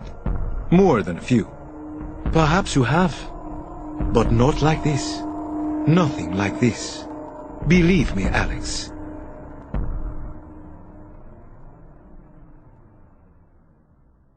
Part 3. Camp. Chapter 79. So far, Adan's connections were very good, and I was impressed by how quickly and efficiently she got things done. It took her only one brief conversation on the tarmac, and then one radio call, before the African Union sergeant in charge allowed us to board the C-130 freighter the following morning. We were in the air by 6, the only civilian passengers on a plane carrying millet, sorghum, and cooking oil to Darfur. The murder investigation continued, and now it was airborne and seemed to have more purpose than ever. I borrowed a situation map from one of the flight crew and saw that Darfur was about the size of Texas. If I was going to get anywhere, I had to run with a few assumptions. One, that the Tiger had been in Niala at the time of the massacre of the Scholl family, and two, that Adan's information was correct, and he might still be culling boys from camps for displaced persons in the area. Given all of that, how far would he have gotten in the past 18 hours? That was the next question that had to be answered. During the flight, Adan patiently told me much about Darfur and Sudan, and though she spoke in a low-key manner, there was no disguising the horrors, especially against women and children, thousands of whom were raped, then branded to increase their humiliation. Rape has become such a cruel weapon in this civil war. Americans have no idea, Alex. They couldn't possibly. Sometimes the Janjaweed will break a woman's legs first, so she can't possibly escape, and will be an invalid for the rest of her life. They like to flog victims, to break fingers one by one, to pull out fingernails. Adan said in a voice that barely got above a whisper. Even some of the peacekeepers are guilty of rape, and of using the refugees as prostitutes. What's worse, the government of Sudan is behind much of it. You won't believe what you will see here, Alex. I want to see it, I told her. I made a promise to a man in Sierra Leone that I would tell Americans what was happening here. Chapter 80. This is Kalma. She pointed at a yellow triangle on the map. It's one of the largest camps in Darfur. I'd wager that the tiger knows it well. Everyone around here does. What are the other colors? I asked. There were more than 100 camps in all, Adan explained. Green meant inaccessible during rainy season, and blue was closed to non-military aid organizations, based on current fighting conditions. Kalma's yellow meant open. That's where we would start our tiger hunt. And these? I ran a finger over a line of red flame icons. There were dozens of them. Adan sighed before answering my question. Red is for villages that are confirmed destroyed. The Janjaweed burn everything they can. Food stores, livestock. They put human and animal carcasses down the wells, too. Anything to ensure that no one comes back. In Arabic, Janjaweed means man with a gun on horseback. These were the Arab militias, widely believed to be supported by the current government in a vicious campaign to make life as unsafe as possible for black Africans in the region. An unthinkable 2 million people had already fled their homes, and more than 200,000 had died. 200,000 that we knew of. It was Rwanda all over again. In fact, it was worse. This time the whole world was watching and doing almost nothing to help. I looked out my porthole window at the Sahel landscape 12,000 feet below. It was actually quite beautiful from up here. No civil war, no genocide, no corruption. Just an endless, peaceful stretch of tan, sculpted earth. Which was a lie, of course. A beautiful, very diabolical lie. Because we were about to land in hell. Chapter 81. At the base in Niala, we secured a ride out to the Kalma camp with a 5-truck convoy carrying sacks of grain and crates of F-75 and F-100 baby formula. Adan seemed to know everyone here, and I found it interesting to watch her work. Her gracious smile, not her attractiveness, seemed to be her secret. I saw it succeed again and again with people who were overworked and stressed to their limits. Camp seemed like the wrong word once I actually saw Kalma. Yes, there were tents and lean-tos and stick straw huts, but they stretched for miles and miles. 150,000 people lived here. That's a city. And one that was overflowing with unbearable suffering and heartbreak and death by everything from Janjaweed attacks to dysentery to childbirth without drugs and usually without a doctor or midwife. Around the camp's center were some signs of permanence, at least. A small open-air school was in session, and there were a few walled buildings with corrugated tin roofs where limited food supplies were still available. Adan knew exactly where we should go first. She took me to the United Nations Commission on Refugees tent, where a young soldier agreed to do some translating for us, although many of the refugees knew bits of English. The soldier's name was Emmanuel, and he had the same kind of sinewy height, dark skin, and deep-set eyes I'd seen on many of the so-called lost boys who had emigrated to D.C. over the years. Emmanuel spoke English, Arabic, and Dinka. Most of the people here are fur, he told us as we started down a long dirt avenue. and 80% are abused women. Most of their men are dead, or looking for work, or resettlement, added Adan. This is the most vulnerable city in the world, Alex. No exception. You will find out for yourself. It was easy to see what Adan and Emmanuel were talking about. Most of the people we found to speak with were women who were working outside their shelters. They reminded me of Moses and his friends because of how eager they were to share their terrible stories with someone from the outside. One woman, Medina, cried as she wove a straw mat and told us about coming to Kalma. The Janjaweed had destroyed her village and killed and mutilated her husband, her mother, and father. Most of her neighbors and friends were burned alive in their huts. Medina had arrived with 3 children and literally nothing else. Tragically, all 3 of her children had died at the camp.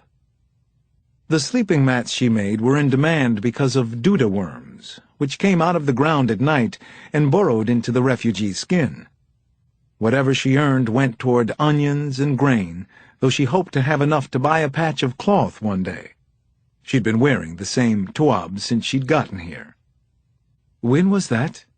Adan asked.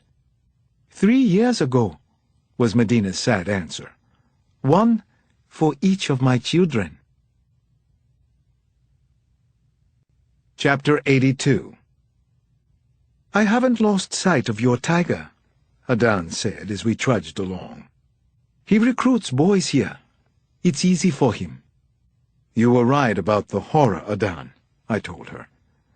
I was eager to speak with people in as many sectors of the camp as possible, but when we came to one of the few medical tents, I had to stop again. I had never seen such a bewildering sight in my entire life. The tent was overflowing with sick and dying patients, 2 and more to a cot. Bodies were jigsaw-puzzled into every available space. To make matters worse, long lines extended outside, at least 300 very sick women and children waiting for treatment, or for a better place to die.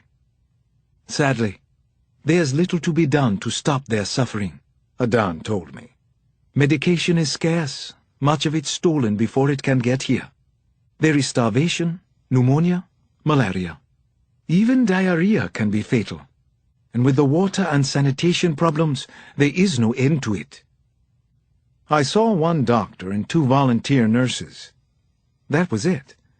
The entire hospital staff for thousands of very sick people. "This is what they call the second phase of the crisis," Adan went on. "More people dying inside the camps than outside. Thousands. Every single day, Alex. I told you that it was horrifying." "You understated," I said. "This is unimaginable. All these people. The children." I knelt down by a little girl in one of the few beds. Her eyes were clouded and looked unreal. I brushed away a buzzing cluster of black flies gathered at her ear. "How do you say, 'God be with you'?" I asked Emmanuel. Allah ma'ak. I said it to the tiny girl, though I don't know if she heard me. Allah ma'ak. Somewhere along the way today, I'd stepped away from a terrible, terrible murder investigation and into an unbelievable Holocaust. How was this possible in our world? Thousands dying like this every day? Adan put a hand on my shoulder. "Alex, are you ready to go?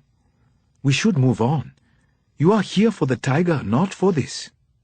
There's nothing you can do about this."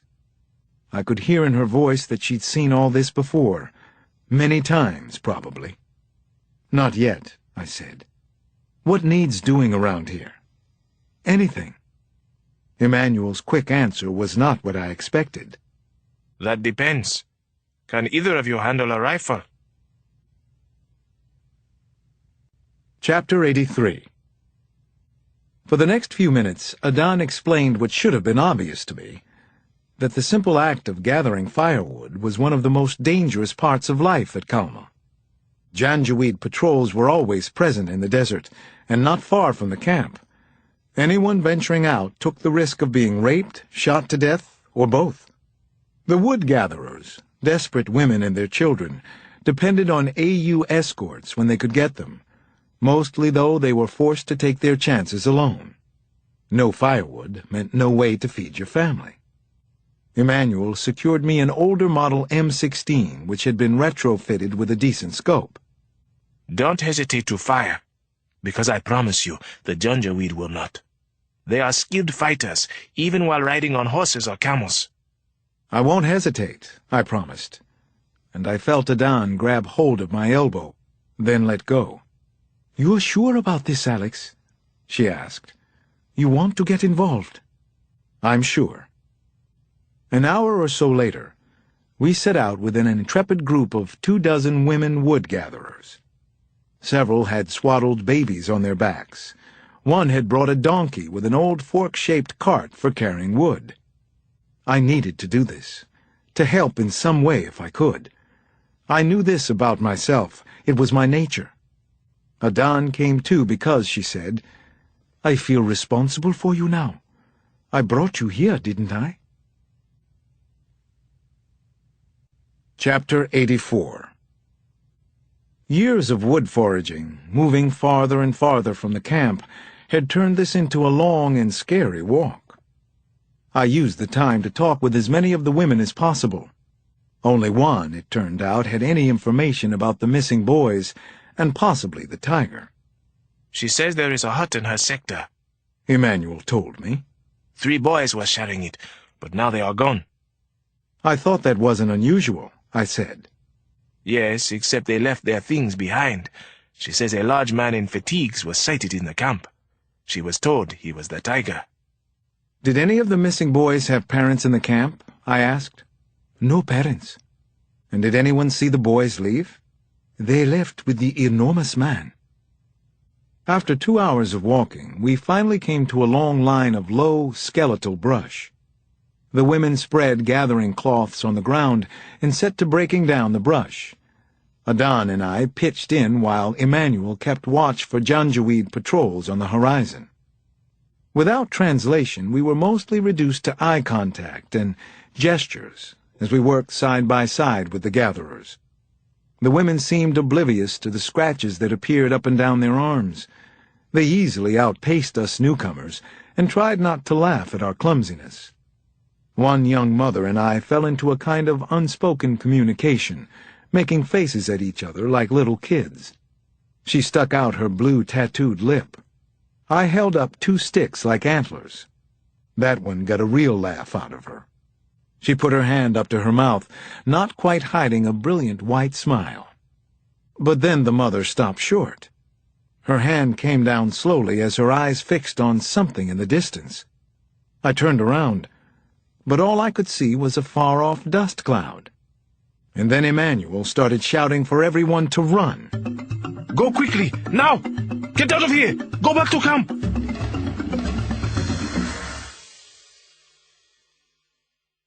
Chapter 85.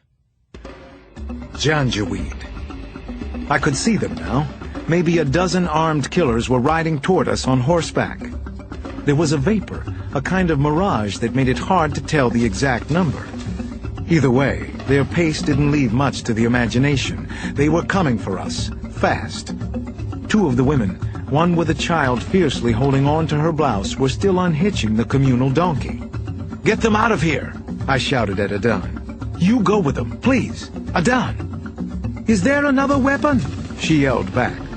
No, Emmanuel answered. no, distance is your weapon right now. Go! For God's sake, go! Take them back to camp! Emmanuel and I had to make a stand. We took up a position behind the abandoned donkey cart. I was using it as a brace for the rifle, more than as cover. Our best hope was that we were on the ground, while they would be firing from horseback. I could see them through my scope now. 11 killers, bearded males in baggy fatigues, waving Kalashnikov rifles, just coming into range. The first shots came from them. Sand kicked up on either side of us. They rode a little wide of the mark, but still too close. They weren't amateurs.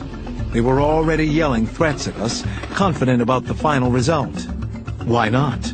They outnumbered us 11-2. Now, I finally said to Emmanuel. Now!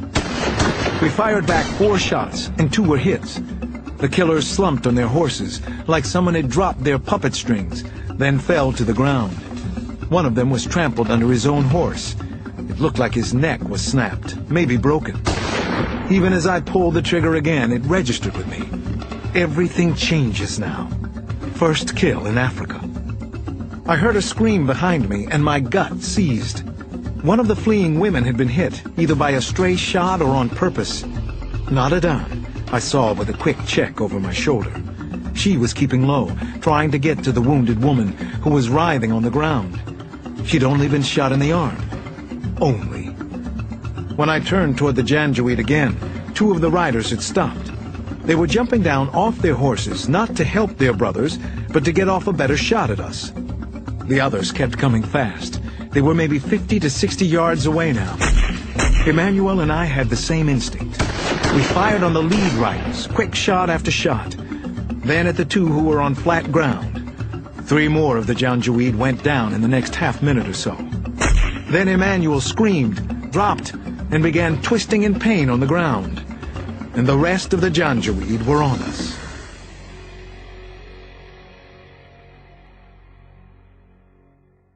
Chapter 86. Dust was kicked up everywhere.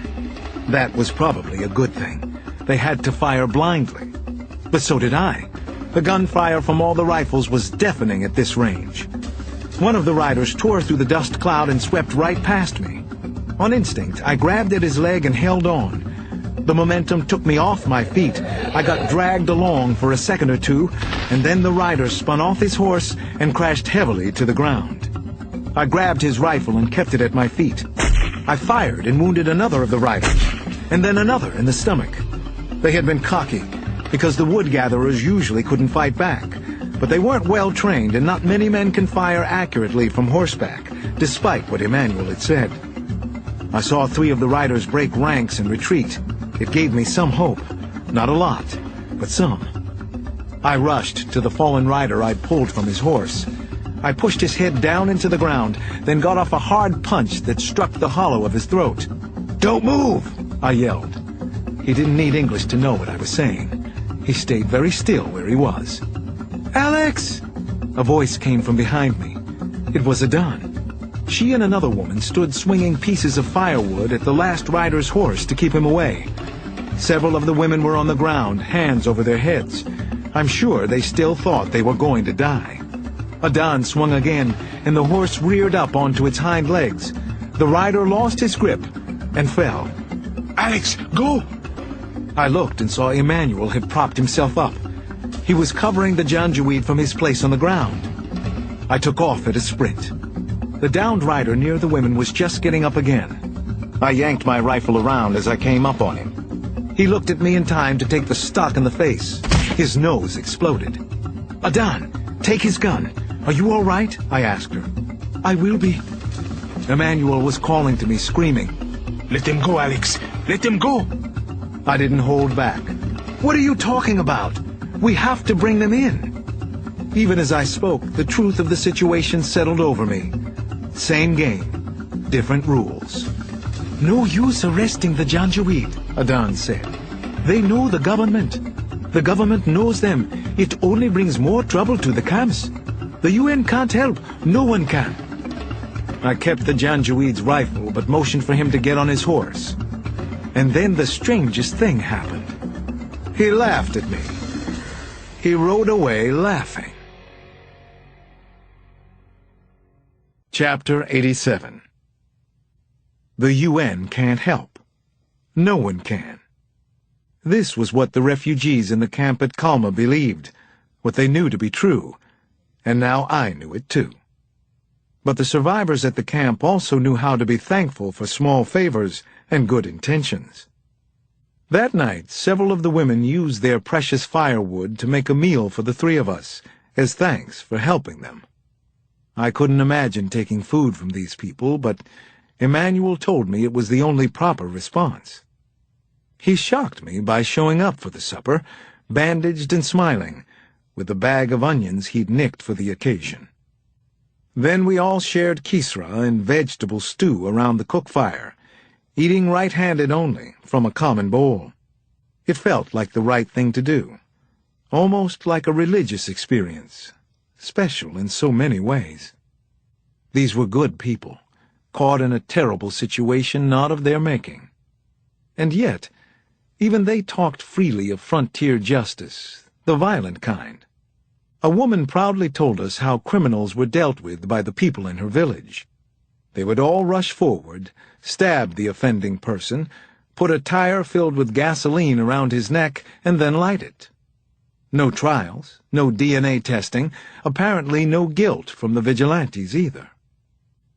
Adan and I were treated like guests of honor at dinner. There was a steady stream of visitors and a lot of laying on of hands. When Emmanuel wasn't around to translate, I got the gist of the Dinka or Arabic from the warmth in the voices and the body language. Several times I heard something that sounded like Ali in the middle of sentences. Adan picked up on it too. She leaned near me at one point and said, "They think you look like Muhammad Ali." "That's what they're saying?" "It's true, Alex. You do look like him when he was world champion. He's still very well loved here, you know." She nodded with her chin and smiled at a group of younger women hovering nearby. "I think you've made a few girlfriends in the bargain." "Does that make you jealous?" I asked, grinning, happier and more relaxed than I'd been in many days. A little girl crawled uninvited onto her lap and curled up. "The word's not in my vocabulary," she said. Then she smiled. "Maybe a little bit. For tonight, anyway." I was finding that I liked Adan very much. She was courageous and resourceful, and Father Bambata was right about her. She was a good person. I had seen her risk her life for the wood-gatherers today, and maybe because she felt responsible for me. We stayed late into the evening as the crowd got steadily bigger. Actually, the adults came and went, but the kids pooled all around us. It was an audience I couldn't resist, and neither could Adan. She was very free and easy around children. With Emmanuel's help, I got up and told an improvised version of one of my own kids' favorite bedtime stories. It was about a little boy who wanted nothing more than to learn to whistle. This time I named him Deng. And Deng tried. I puffed out my cheeks and blew, and the kids rolled all over one another as though it were the funniest thing they had ever heard. They probably liked that I could be silly and laugh at myself.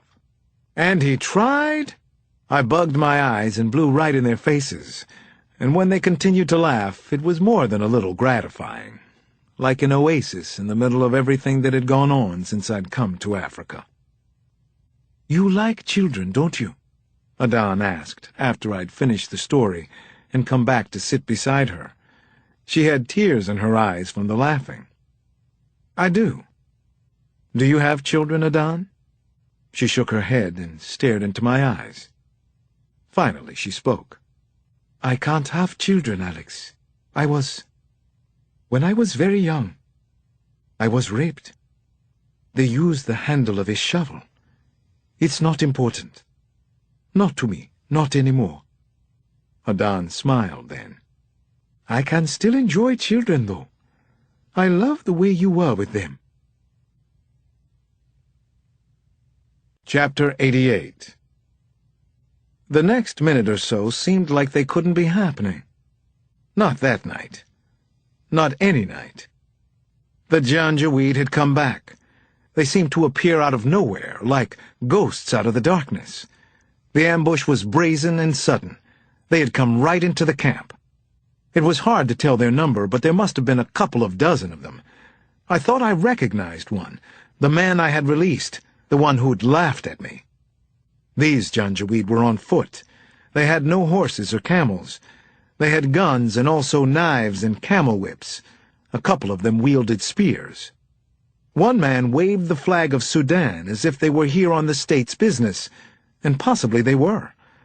Another carried a flag with a white fierce horseman on a dark blue background, the symbol of the Janjaweed. The women and children of the camp who had been laughing and playing just a minute before were screaming and trying to scatter out of harm's way now. The attack was satanic in its viciousness. It was pure evil, like the murder scenes I'd visited in Washington. Grown men slashed away at defenseless refugees or shot them down. The thatched roofs of huts were set on fire not 20 feet away from me. An elderly man was lit on fire. Then more Janjaweed arrived, with camels, horses, and 2 land cruisers mounted with machine guns. There was nothing but killing, cutting, slashing, screaming to heaven. No other purpose to this attack. I fought off a few of the bastards, but there wasn't anything I could do to stop so many. I understood the way the people of this camp, of this country, understand. No one can help us. But that night someone did. Finally, Sudanese regulars and a few UN troops arrived in jeeps and vans. The Janjaweed began to leave. They took a few women and animals with them. Their last senseless and vengeful act, they burned down a grain shed used for storing millet. I finally found Adan, and she was cradling a child who had watched her mother die. Then everything was strangely quiet, except for the people's sobbing and the low winds of the Harmattan. Chapter 89. It was getting close to morning when I finally laid myself down in a tent with a straw mat on the floor. It had been provided to me by the Red Cross workers, and I was too tired to argue that I didn't need a roof over my head. The flap of the tent opened suddenly, and I got up on one elbow to see who it was. "It's me, Alex. Adan. May I come in?" "Of course you can." My heart pumped in my chest. She stepped inside and sat down beside me on the mat. "Terrible day," I said in a hoarse whisper. "It's not always this bad," she said. "But it can be worse. The Sudanese soldiers knew a reporter was in the camp, and an American. That's why they came to chase away the Janjaweed. They don't want bad press if they can possibly avoid it." I shook my head and started to smile. So did Adan. They weren't happy smiles. I knew that what she had said was true, but it was also ridiculous and absurd. "We are supposed to share the tent, Alex," Adan finally said. "Do you mind?" "Share a tent with you? No, I think I can handle that. I'll do my best." Adan stretched herself out on the mat. She reached out and patted my hand. Then I took her hand in mine. "You have someone back in America?" she asked. "I do. Her name is Bree. She's a detective, too." "She's your wife?" "No, we're not married. I was. Once. My first wife was killed. It was a long time ago, Adan." "I'm sorry to ask so many questions, Alex. We should sleep now." "Yes, we should sleep." We held hands until we drifted off. Only that. Hand-holding. Chapter 90. The following day we left the camp at Kalma. 9 refugees had died during the nighttime attack. Another 4 were still missing. If this had happened in Washington, the entire city would be in an uproar now. Emmanuel was one of the dead, and they had cut off his head, probably because of his participation when we'd fought back earlier. A mutual hunch took Adan and me to the Abu Shuk camp, the next largest settlement in the region. The reception there was more ambivalent than we'd gotten at Kalma. A big fire the night before had made personnel scarce, and we were told to wait at the main administrative tent until we could be processed. "Let's go," I said to Adan after we'd waited nearly an hour and a half. She had to run to catch up with me. I was already headed up a row of what looked like shelters. Abu Shuk was much more uniform and dismal than Kalma. Nearly all of the buildings were of the same mud brick construction. "Go where?" Adan said when she came up even with me. "Where the people are." "All right, Alex. I'll be a detective with you today." 3 hours later, Adan and I had managed half a dozen almost completely unproductive conversations, with Adan attempting to serve as translator. The residents were at first as friendly as those in Kalma, but as soon as I mentioned the tiger, they shut down or just walked away from us. He had been here before, but that was all the people would tell us. We finally came to an edge of the camp where the sand plain continued on toward a range of low tan mountains in the distance and probably bands of janjaweed. "Alex, we need to go back," Adan said. She had the tone of a person putting her foot down. "Unfortunately, this has been unproductive, don't you think? We are nearly dehydrated, and we don't even know where we're sleeping tonight. We'll be lucky to get a ride into town." She stopped and looked around. "If we can even find our way back to the admin tent before dark."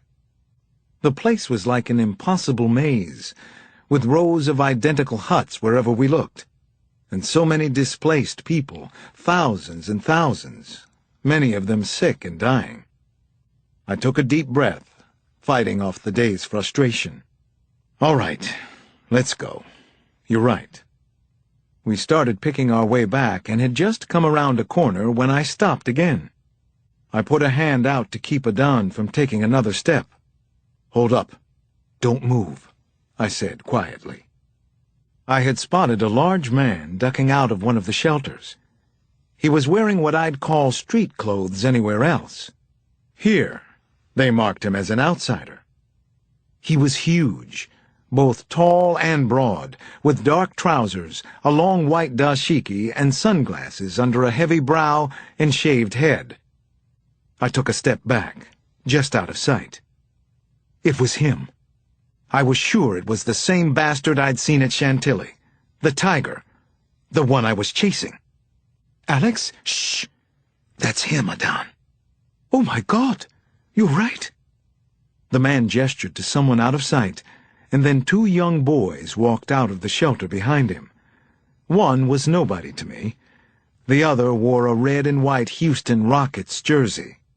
I recognized him instantly from Sierra Leone. Adan gripped my arm tightly, and she whispered, "What are you going to do?" They were walking away, but were still in plain sight. "I want you to wait 5 minutes, and then find your way back. I'll meet you." "Alex?" She opened her mouth to say more, but stopped. It was probably my eyes that told her how serious I was, because I had realized that everything I'd been told was true. The rules I knew just didn't apply here. There was no taking him in, no transporting him back to Washington. I was going to have to kill the tiger, possibly right here in the Abu Shuk camp. I had few qualms about it either. The tiger was a murderer, and I had finally caught up with him. Chapter 91. I hung back, following the killer at a distance. It sure wasn't hard to keep him in sight. I had no specific plan. Not yet. Then I saw a shovel sitting unattended outside somebody's hut. I took it and kept moving. It was just past sunset, a time when everything looked tinted with blue, and sound carried. Maybe he heard me because he turned around. I ducked out of sight, or at least I hope so. The huts along the footpath were packed in tightly. I wedged myself into a foot-wide gap between 2 of them. The walls on either side were crude mud brick. They grated on my arms as I tried to push my way through and get the tiger back in sight. I had made it about halfway when one of his young thugs stepped out into the alley. He didn't move. He just shouted something in Yoruba. When I looked over my shoulder, Houston Rockets was at the other end of the alley. I could see the white of his grin, but not his eyes in the dim half-light. "It's him! He called out in a high-pitched voice, almost a giggle. The American cop!"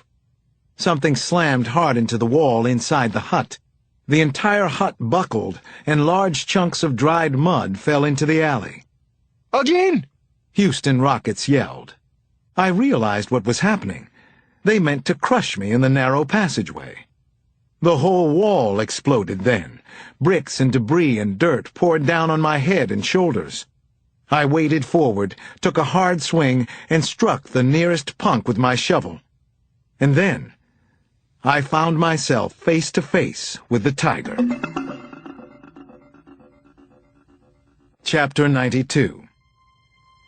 Now you will die, he said to me matter-of-factly, as if the deed were a foregone conclusion. I didn't doubt that he was telling the truth. He looked incredibly calm, his eyes barely registering emotion as he reached forward and grabbed me by the arm and throat. My only thought was to hold on to the shovel and to swing it if I got the chance. He threw me back down the alley as easily as if I were a child.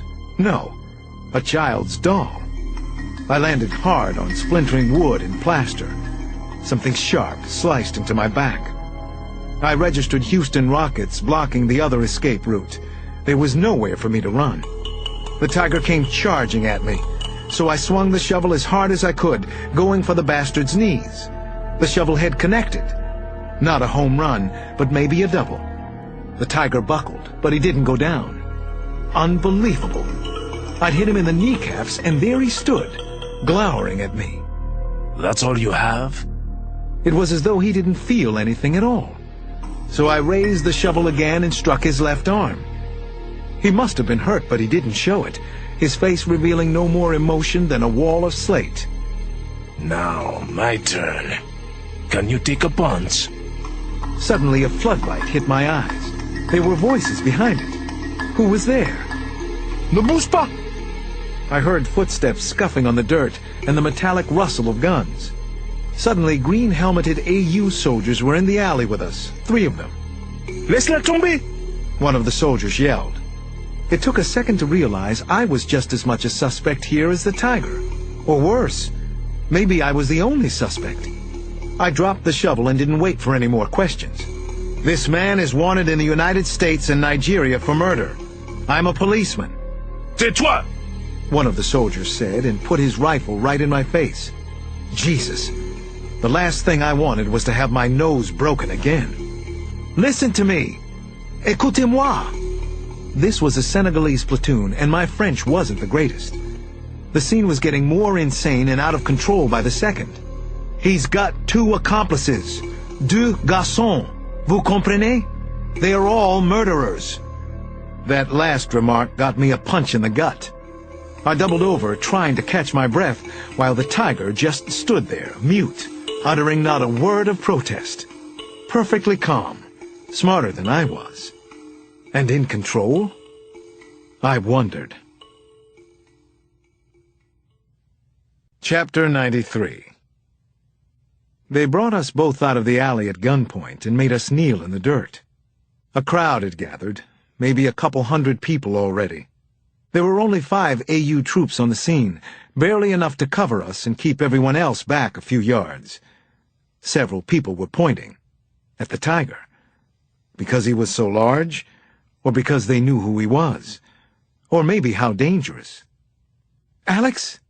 Alex! I heard Adan's voice, and nothing could have sounded more welcome to me. Then I saw her push through the crowd to the front. Her eyes went wide when she spotted the tiger kneeling a few feet away from me. He saw her, too. Let me through. I'm with the Guardian. She took an ID out of her pocket, but a soldier shoved her back. She called out to me again, and she kept yelling, risking her own safety. Alex, tell them that the Guardian is doing your story. Tell them. The Guardian is here. I will write their story. But then my ears took in something else. The high-pitched whine of a vehicle traveling in reverse. Was that right? Was I hearing it correctly? Who was coming now? The crowd on one side started to stir, from the rear at first. Then people were scattering wildly, screaming or cursing. Everything was turning to chaos, even worse than it had been. I could see a black pickup truck now, backing toward us at high speed. It weaved recklessly along the very narrow street, taking out several shade canopies as it came. There were gunshots, too, possibly coming from the truck. The AU team scrambled back first, then the truck stopped, 20 yards away. Houston Rockets was in the back, shielding himself with a young girl. She was maybe 12 or 13. He had one arm around her throat. His other hand, held high over his head, was holding a grenade for everyone to see. The tiger wasted no time. He jumped up and ran for the truck. The passenger door opened for him, and he disappeared inside. I saw his huge hand come out and slap the roof hard. As the pickup raced away, the young girl was thrown from the back. Thank God for that, anyway. But as we watched in shock, she clawed the air with both arms and hit the ground with her head. Then she exploded. Houston Rockets must have shoved the grenade into the girl's clothing. They had no reason to kill her. The murder was just for show. Or maybe for my eyes. Or Adan's? Chapter 94. The next morning we returned to Lagos, exhausted and with heavy hearts. Clearly this kind of insanity happened often here. How could the people bear it? Adan insisted that her family put me up for a day or so. Whatever you need, Alex. I want to get this killer as badly as you do. I've written about him enough. She had her own apartment in the city, but we drove to her parents' house on a part of Victoria Island, to a side of this fascinating megacity that I hadn't seen before. The streets here were wide and clean, with no buildings taller than 2 stories. Most of the homes sat behind yellow or pink stucco walls.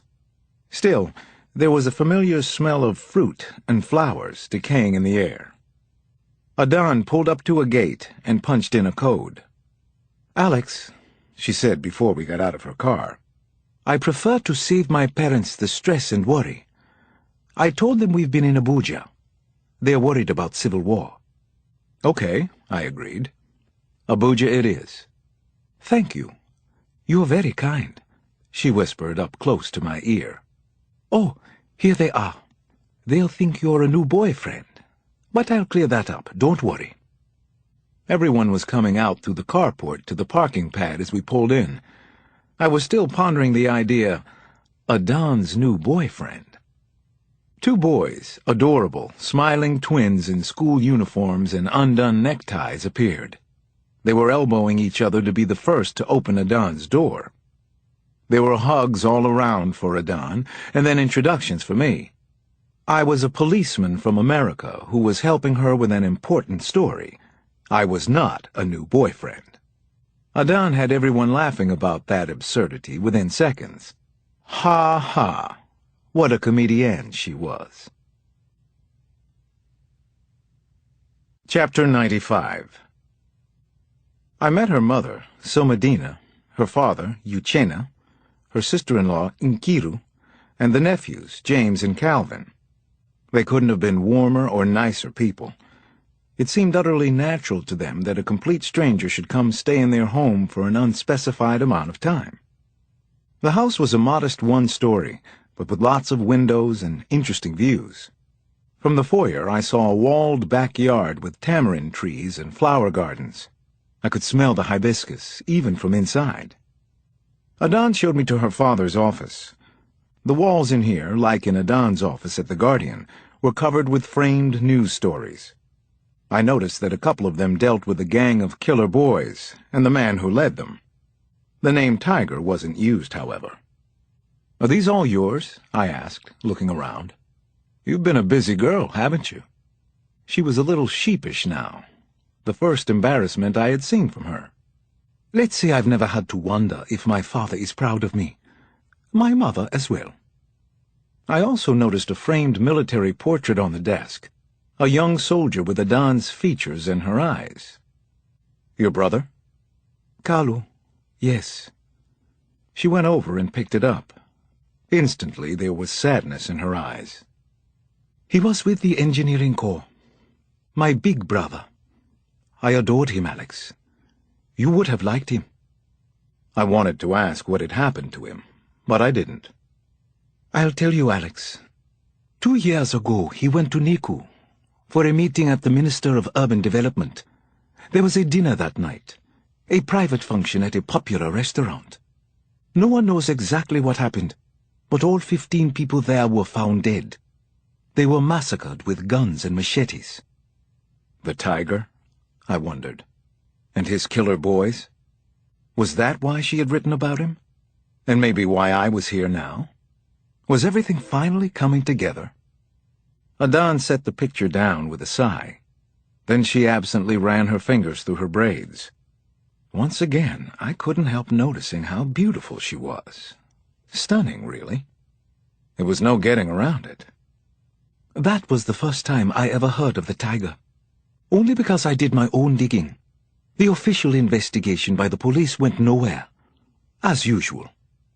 And you're still digging? I asked. She nodded. Maybe someday I can tell my parents that Carlo's murder is solved. That would be the greatest thing. Make my career, as they say. In the meantime, we don't talk about it here, you understand? I understand. And I'm sorry. No need for that, Alex. I'm working on a story that's larger and more important than any particular killer. It's about the people who hire them, the ones who want to control our country. Honestly, the story scares even me. For a few seconds, neither of us said anything, which was unusual for us. We looked at each other, and there was a sudden but undeniable charge in the silence. Like most of the men she met, no doubt, I wanted to kiss Adan, but I held myself back. I didn't want to insult her or dishonor her parents, or more important, Bree. She smiled at me. You are a good man, Alex. I wasn't expecting that in an American. Chapter 96. I excused myself for a few minutes and borrowed Adan's mobile to make a call. I didn't think Ian Flaherty would pick up, but I wanted to at least try and re-establish contact with the CIA. So I was surprised when Flaherty answered on the second ring, and then shocked when he knew it was me calling. Cross? Flaherty, how did you do that? Caller ID. Ever heard of it? But, Tanzi, your girlfriend's name is on the AU flight record along with yours. I've been looking everywhere for you, both of you. She's a celebrity, too. Writes controversial articles, one after the other. She's a big deal down here. We need to talk. Seriously. You finally have my interest, and so does your killer, the tiger. Hang on a second. Slow down. I'd forgotten how quickly Flaherty could piss me off. You've been looking for me? Since when? I only tried you about 16 times. Since I learned something you want to know. What do you mean? He didn't answer right away. I mean, I've found out something you want to know. It was suddenly obvious to me that he didn't trust the phone line. I stopped to regroup for a second and picked up a pen from the desk. Where can I meet you?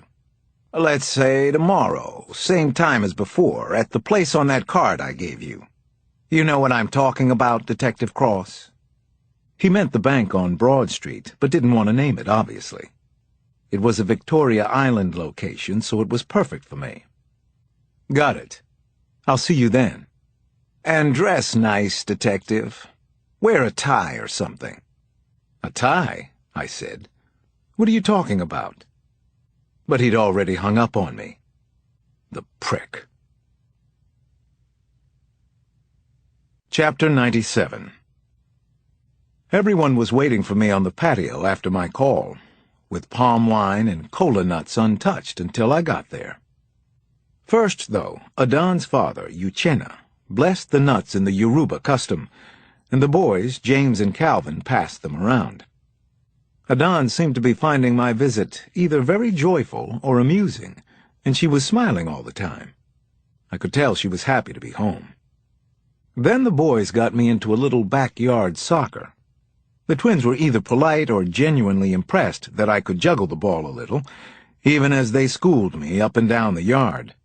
But it felt good to be running around with the kids. Nice boys, not killers. Dinner was a chicken stew called egusi, and fufu, which is pounded yam for dipping in the broth.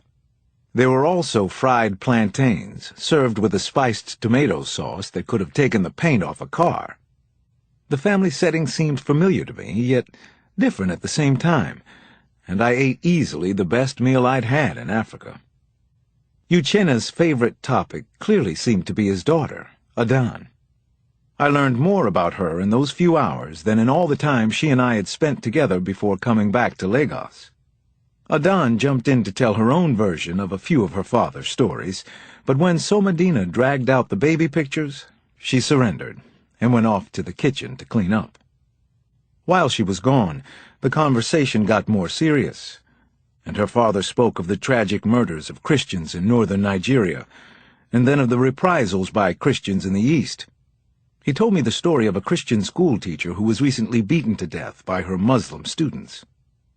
Finally, Uchena talked about the provocative newspaper articles his daughter wrote on a weekly basis, and said how dangerous they were. But mainly, there was laughter in the house that night. Already I felt at home. This was a good family, like so many families here in Lagos.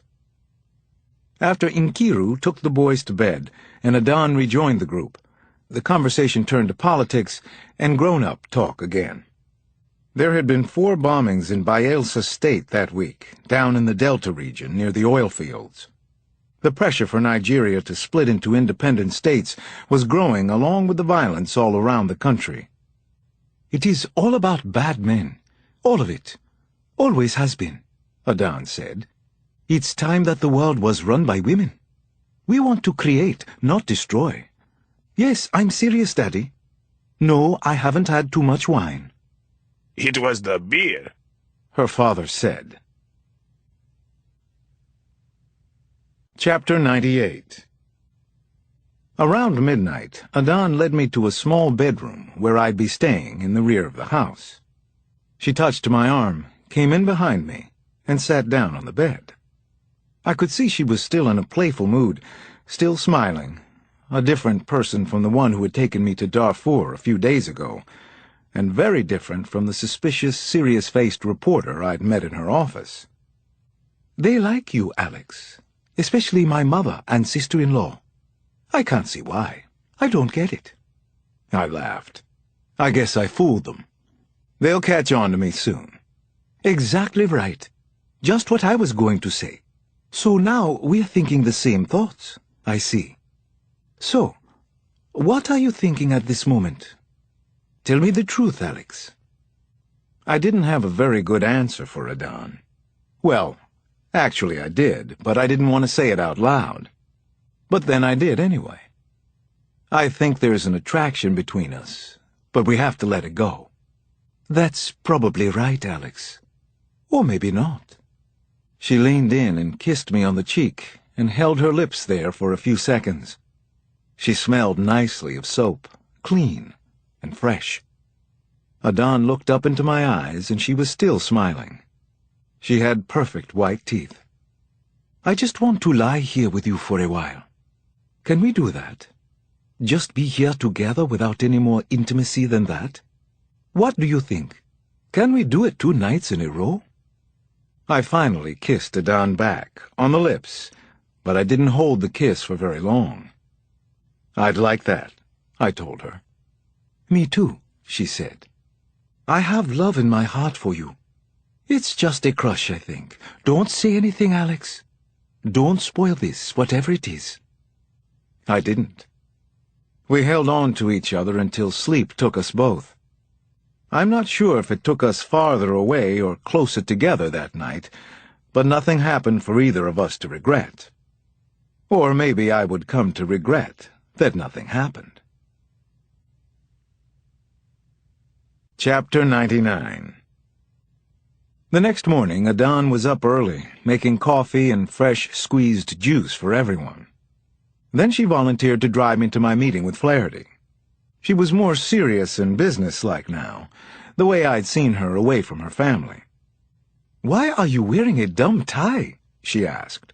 "You look like a downtown lawyer, or a banker. Ugh." "I have no idea," I told her, and smiled. Now I was the one smiling all the time. "It's another Nigerian mystery, I guess."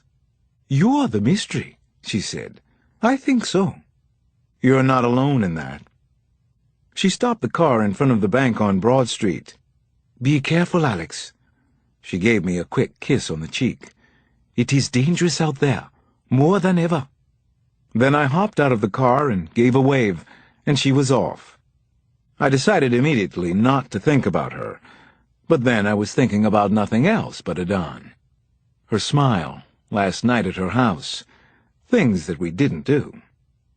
Flaherty, I reminded myself. What the hell does he want from me? The CIA man was nowhere to be seen, though. I waited about 20 minutes, just long enough to start getting paranoid, when his Peugeot skidded up to the curb. He threw open the door at my side. "Come on, let's go. I don't have time to waste."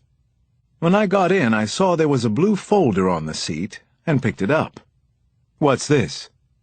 Flaherty looked dirty and sweaty and totally stressed out, more Weasley than usual. He pulled away and started driving. Typical of him, he didn't bother to answer my question. So I opened the file. It was just a single photocopied form with a passport-sized picture of a young boy stapled to it. Adoption papers? Orphanage records. That's your tiger. His name is Abidemi Shawande.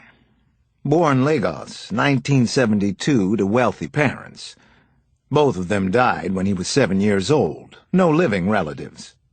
Apparently, little Abi wasn't exactly the picture of mental health. He ended up on a ward for a year after that. When he came out, the old family fortune was gone. What happened to it? Flaherty shrugged, and a little smoke from his cigarette got into his eye. He squinted and rubbed at it. Shawande was supposed to get transferred to state care, but somewhere between hospital and orphanage, he disappeared. He was a bright boy, apparently. High IQ, anyway. He spent 2 years at university in England. Then he disappeared until a few years ago here. That's it. All I have. No further record of any kind until now. We think he might have worked as a mercenary. I stared at the picture in my hand.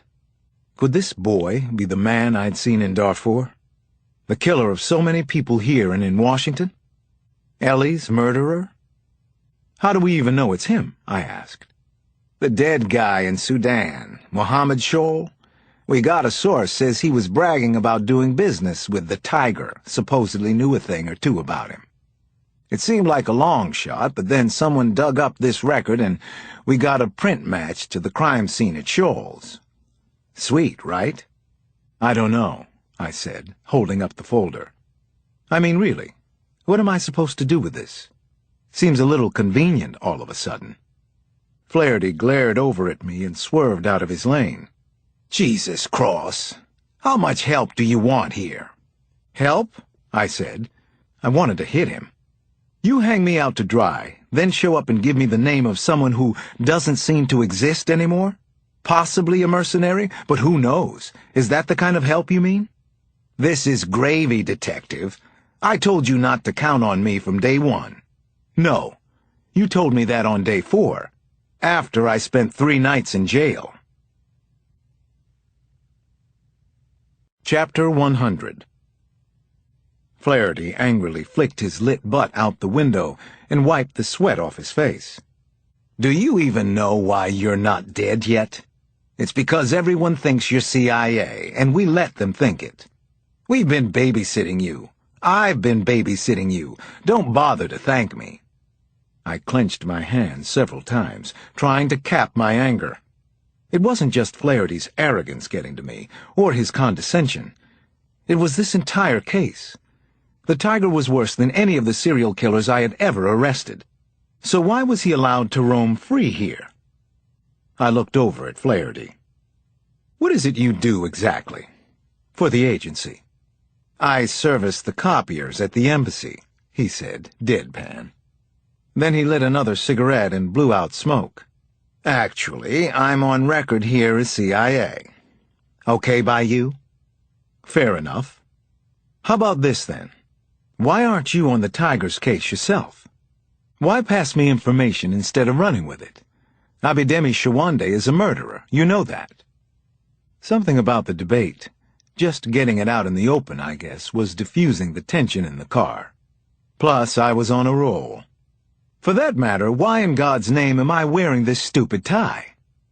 For the first time, Flaherty smiled. Ah, he said. That's one I can answer. Chapter 101. An hour later, I was in the waiting room at an executive suite on the 30th floor of Unilite International's administrative offices in Ikeja. I knew that Unilite was one of the most successful packaged goods companies in the world, but that was about it. Glossy pictures of Lubra soap and oral toothpaste hung on the walls, and I was trying to figure out exactly what I was doing here. Flaherty had dropped me out front with a business card and a floor number. Willem de Boos wants to meet you, and you want to meet him. Dr. Cross? A receptionist called over to where I was sitting. The director will see you now. I was shown down a hallway to a double door, which she opened for me, into a huge corner office with floor-to-ceiling windows. Stranger and stranger. What did a successful multinational corporation have to do with a murder case? A massive desk sat at an angle to the door, with two comfortable chairs opposite it. A pair of tufted leather couches took up another corner, where two men in dark suits, white shirts, and clubby ties were just standing up. Dr. Cross, the taller of them said. A white man with close-cropped blonde hair and heavy-framed rectangular glasses came over and shook my hand. I'm Willem de Boos. His accent was Dutch, I think. He motioned to the other man. This is Thomas Lassiter, an attorney with our legal department. Nice to meet you, I said. Not quite sure yet if that was true or not. How could I know? I half expected to be beaten up and to have my nose broken next. It is our understanding you've been following a local man known as the Tiger, de Boos said, throwing me for a loop.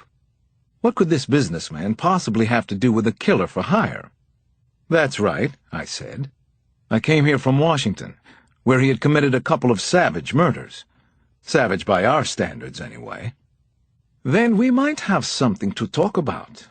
Sit down, Mr. de Boos said. It was clear he was used to giving orders. Your reputation as a policeman precedes you, of course. Your record for solving difficult cases. How about you tell me what this is about first, and why your attorney is here? De Boos's demeanor didn't crack. In fact, he smiled. We'd like to help you find the Tiger, and given that this is a rather irregular situation, I want to make certain that I don't say or offer anything illegal in this meeting. Is that honest enough for you? Please, sit down, detective. Sit. Chapter 102. Why would you want to help a murder investigation? I asked. I was genuinely curious. Unilite International has a considerable interest in Nigeria. Our cosmetics and skincare business alone has grown enough to justify the expansion we have planned in the southeast. This is true of many multinationals, not just the oil companies. In the Delta? I asked. Port Harcourt, yes. And, of course, Lagos. Whatever relationship we now have with local factions seems to be irrelevant to some of the Islamic extremist organizations that are now moving into the region. Are you saying the Tiger is Islamic? Because that's news to me. No, I have no idea about that. I doubt that he's a religious man. But it's no secret he deals in goods that bankroll these groups. Conflict diamonds, lifted crude, that sort of thing. Essentially, he creates inroads for them and makes life more difficult for all foreign corporations. And as I'm sure you know, Tiger is the local term for killer for hire. And you want somebody to help you get the killer, or killers, out of your way. De Boos looked over at his lawyer, who nodded, and then answered, We want to help with your criminal investigation, that's all. We are the good guys here, Dr. Cross. Just like you. This is not a conspiracy, like in one of the Bourne movies. Why not go through the local authorities?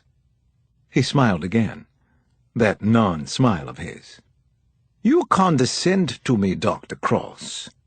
The political situation, as we both know, is complex here. It is fair to say that civil war is almost inevitable for Nigeria. But war is like fire, yes? Even as it burns something away, it leaves fertile ground.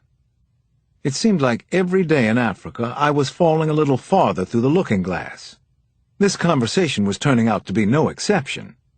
The CIA had directed me to a multinational corporation, or maybe a clique of them, for help in a brutal murder case?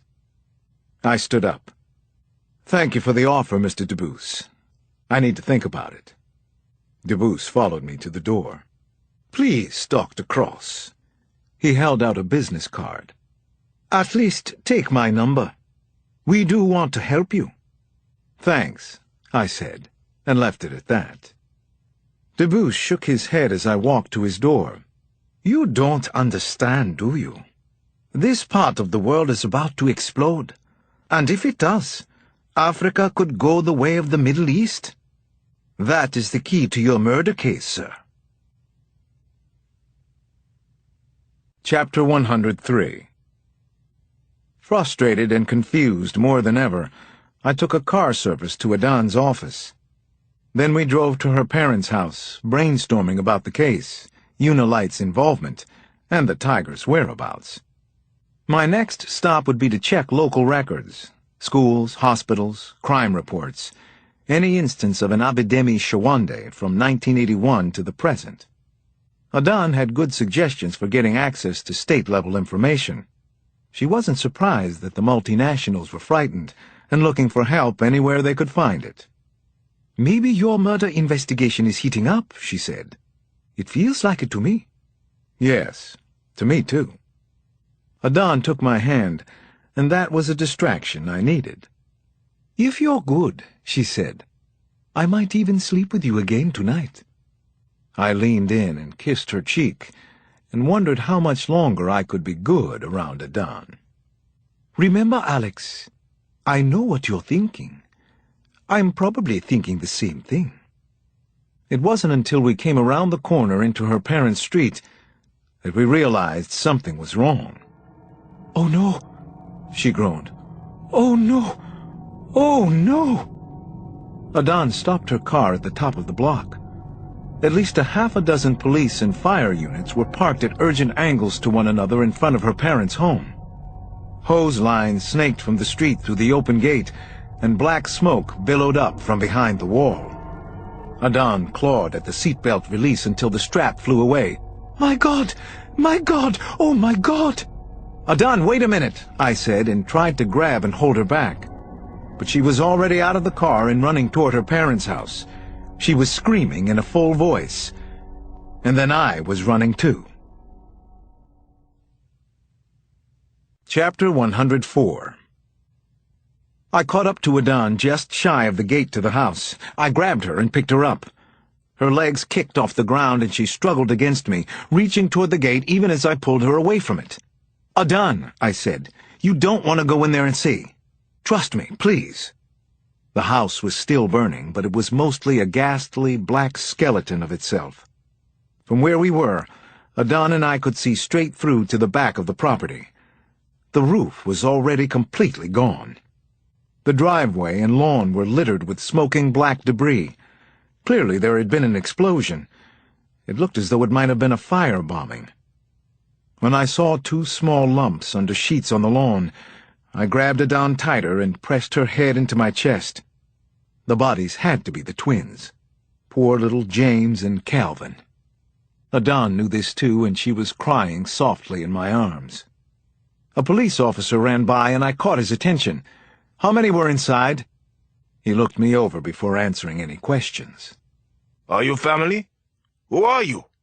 Why do you want to know? This is her parents' house. I'm a friend. She's Adan Tansi. 3 adults, 2 children. He looked at Adan, then back at me, and shook his head no. No survivors. A deep shudder went through Adan, and then she began to sob. She was saying something. Maybe it was a prayer. I couldn't make out the words or even the language she was speaking.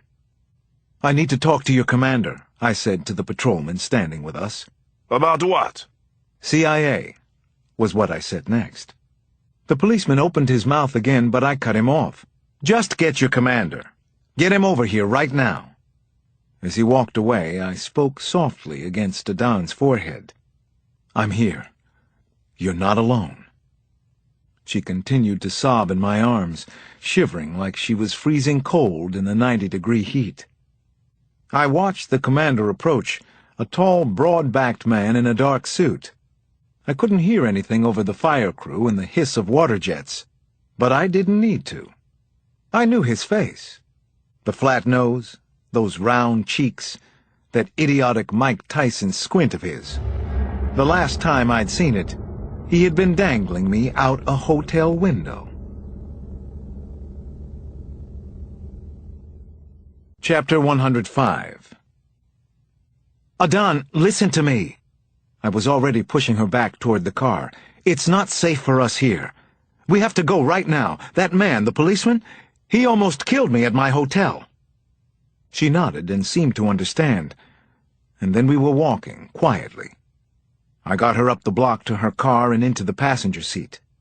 We have to go. When I reached the driver's side, I could see the police commander through the windshield. He'd picked his way through the knot of emergency vehicles in front of the house. Then he broke into a run, heading straight for us. 2 other men came running with him. I thought that I recognized one of them as the other man who'd come into my hotel room and tried to scare me out of the country. Adan, fasten your seatbelt. We have to get out of here, right now. I put the car in reverse and checked over my shoulder. The intersection behind me was too busy. I couldn't wait for the traffic to clear, though. So I changed my mind. I shifted into drive and drove right at the approaching cops. I began to blare the horn, hitting the wheel again and again. Adan's car was only a little Ford Escort, but I caught the cops off guard. I floored it and stayed the course directly at the men. The commander didn't budge from his path. At the last second I braked hard, but I still struck him. His eyes looked huge with fear, probably the same way mine did when I was hanging out that hotel window. Now I threw the small car sharply in reverse. He took one of the windshield wipers with him as he flew off and rolled into the street. I backed all the way up to the corner and spun the wheel hard to face the other direction. A horn blared as an Audi wagon clipped the car, nearly shearing off the rear bumper. I picked a direction arbitrarily and punched those 4 cylinders for all they were worth. Where are we going? Adan sat up a little straighter, almost like she was coming out of a trance. Into the city, I told her. If there was one thing Lagos might be good for, it was crowds we could get lost in. Chapter 106. Adan, I reached over and held on to her shoulder. We have to get away from here. The policeman back there, when I was staying in Lagos, he nearly killed me. I'm sure it's the same man. It's all connected somehow. It has to be. Adan didn't argue with me. She just nodded and pointed to the right. Turn here for the mainland bridge. It's the best way, Alex. We'll go through Benin. Hold on tight. Brace yourself. It's too late for that. Way too late. I took the turn, without slowing down. We came out onto a wide boulevard lined with low-slung stucco shops, open lots, and old dusty cars and trucks. A freestanding billboard advertised Grace of Light Church, with an illustration of a woman in a choir robe, eyes on the sky and arms open to God. But it certainly wasn't God that I heard next. It was the deafening chop of a helicopter, loud and very close to the roof of the Escort. They'd found us already. They were on top of us, right over our heads. It's the police, said Adan. They'll kill us, Alex. I know things they don't want in any newspaper. Chapter 107. I craned my neck to see what was up, literally. The small bird with white struts was almost directly overhead. There were no police markings, and the low altitude was another bad sign. The pilot was being increasingly reckless and didn't seem to care about the safety of people down on the street, or about his own well-being, for that matter. The mainland bridge was still a mile or so off. I scanned the area for any kind of cover, parking garage, construction site. There was nothing obvious, nowhere for us to hide from the helicopter. What was worse, within a few blocks I saw lights in my mirror. Red and blue spinners, at least 3 cruisers moving very fast, gaining on us. Shit! That's definitely police. I'm serious, Alex. They'll kill us if they catch us. I'm not being paranoid. I believe you. But why, Adan? Alex, I know terrible things. I'm writing a story about it. I have to tell somebody what I found out. Tell me, I said. In the next frantic few minutes, that's what Adan did. She told me secrets that she hadn't shared before. One of the secrets was that Ellie Cox had visited her in Lagos. They had shared sources and information. They had talked about Abidemi Shawande, the tiger, and the group that he worked for.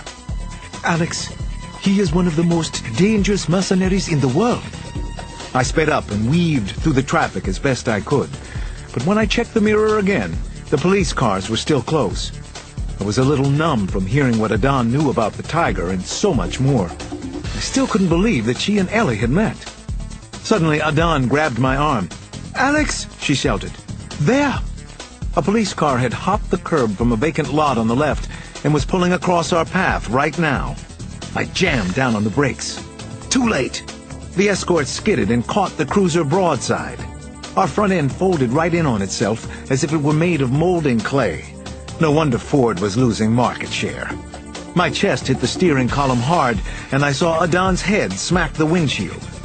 Already the other police cruiser was right behind us, siren screeching, spinners going like crazy.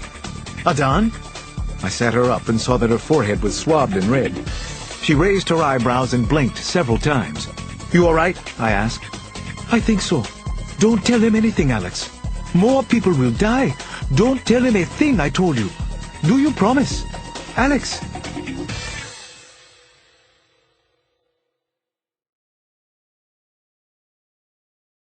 Chapter 108. Blue uniformed cops were running up on either side of our car. When they threw open the doors and grabbed at us, Adan came out easily. I was a lot more work for them. When I was finally pulled from the front seat, I came up swinging, crunching a straight right fist into somebody's chin. It felt good. Then 2 of them flung me down hard onto the pavement. That didn't feel so good. Something popped in my shoulder. Jesus! My arm flew up reflexively, and a wave of pain crashed over me, even as I felt the joint slip back into place. I wasn't sure if I could move the arm again, though. How could I fight them now? The police were yelling on all sides, at least 4 of them screaming in a mishmash of languages I couldn't understand. Then one of them fired his service revolver into the air to make his point crystal clear. Adan was shouting too. "I'm with the Guardian! I am a reporter! Press!" I could see under the car to where she was lying face down on the other side. There were pairs of black shoes moving all around her. Then a pistol was pointed at her head. But that didn't stop her from yelling at them. "Adan Tansi! I'm with the Guardian!" She shouted it over and over, not just for them, but for anyone who could hear in the neighborhood. We had already stopped traffic on both sides of the street. With any luck, Adan had just gone from anonymous suspect to known entity.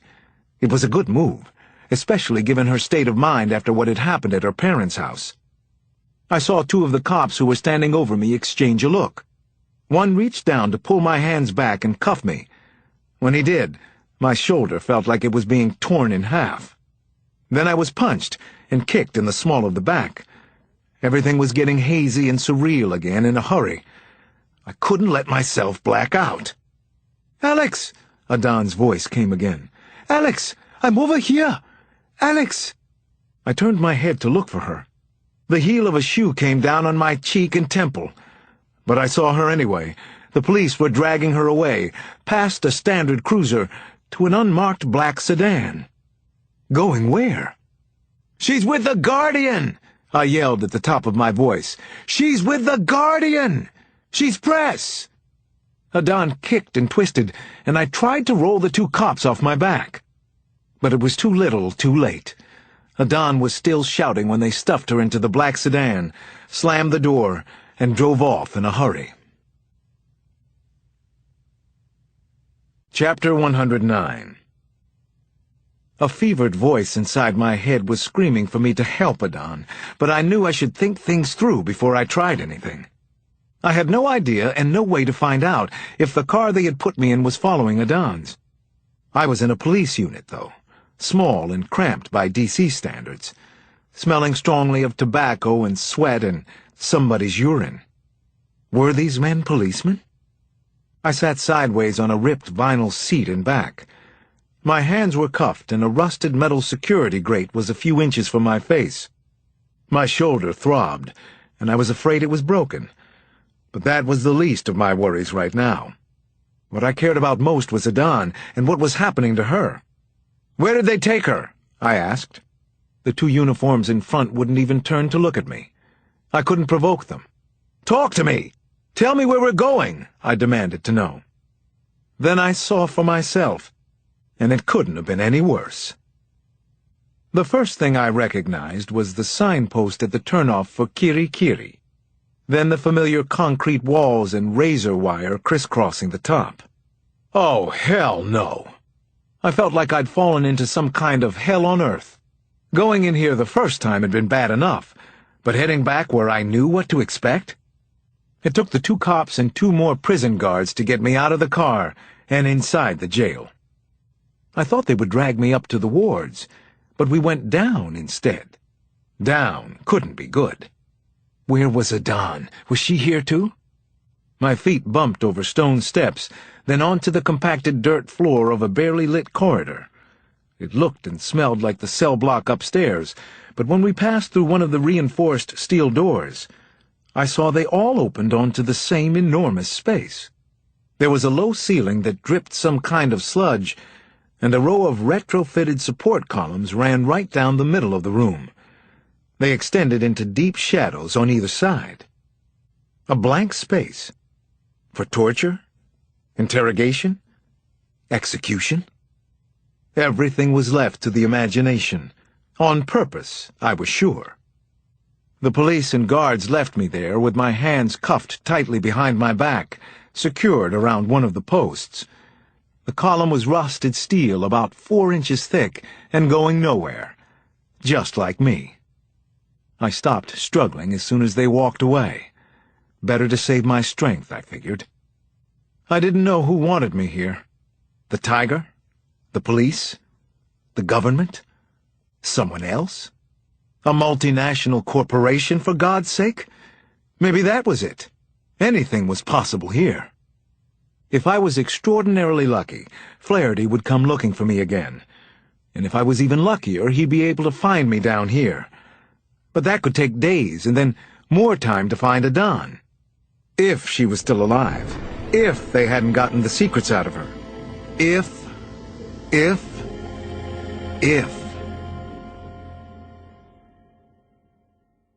Chapter 110. A light came on. 2 lights, actually.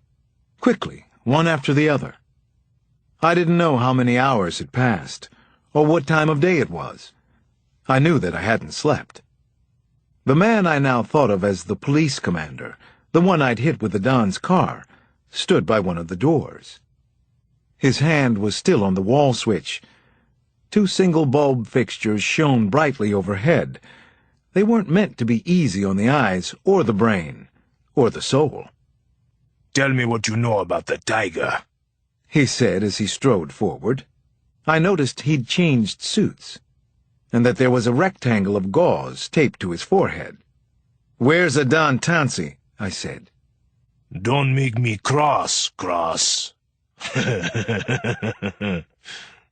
The commander chuckled softly. He'd been a jackass joker the last time, too, I remembered. The accent was Yoruba, and the voice was calm. Too calm. He had more self-control than I would have thought he should, given that I'd tried to run him over and put tire marks on his ugly face. "Just tell me if she's alive," I said. "That's all I need to hear from you." "She's alive. Somewhat." He spread his hands. "Now, the killer you chased here, what do you know? Are you CIA? Or are you working with her, the reporter?" At least he wanted something from me. Quid pro quo was better than nothing, I guess. There are lots of tigers. Killers for hire, I said. You know that. The one I'm after is physically large. He operates internationally, with teams in Lagos and Washington at the very least. I believe his name is Shawande. As of 2 days ago, he was in South Darfur. I don't know where the hell he is now. I paused and stared into his eyes. I'm not CIA. Definitely not CIA. Tell me where she is. His shoulders barely shrugged. She's here, at Kirikiri. No need to worry about her. She's close by. Ah, look! Look at that! There she is now. The news reporter is here. Chapter 111. A police officer I didn't recognize was pushing Adan into the room. She shuffled ahead of him, with a wad of tape stuffed over her mouth. Blood streaked both her cheeks.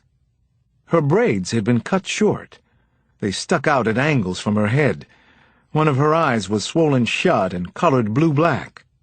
She saw me and nodded that she was okay. I didn't believe it for a second. Now maybe there's more that you can tell me, the commander said.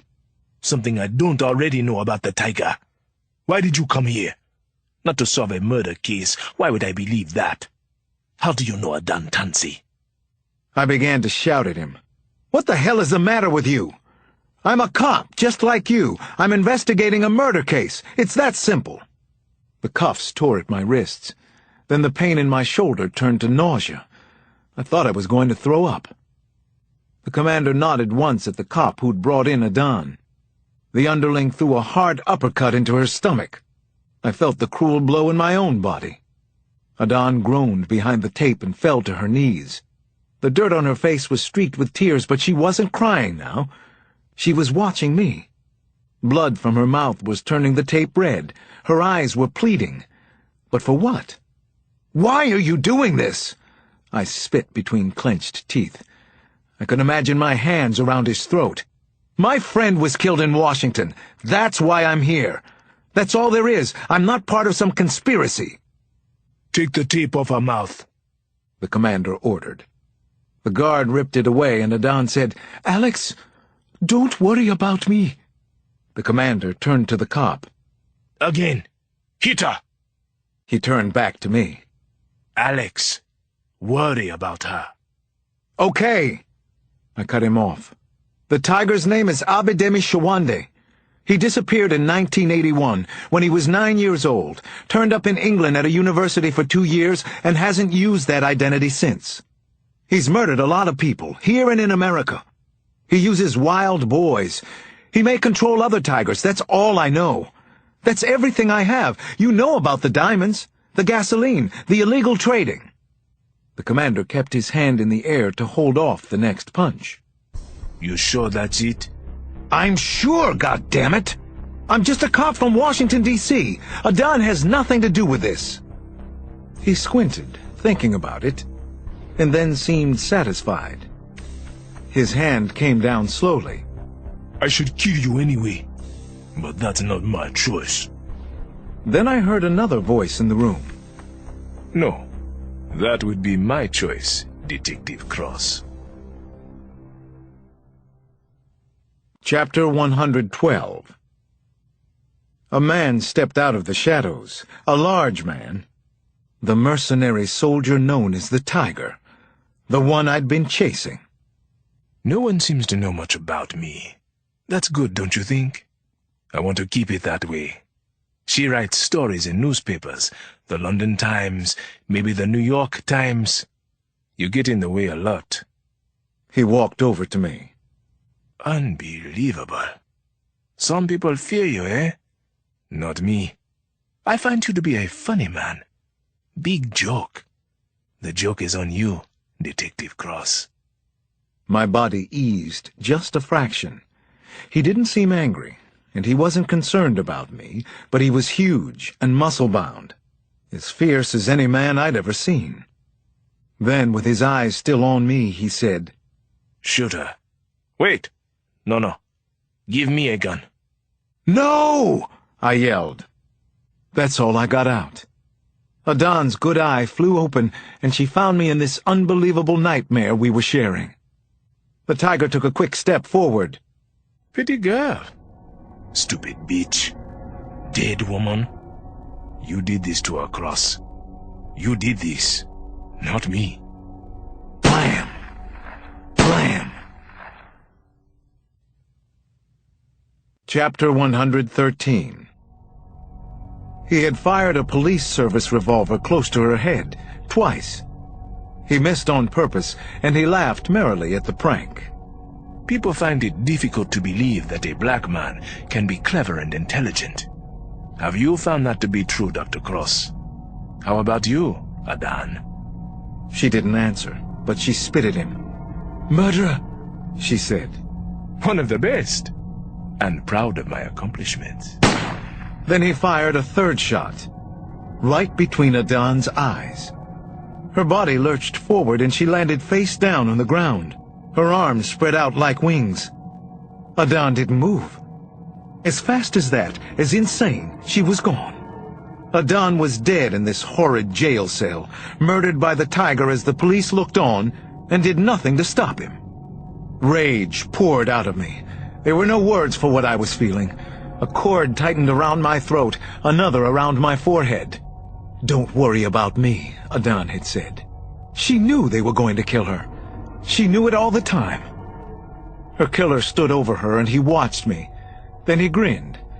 He dropped his trousers, went down on his knees, and committed his final outrage against Adan. Pretty girl. You did this to her. Never forget that, detective. Never. Chapter 114. "Alex, don't worry about me. Don't worry about me. Don't worry." Night had become morning somehow, and I was still alive. I could see that it was light through the black fabric of a hood they made me wear. What's more, I was being moved. The neck cord kept me oxygen-hungry and weak as they dragged me outside. They threw me like cargo into the back seat of a truck or van, a vehicle with a high step and a diesel engine. Then we drove for a long time.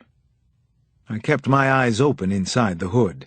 Still, all I could see in my mind was the last moment when Adan was alive.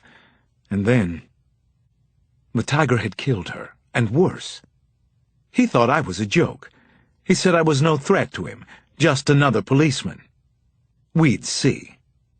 If I lived through the next few hours or so. As the ride continued, I prayed for Adan and for her family. I told them in my own way that this wasn't over yet. Not that it mattered to them, but it did to me. I wondered why I was still alive. It made no sense to me. Another mystery. When we finally stopped, car doors opened on either side of me. Now what? Somebody shoved my head down into the seat. The cuffs were roughly removed. Powerful hands pressed into the small of my back and pushed hard. You go home now. Go. I went flying through the air, but only for a few seconds of uncertainty and terror. Then I landed on stone or cement. By the time I'd gotten up and untied the hood, they were gone, out of sight. Whoever had brought me here.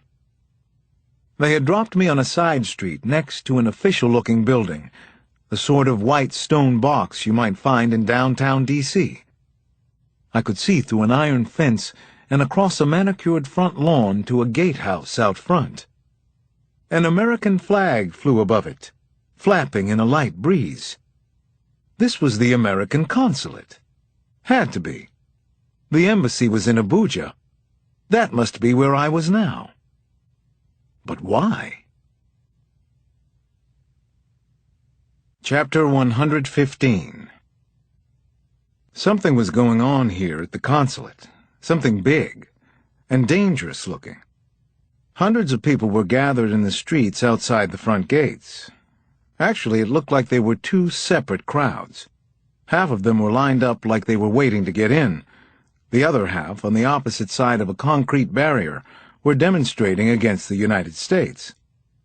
I saw hand-lettered placards that read, U.S. pays the price, and Delta people, Delta rule, and no more Americans. Even from a distance, I could tell it was the kind of scene that could turn ugly or violent at any time. I didn't wait around for that to happen. I walked around the corner, and leading with my good shoulder, I started pushing through the crowd. People on both sides grabbed at me, either because I was cutting in line or maybe because I looked like an American. The shouting on the street side blocked out any other noise around me. One guy got hold of my shirt. He ripped it all the way down the back before I knocked his arm away. The shirt didn't matter to me. Nothing did anymore. Once again, I wondered why I was still alive. Because they thought I was CIA? Because I had friends in Washington? Or maybe because they finally believed I was a cop? I made my way to the main gate. Standing there, filthy and barefoot, with no passport to show, I told the double-chinned Marine who got in my face that my name was Alex Cross, I was an American police officer, and I had to speak with the ambassador right away. The Marine didn't want to hear it. Not a word. I was kidnapped. I'm an American cop, I told him. I just witnessed a murder. Out of the side of his mouth, the Marine muttered, "Take a number." Chapter 116. I was going more than a little crazy now, but I had to hold my emotions in. I had stories to tell someone, information to give, a Don's secrets to share with someone who could make a difference. I got several minutes of healthy skepticism at the gate before I finally convinced a Marine guard to call in my name. The response came back right away. Bring Detective Cross inside. It was almost as if they were expecting me. I wasn't sure if that was a good sign or not. Given my recent history, probably not. The consulate lobby, with its metal detectors and bulletproof glass on all the windows, felt like an urban police station. People were lined up at every desk and window, most of them clearly agitated, waiting to be seen. All the American accents, and a portrait of Condoleezza Rice presiding over the room, played tricks with my mind about where I was, and exactly how I had gotten here. Once inside, I was met by a non-military escort in an off-white suit. He was Mr. Collins, a Nigerian of some unspecified position here. Unlike the Marine who'd brought me this far, Collins was friendly and animatedly answered a few questions as we walked. "There's been at least one rebel attack in River State today," he explained, gesticulating the whole time. "Much bigger than we've seen before. The government won't admit to it, but the independent media is calling it the beginning of a civil war." The populist buzz on the first floor gave way to crisp officiousness and hushed conversations on the second. I was taken straight to the ambassador's consular suite, where I waited outside his office for several minutes, until a dozen men, black, white, and 4 who looked Chinese, walked out all at once. Each of them appeared somber and nervous. No one met my gaze. Or perhaps no one was in the least interested that I was sitting there barefoot and in rags. Mr. Collins politely held the door for me. Then he closed it from the outside. Chapter 117. Ambassador Robert O'Lean was tall and willowy, almost too thin, a silver-haired man of maybe 60. He stood behind his large antique desk, flanked by American and Nigerian flags. 2 aides stayed where they were, on a small couch in an alcove off to one side. "Mr. Cross," he shook my hand, unsmiling. "My God, what happened to you?" "A lot. I won't waste your time. I'm here about a man, a killer known as the Tiger. It's a matter of Nigerian and American security." He swept my words away in the air. "I know why you're here, Mr. Cross. I've been getting all kinds of pressure from Abu Rock about you." "Excuse me? Abu Rock?" "The capital. It seems that the only one who wants you in Nigeria is you. The CIA has actually saved your life here, haven't they?" Now, I was a little dumbstruck. to add to my general numbness and dizziness about what had happened recently. The American ambassador knew about my presence here? Was someone taking out billboards about me or something? "We're sending you home today," O'Lean continued, with finality in his voice. I looked at the floor and back at him again, trying to keep it together. "Sir, the man I'm chasing is a mass murderer.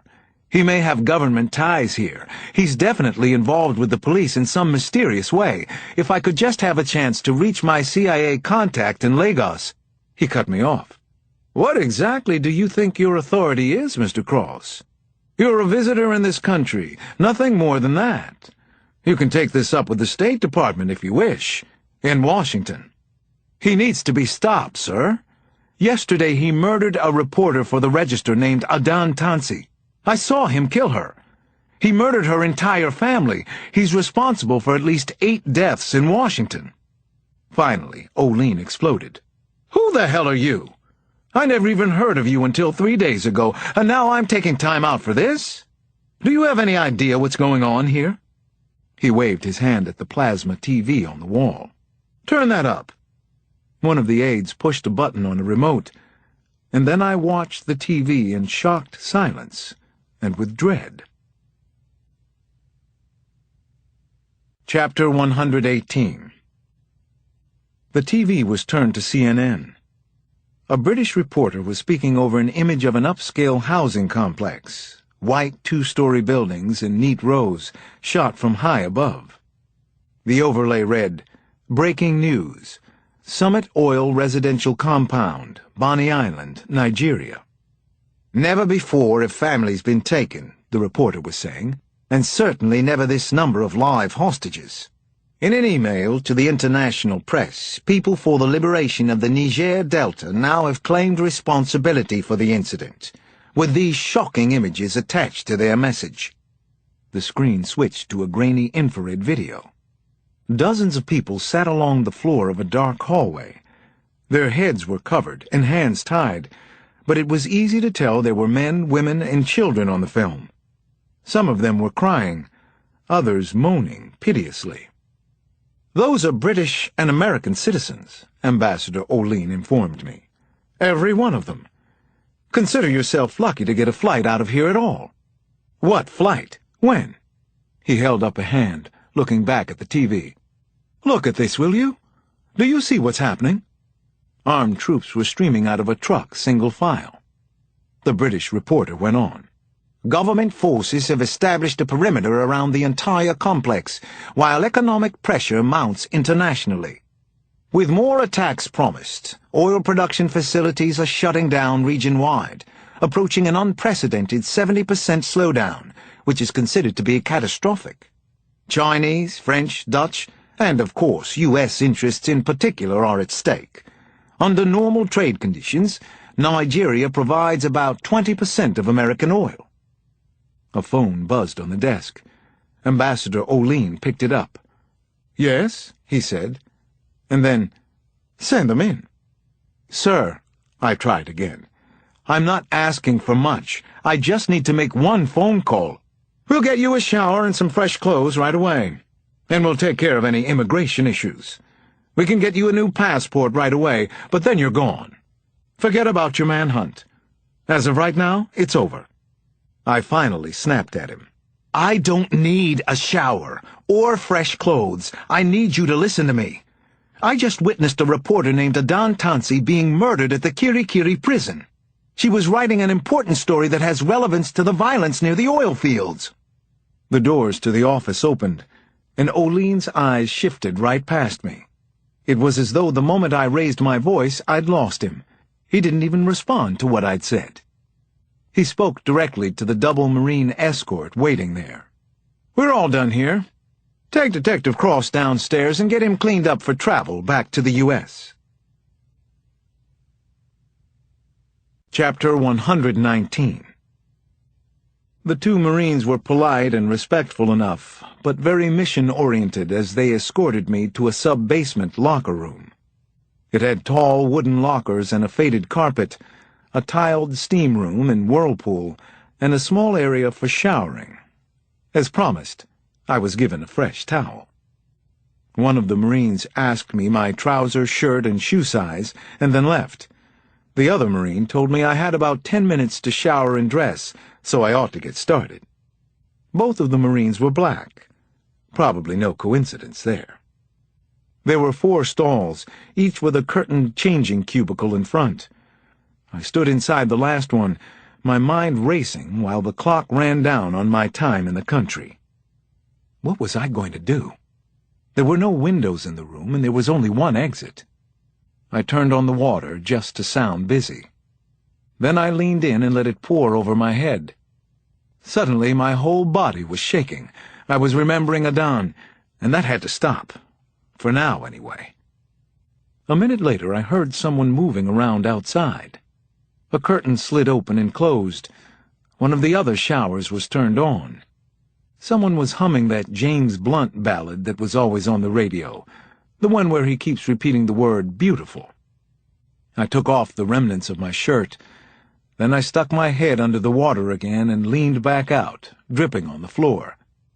"Hey, can you get me another towel?" I asked the guard. I had noticed there were stacks of them by the entrance when we'd come in.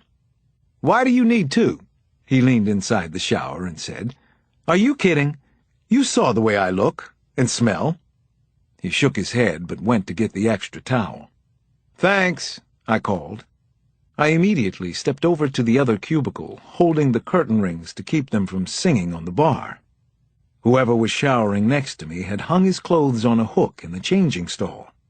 I rifled through the pants pockets and found just what I was hoping for: a cell phone.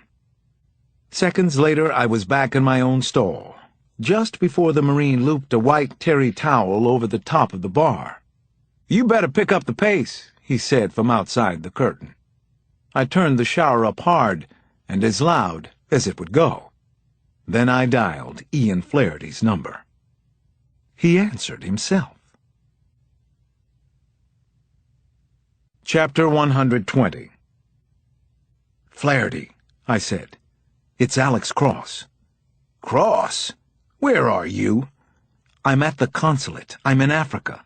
They're sending me out of the country. It's going down right now. I need you to talk to someone and get it stopped. I'm close to the bastard. The tiger." He didn't even pause before he answered. "No can do. I can't cover for you anymore." "I don't need you to cover for me. Adan Tansi is dead. He killed her. I need you to make a call or 2. I can break this case now." "You don't get it," Flaherty said. "You're done over here. Game over. Go home and stay there. Forget about Abi Shawande, or whatever his name is now." The water in the other shower stopped. The man in there started whistling. I hit the heel of my hand against my forehead, putting it all together. Flaherty hadn't been covering for me at all. I had this all wrong, right from the beginning. "I was covering for you, wasn't I said. The whistling in the next stall stopped for a second, and then continued. "That's why you wanted people thinking I was CIA. I was out in the open. While you played covert, I was a useful distraction." "Listen," I could hear in Flaherty's voice that he was done. "I've got to run. We saved your bacon a couple of times. Be thankful. There's a war going on here. Get the hell out of Dodge. Call me from the States. Flaherty!" He hung up at the same time that the shower curtain flew open. The Marine who'd fetched the towel was there and looking totally pissed off. He pushed me into the wall and pinned my wrist. I didn't struggle with him. For one thing, my shoulder was howling with pain. When he reached for the cell phone, I just opened my hand and let him take it. Game over, all right. I was going home, whether I wanted to or not. Honestly, I had mixed feelings. Chapter 121. I left the consulate pretty much the way I'd left Kiri Kiri, as a captive, this time of the American government. I wondered if I could possibly get away again. And did I really want to? One of the Marine escorts drove while the other sat in back with me. Worse, they had handcuffed me to him. I guess they'd decided I wanted to do this the hard way. The main gates to the consulate were closed as we drove toward them. No one was waiting to get in anymore. The demonstrators had swollen in number, though. They were lined along the fence, holding on to it like they would jail bars, cursing against all things American, as well as the life that fate had dealt them. Once we were through the main gates, the crowd closed in around us. Bodies pressed against the car windows, palms slapped on the glass, and fists beat the roof. I could see anger and fear in their eyes, the frustration of lifetimes of injustice and misery. "What do these people want?" the young Marine in back with me asked. His name tag said Owens. "Those hostages in the Delta are Americans and Brits. They're probably gonna die." "What do they want?" the Marine at the wheel said. "They want us not to be here." And nobody wants me here, I was thinking, not even the Americans. Nobody wants to hear the truth, either. Chapter 122. The roadways to Murtala were even more crowded and bustling than the last time I'd been here, if that was possible. We parked at the very same airbase Adan and I had used to go to Sudan. We had to take a shuttle from there. The bus was jammed with American families presumably headed home, or at least out of Nigeria. Everyone was talking non-stop about the terrifying hostage drama in the Delta. No one had been freed yet, and everybody was afraid the hostages would be killed soon. The surprise to me was how little attention anyone gave to two men handcuffed together. I guess these people had other things on their minds besides me and my Marine Guard. The terminal at the airport was overflowing, noisy, and as chaotic as the scene of a bombing. We burrowed our way into a security office to arrange a walkthrough to the plane. Apparently, the handcuffs weren't coming off until I was buckled in tight and pointed toward home. The waiting area was packed, like everywhere else, with all eyes turned toward a single TV. It was tuned to an African channel. The female reporter had a Yoruba accent, just like Adan's, and it was the strangest thing, but that's what finally put me over the edge. Tears started to roll down my cheeks, and I began to shake as if I had a fever. "You okay, man?" the Marine cuffed to me asked. He seemed like a good man, actually. He was just doing a job and doing it well. Yeah, I said. "I'm fine." Still, I wasn't the only one crying in the room. With good reason. Nigerian troops had moved in on the Bonny Island complex in what was supposed to be a rescue mission. Instead, all 34 hostages were now dead. Open fighting had broken out all through the Delta region. Riots were reported in at least 2 other states in the south. The images of the slaughtered hostages were shocking by American news standards. The hostages were lying on the floor of the corridor, adults and children both. The bodies were slumped and fallen, draped over one another, with blood-stained clothes and hoods still over their heads. One woman near me let out a piercing scream. Her family was still down in the Delta. Everyone else was quietly fixated on the screen. "Governor's offices in Rivers, Delta, and Bayelsa states have issued warnings," the reporter went on. "Local citizens are urged to avoid all but the most necessary travel for at least the next 24 hours. Full curfew is in effect. Violators will be arrested or possibly shot." The Marine cuffed to me. Owens spoke. "Your plane is boarding. Let's go, Detective Cross. Hell, I wish I could go with you. I'm from D.C. myself. I'd like to go home. I miss it. You have no idea." I took a number from Owens and promised to call his mother when I got back. A few minutes later, we were all being led out to the airplane. I heard someone call my name, and I looked to one side, toward the terminal building. What I saw there froze my blood and seemed to change everything. Father Bambata was looking right at me, and he raised his small hand and waved. Standing beside him, towering over the priest, if he was indeed a priest, was the tiger, Abi Shawande. The monster ran his thumb across his throat. What was that supposed to mean? That this wasn't finished? Hell, I knew that. It wasn't over by a long shot. I had never given up on a case yet. But maybe the tiger already knew that. Part 4. Home Again, Home Again. Chapter 123. I knew I had failed. And I knew and had known for a long time that I'd already witnessed and investigated enough murders and bloodshed to last me for a couple of lifetimes. Nothing had prepared me for the insane mayhem and horrors of the past few weeks. Torture and episodes of genocide, suffering by innocent women and children. Finally, the senseless murders of Adan Tansi and her family. I wanted nothing more than to escape into sleep for a few hours on the plane to London, where I would eventually connect with the flight to Washington. But I couldn't stop the terrible nightmare images from my time in Africa. Again and again I saw Adan's murder and rape by the monstrous tiger. And what had come of the murders of Adan and her family? What had been accomplished beyond a failed chase after the killer called Tiger? What of all the other deaths here that would never be avenged or even properly memorialized? What of the secrets Adan had shared with me? I woke with a shiver as the flight descended into London's Gatwick. I had slept some, and now I felt groggy and had an upset stomach and a splitting headache. Maybe it was just my paranoia, but the Virgin Nigeria flight attendants seemed to have avoided me for most of the trip. I needed water now and an aspirin. I signaled the attendants who were collecting cups and soda cans before we landed. "Excuse me?" I called out.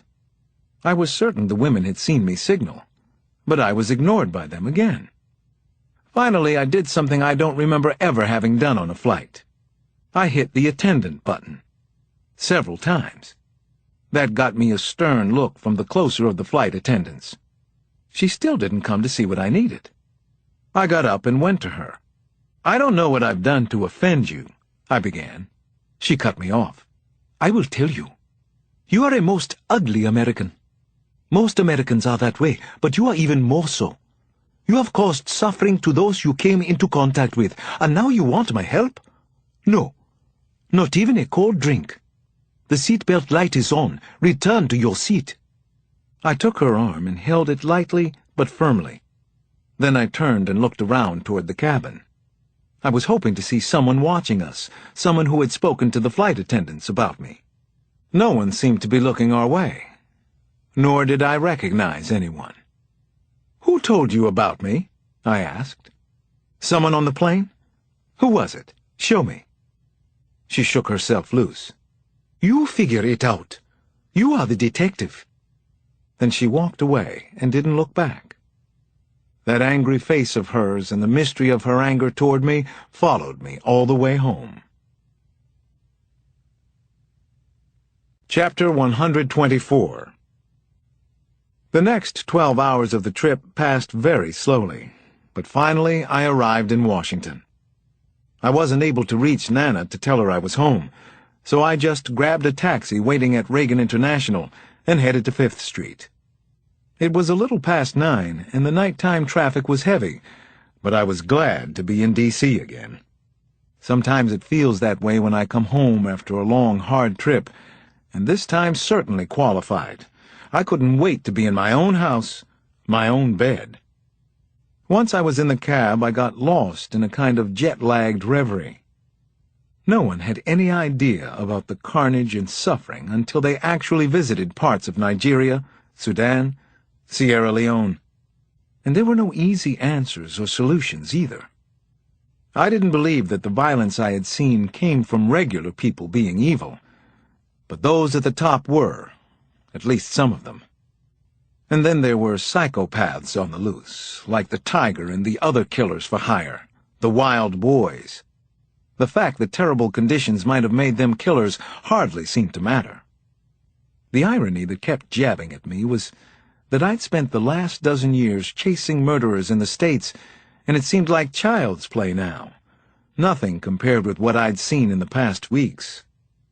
I was shaken out of my reverie when the cab slid over to the side of the road. What was wrong now? I was home and still misfortune followed me? What? A flat tire? The driver peered back and nervously announced, "Engine trouble. I am sorry, very sorry." Then he pulled a gun and yelled, "Traitor, die!" Chapter 125. Somebody was stubbornly ringing the front doorbell at the Cross House, ringing it again and again and again.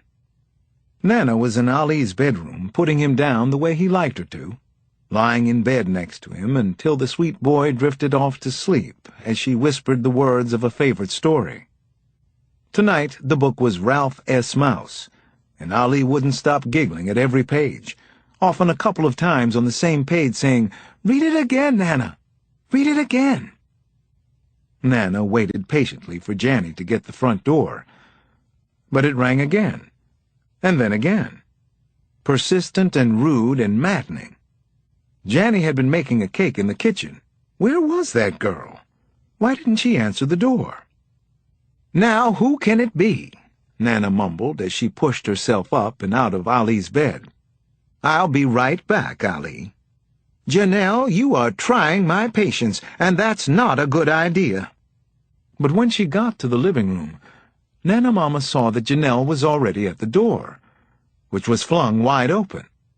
A strange boy in a red Houston Rockets basketball shirt was still ringing the bell. "Are you some kind of a crazy person?" Nana called out as she hobbled quickly across the foyer. "Stop that bell ringing this instant! Just stop it now! What do you want here so late? Do I know you, son?" The boy in the Rockets jersey finally took his hand off the bell.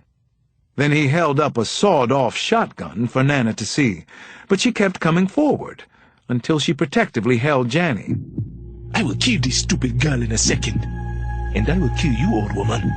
I will not hesitate just cause you're the detective's family." Chapter 126. It all happened so fast in the taxi and caught me completely off guard and unprepared, but I saw a chance and I had to take it. I didn't think the cab driver was an experienced killer. He'd hesitated instead of just pulling the trigger and shooting me. So I lurched forward and grabbed the gun in his hand at the same time. Then I smashed his wrist against the taxi's metal partition. I smashed it again as hard as I could. The man yelped loudly, and he let go of the gun. I pulled it away and swung it toward him. Suddenly, he ducked low and then flung himself out the front door. I jumped out the back door, but he was already scampering down a grassy hill. Then he disappeared into a thicket of woods off to the side of the highway. I had a shot with his gun, but I didn't take it. He'd called me traitor, just like the flight attendant. Did he believe that, or was he doing what he'd been told? I pictured the man's face, gaunt, a goatee, maybe in his mid-20s. A soldier? A thug? His accented English showed hints of a Nigerian dialect. So who had sent him after me? The tiger? Somebody else? Who? I tried not to speculate on conspiracy theories right now. Not here. Not yet. The keys were still in the ignition, and without much deliberation I decided to drive the taxi home. I'd call Metro once I was there. But what would I tell them? How much of this strange and disturbing story? And how much would I tell Nana? She wouldn't be happy to see me like this, driving a cab, taken from the driver who had wanted to kill me. Chapter 127. It took only a few minutes for me to get to the house on 5th Street. I parked the cab out on the street. Suddenly I was sprinting toward the house. On the way home I had started to worry about Nana and the kids. Was everyone all right? Maybe this was just more paranoia on my part, but maybe it wasn't. The tiger went after families, didn't he? And someone had just tried to kill me. I wasn't making that up. I was startled by Rosie the cat, who snuck up behind me on the front lawn. Who had let Rosie out? She was a committed indoor cat. I could see she was highly agitated. Why was that? What had happened? What had Rosie seen? "Nana!" I called as I ran up the front steps. "Nana!" I turned the knob. and the door wasn't locked. That wasn't right either. Nobody left their doors unlocked in Southeast, especially Nana. "Nana! Kids!" I called as I let myself in and began hurrying through the downstairs part of the house. I didn't want to scare them just because I was frightened out of my skull. Still, I stopped in the kitchen because it was a complete disaster area. I'd never seen it like this. It looked like someone had been making a cake and stopped in the middle of things. But that wasn't all that had happened here. Chairs had been turned over. Plates and glasses were broken on the floor. So was a mixing bowl that looked like it had held vanilla frosting. Nana had been making a cake. Lucky for me. I pulled out the gun I'd taken from the taxi driver. Then I started upstairs, unable to get my breath. I tried not to trample on Rosie as we hurried up there together. Quietly. And quickly. Chapter 128. I checked all the bedrooms on the second floor, then my office in the attic. Finally, I went down to the cellar. There was nothing, no one, anywhere in the house. Finally, I called Metro and reported the possible kidnapping of my family. Within minutes, 3 cruisers pulled up in front. Their roof lights were flashing ominously. I came outside just as Sampson arrived. I explained to John what I knew so far. He stood with me on the porch where I was holding Rosie, holding on to her for support, really. Everything felt unreal, and I was numb from my head to my feet. "It's the tiger. It has to be him. Something about what happened in Africa," I said to John. "I almost got shot on the way from the airport." I pointed toward the taxi sitting on the street. "Cab driver pulled a gun on me." "They're alive, Alex," Sampson said, and put an arm around me. "They have to be." "I hope you're right. Otherwise they would have killed them here, like Ellie and her family." "They must think you know something." "Do you, Alex?" "Not very much," I told Sampson, but it was a white lie. I heard a woman scream then, "Alex! Alex!" Bree. She was running down the block from where she'd had to leave her car. The police had completely blocked off 5th Street now. It was starting to look like one of those gruesome crime scenes that I hated to be called in on. Only this time, it was my house, my family. "What is it, Alex? I just got the call, saw the address. What happened?" "Somebody took Nana, Ali, and Janny," Sampson told Bree. "That's what it looks like." Bree came into my arms and held me tight. "Oh, Alex. Alex, no." She made no empty promises, just gave me the only comfort she could. Her embrace, a few whispered words. "No note? No message?" she finally asked. "I didn't find anything. We should look again. I don't think I was too clear-headed the first time I looked. I know I wasn't." "You think you ought to go back in there right now?" she said, and took my arm. "I have to. Come with me. Both of you, come." We all went back into the house. Chapter 129. While Bree and Sampson started looking around, I called Damon's school and talked to the headmaster, then got Damon on the line. I told him to pack some things. We would be moving him soon. Sampson had already made the arrangements for him to be picked up. "Why do I have to come home?" Damon wanted to know. "You're not coming home right now. Not yet. It isn't safe here, not for any of us." I joined Bree and Sampson, and we searched the house for several hours, but there was nothing for us to find. No message left anywhere. The only evidence of a struggle was the mess in the kitchen and a tangled runner in the foyer. I thought to check my computer, but there was nothing there either. No messages had been left anywhere. No threats, no explanation of any kind. Was that the message? I decided to place a call to Lagos next. It was 8 a.m. there. I reached Ian Flaherty's office, but he didn't pick up himself this time. "Mr. Flaherty's not here at the moment," said his assistant. She sounded nervous. "Do you know where he is, or when he's expected back?" I asked her. "It's important that I talk to him." "I'm sorry, I don't. There's a lot going on here, sir. It's a very bad situation." "Yes, I know. May I leave a message for him?" Of course. Tell him that Alex Cross is back in Washington. They've taken my family. I think it's the tiger or his people who did this. I need to talk to him. Please make sure that he gets this message. It could be a matter of life or death." "Yes, sir," said the assistant. "It always is." Chapter 130. Samson, Bree, and I stayed in the house another hour or so. We searched every room again, looking for anything to work with. But I understood that the two of them were here to make sure I was all right, especially since I was showing a few cracks. Finally, I told John to go home to his family and get some sleep. No one had called or tried to get a message to me. "There are 2 squad cars outside," Samson said. "They'll stay here the rest of the night. Don't argue with me about it." "I know, I can see them." "That's the idea, sugar. They're supposed to be seen." "Make sure they're on their toes," Bree said. "I'll be here too. Tell them I'll be checking."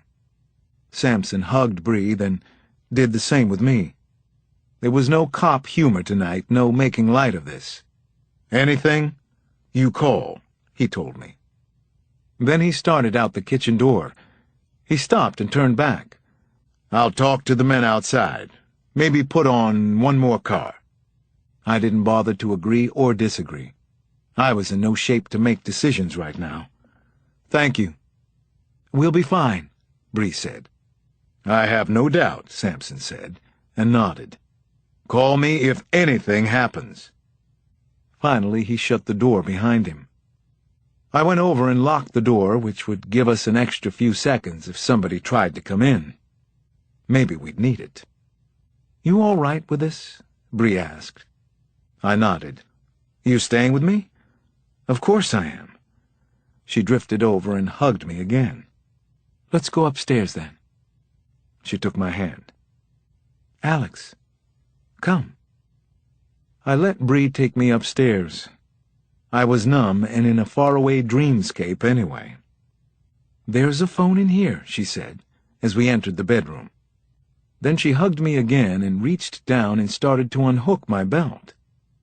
I didn't think that was what I needed, but I was wrong about that.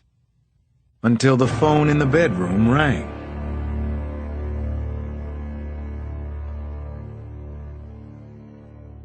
Chapter 131. The calls to the house started a few minutes past 4 in the morning. Hang-ups, one after the other, virtually non-stop. The calls were emotional torture for me, but I answered every time, and I didn't dare take the phone off the hook. How could I? The phone was my lifeline to Nana and the kids. Whoever was calling had them. I had to believe that. Bree and I held each other through the night, probably the worst night of my life. I told her some of what I'd done and seen in Africa, about the horrors and Adan and her family, their senseless murders. But I also talked about the goodness and naturalness of the people, their helplessness, caught in a nightmare they hadn't created and didn't want. "And this tiger, what more did you learn about that bastard, Alex?" "Terrorist, assassin, seems to work both sides of the street, anyone who pays him. He's the most violent killer I've ever seen, Bree. He likes to hurt people. And there are others like him. It's a name they have for killers for hire. Tiger." "So he took Nana and the kids? He did this? You're sure about that?" "Yes," I said as the phone rang again. "And that's him." The phone kept ringing, and I began to pace around the house, going from room to room, thinking about my family all the while. Rosie followed me everywhere. In the kitchen, Nana's favorite cookbook was still out, The Gift of Southern Cooking. I checked and saw it was open to a starred recipe for chocolate pecan cake. Nana's famous gabardine raincoat was draped over the back of a kitchen chair.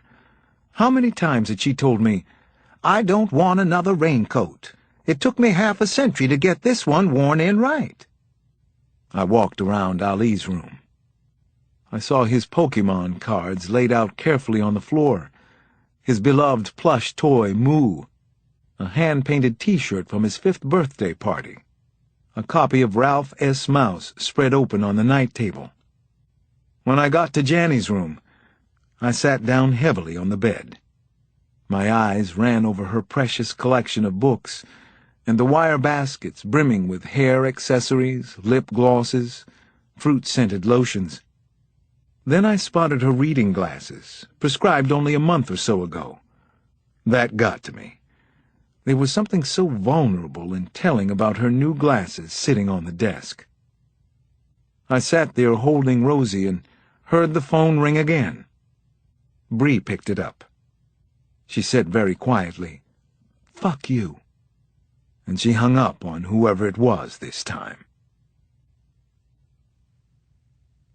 Chapter 132. I was going to get my family back. I had to believe that.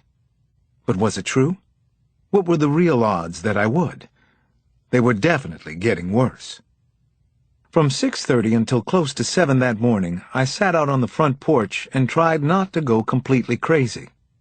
I thought about taking a drive to see if it would relax me, but I was afraid to be away from the house for any length of time. At a little past 7, the phone hang-ups stopped, and I got about an hour of sleep. Then I showered and dressed and called in one of the patrolmen from the street. I told him to take any calls for me and gave him a cell number where I could be reached. At 9, Bree and I attended an emergency meeting at the Daily Building. I was surprised to find about a dozen officers inside the conference room. These were top people, too, the best in Washington. I understood that it was a show of support and concern for me. Most of the detectives were people I'd worked with on other cases. Chief of Detectives Davies, Bree, and Sampson had reached out to officers with street connections who might help locate my family. If anyone could. Chapter 133. From there, the day got stranger and stranger for me. At 11 o'clock, I faced a smaller group inside a windowless conference room at CIA headquarters out at Langley. The atmosphere in the room couldn't have been more different from the one at Daly. Everyone except me wore a suit and tie. The body language was stiff and uncomfortable. No one wanted to be here except me. I needed their help. A case officer from the National Clandestine Service named Merrill Snyder greeted me with a firm handshake and the unpromising line, "Thanks for coming to see us, Dr. Cross." "Can we start?" I asked him. "We're just waiting for one more," Snyder said. "There's coffee, soft drinks." "Where's Eric Dana?" I asked, remembering the leader's name from the last time I'd been out to Langley. "He's on vacation. The man we're waiting on is his superior. Sure you don't want some coffee?" "No, I'm fine. I don't need any more caffeine this morning, trust me." "I understand. You still haven't heard from whoever abducted your family?" Snyder asked. "No communication?" Before I could answer him, the door to the conference room swung wide open. A tall, dark-haired man in his early 40s, wearing a gray suit and silver and red striped tie, entered. He carried himself like someone important, which he probably was. And right behind him came Ian Flaherty.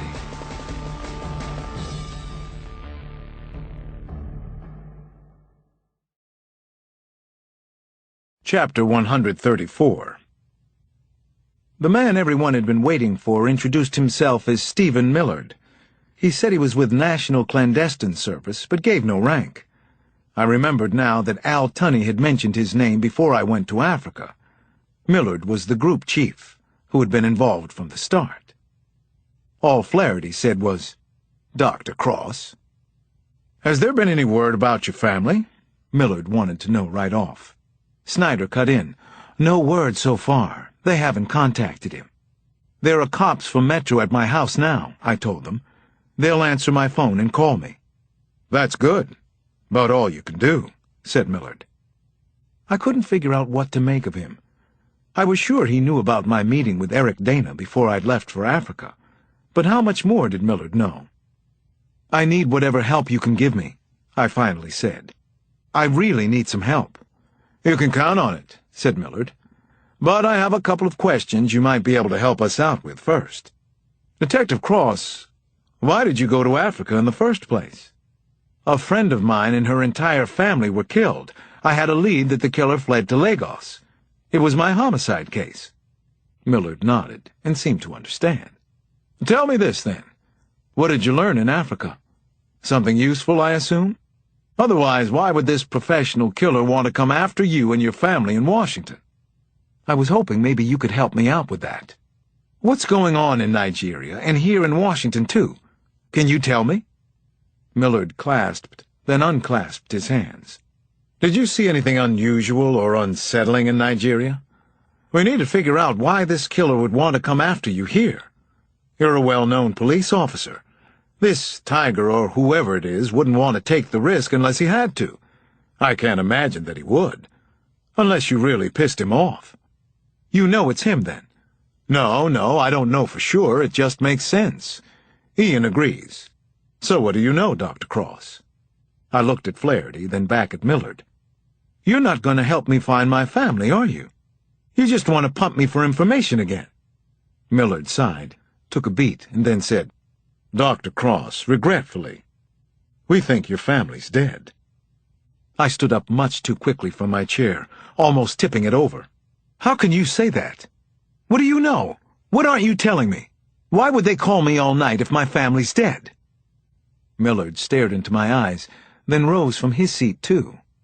You were advised not to get involved in this. I'm sorry for your loss. We'll help if we possibly can.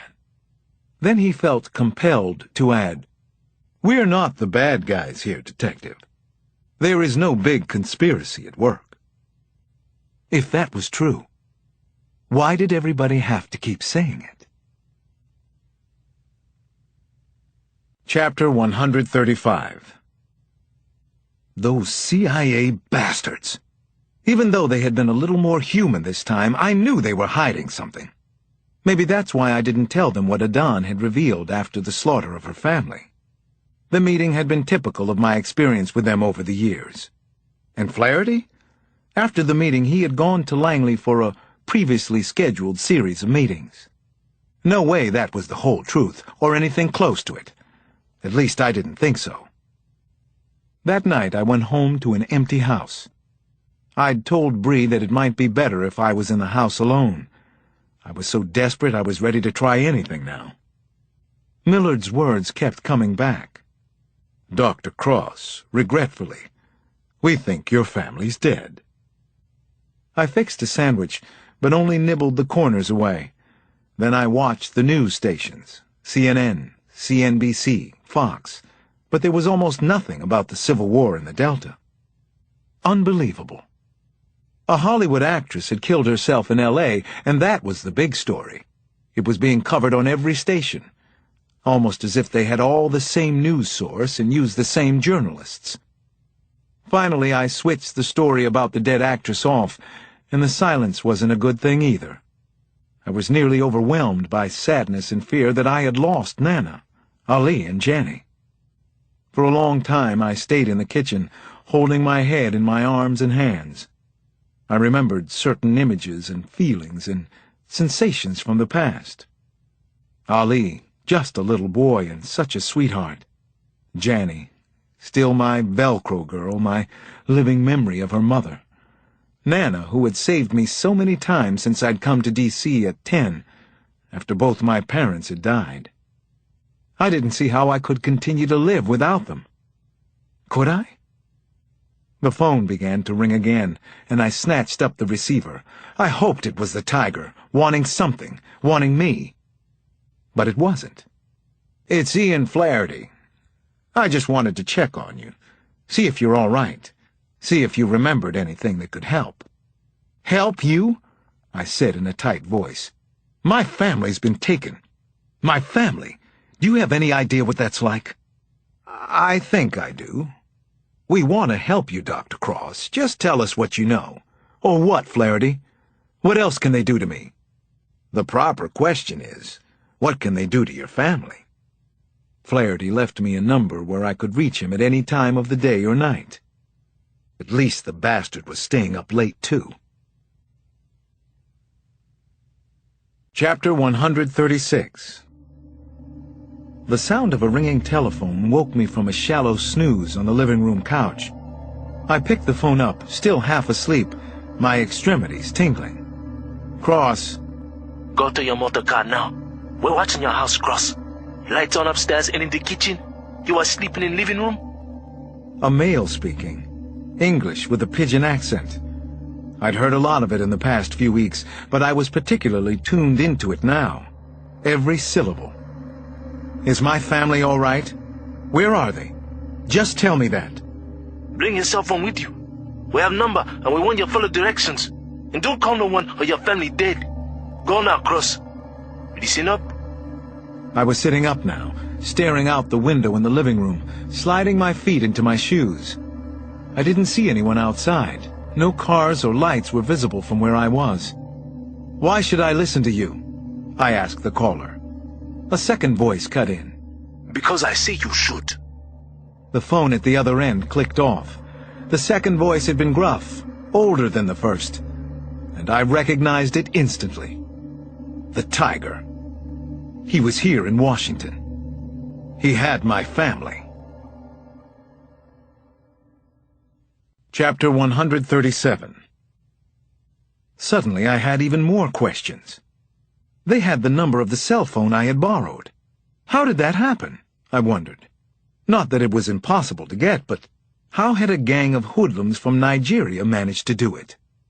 I wasn't inclined to conspiracy theories, but it was getting harder and harder to deny the obvious. Someone wanted to know what I had found out in Africa, and to shut me up for good. Maybe a minute after the call ended, I walked out on the front porch, which I'd decided to keep dark for now. I still couldn't see anyone watching on the street. Were they here? Had they left already? Did they have Nana and the kids in a nearby truck or van? I didn't want to play the target any longer than I had to. I hurried down the steps and got into the Mercedes, the family car that I had bought for safety. I started it up, then began to back out of the driveway, feeling the car's power. I felt like I needed that, the help of some external force. The cell phone shrilled, and I stopped. You continue to be a fool. It was the older male again. I wanted to curse him out, but I said nothing. He might have my family. That was a hard thing to hope for, but I did anyway. I had to hope for something. He laughed into the phone. What's funny? I asked him. You are? Don't you want to know which way to turn out of your driveway? Which way? Make a left. Then you follow my directions, straight to hell. Chapter 138. He stayed on the line as I drove along 5th Street, but didn't say much of anything, and nothing to help me figure out what I should do next. I was trying to think things through, to make some kind of plan, anything that might work, maybe even a wild hunch. Let me speak to my family. I spoke again. Why should I? I thought about stepping on the brakes, making a stand here, but he had every advantage right now. Which way? I said. Make a right, next corner. I did as I was told. The fight in Africa is not your fight, white man. I listened to the Tiger spitting rage as I drove along Malcolm X Avenue in Southeast. You should drive faster, he said, as if he were right there in the front seat, watching me.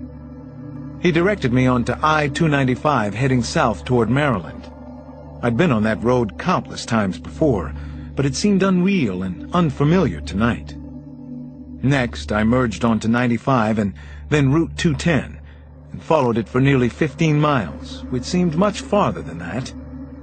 Eventually, I found myself on 425. His voice went low. Let me tell you something that's true. You are only coming to collect the bodies. You want the bodies, don't you? I want my family back, I said. He only laughed at that. I said little more to the Tiger unless he asked me a direct question, and he didn't seem to care. Maybe he wanted to hear himself talk. I needed to put the rational part of my mind in another place, so I listened to his threats, his cruel insults, but I just let them flow over me. It wasn't hard, because I was numb anyway. I was here, but I wasn't. Chapter 139. Pull off the road. He commanded. I did as I was told. There didn't seem to be any other vehicles around. I didn't think I had passed anyone since I'd gotten onto Lalo's Nick Road, somewhere in Maryland, around Nanjamoy. But I wasn't completely sure. How could I be? I was that out of it, that nervous and afraid, that petrified. Take the next right, at the corner. Don't miss the turn. You better hurry now. Hurry! I made the turn, then drove straight ahead as I was told to do. The trees and bushes surrounding the road appeared black and very thick, possibly because my peripheral vision was narrowing in the dark. Above me was a big sky filled with stars. I was reminded of Janny, her love of the stars. But then I forced the sentimental thought out of my mind. Nothing sentimental, not now. Maybe never again. Stop your motor. Get out. Do exactly as I see. That's what I'm doing. Chapter 140. You see the farm ahead? Come and get your family. You can collect the bodies now. I know you can't believe it, but it's true. They're all dead, Dr. Cross. Come to the farm and see. My heart was floating as I started sweeping forward through tall grass and bushes toward the small farmhouse that was still a couple of 100 yards away. My legs and arms felt numb, like they were part of somebody else. I tried to calm myself by taking slow, deep breaths, then by not thinking at all. Finally, by gathering my hatred for the tiger into a small, tight ball that could explode at the proper time. You remember how you found the Cox family in Georgetown? This is better. He taunted me. You made it happen, detective.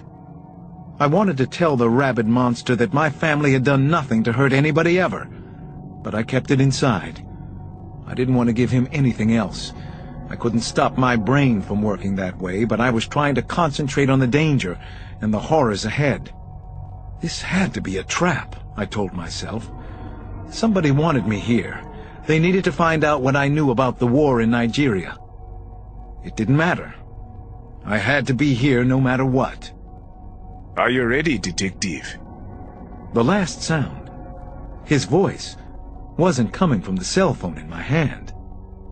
Then the tiger stepped out from the bushes. You ready for me? You want the mystery solved? Chapter 141. Finally you listen. Only it's too late, fool. The killer spoke in a loud, cocky voice as he moved toward me. 2 young thugs were at his sides, Houston Rockets and a blunt-faced boy who aimed a flashlight at my eyes. "Where's my family?" I said, staying on message as best I could under the circumstances. What difference does it make? One family? You make me laugh. All you pitiful Americans. Everyone laughs at you all over the world. He pulled out a hunting knife and showed the long, thick blade to me. He didn't say anything about the knife. He didn't have to. I had seen what it could do at Ellie's house. "Where are they?" I asked again. You think you get to ask the questions? I can make you scream, beg for death. Your life is nothing to us. We say yeah, useless, worthless. Your family? Nothing. Yeah. It means useless. The tiger came up close, and I could smell his sweat and tobacco on his breath. He held the knife close to my throat. Say it. I am nothing. Say it. You want to know about your family? He screamed in my face. Say I am nothing. "I am nothing." He cut me across the biceps. I didn't look at my arm, but I knew I was bleeding. I wouldn't show him weakness, no matter what happened to me now. Flesh wound.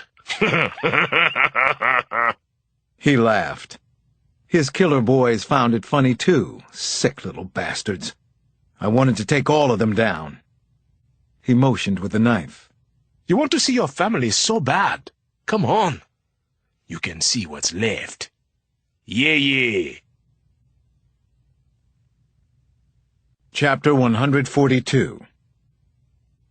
I stumbled forward toward the deserted-looking farmhouse standing in shadowy darkness, and I wondered if Nana, Ali, and Janny really were in there. The closer I got, the less likely it seemed to me. I was afraid I had been living in denial all this time, for days now. Suddenly I found it hard to walk, to stand even, but I made myself go on, step by step, toward the dark farm that held secrets I maybe didn't want to know. There was a narrow dirt path winding up to the house, and I trudged along a few paces in front of the tiger and his killers. Were these the same bloodthirsty devils who had murdered Ellie's family? Was the one in the Houston Rockets shirt the bad lieutenant? Had he traveled back and forth from Africa with the tiger? What was their connection with what was happening in Lagos and down in the Delta? Could a civil war become a world war? Was it starting in Africa this time?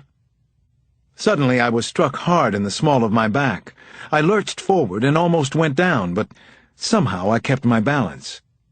Then I whirled around and saw Houston Rockets holding the butt end of his rifle. He was going to hit me with it again. "Stop right there!" I yelled. "You punk, you little coward!" I wanted to go after him so badly, to wring his neck and break it. The tiger laughed, either at me or at his vicious killer. No, Hakim. I want him conscious. Open the front door, Cross. You are the detective. You made it all the way here. Now you will see. Open the door. Solve the great mystery. Chapter 143. I turned the rusty knob, then pushed hard on the sticking wood-frame door. It opened with a loud whine. At first I couldn't see much, even with the faint glow from the flashlight held behind me. "Where are they?" I asked. Go in and see. You wanted this. Proof of death? I walked into the house and still couldn't see anyone in there. My heart was racing. Everything in the first room smelled of mildew, of dirt and age, maybe of death. I can't see anything. It's too dark. Suddenly a light went on. A living area was illuminated.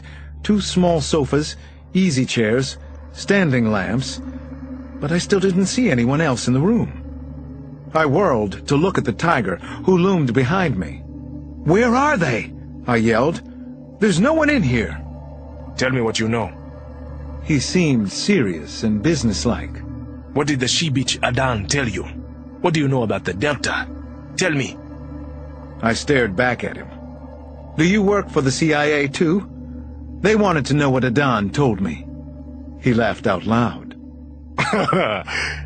I work for anybody who pays me. Tell me what you know. "I don't know anything. I found out nothing in Africa. If I had, don't you think I'd tell you? I saw you kill Adan Tansi. That's what I know, only what I saw with my own eyes." Someone stepped out of an adjoining hallway.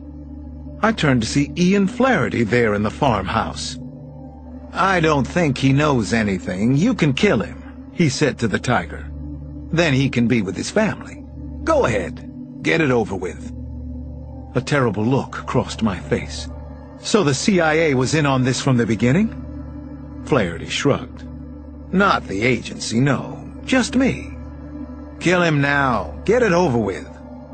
Then another voice was in the living room. "You get to die first, asshole." Samson stepped into view.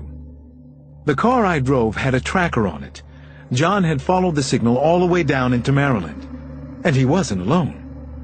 "It'll be a dead tie," said Bree. She came up alongside Samson. "You and the tiger both die. Unless you start talking to us. Where are Nana and the kids?" The punk in the Houston Rockets shirt pumped his gun. Bree shot him in the left cheek under his eye. He screamed, then dropped. The tiger dove back out the front door. "I'm not armed," said Ian Flaherty, and raised both hands in the air. "Don't shoot me. I don't know what happened to your family. That wasn't my doing, none of it. Don't shoot me." I drove my shoulder hard into Flaherty's chest, and then ran past him after the tiger. Samson threw me a gun on the way out. "Use it!" he yelled. Chapter 144. It was dark outside, scarily black and cold as the middle of winter.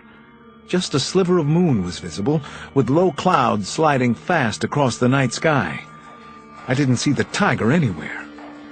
But then I caught a wisp of movement to the right of the dirt trail we'd taken to the house. "Alex!"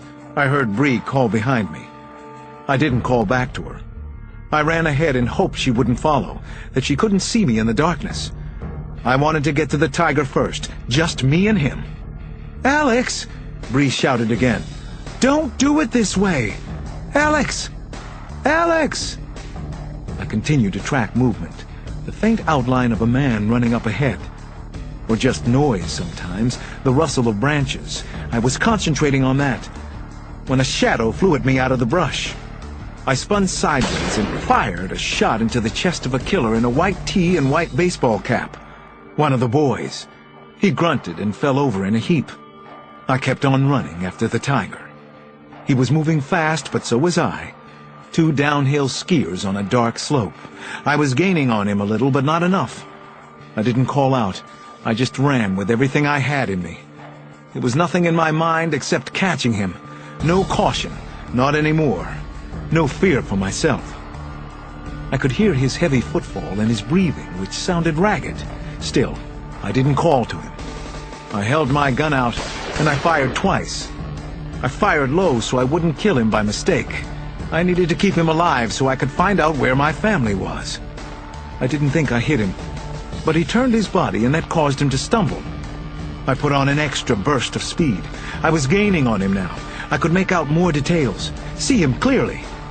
Then I dove for his legs.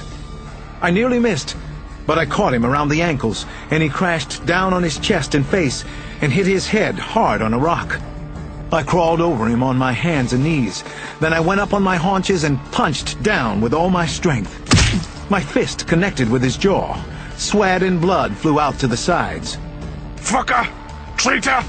He growled like a jungle cat under attack. "My family! Where are they? What happened to them?" I shouted.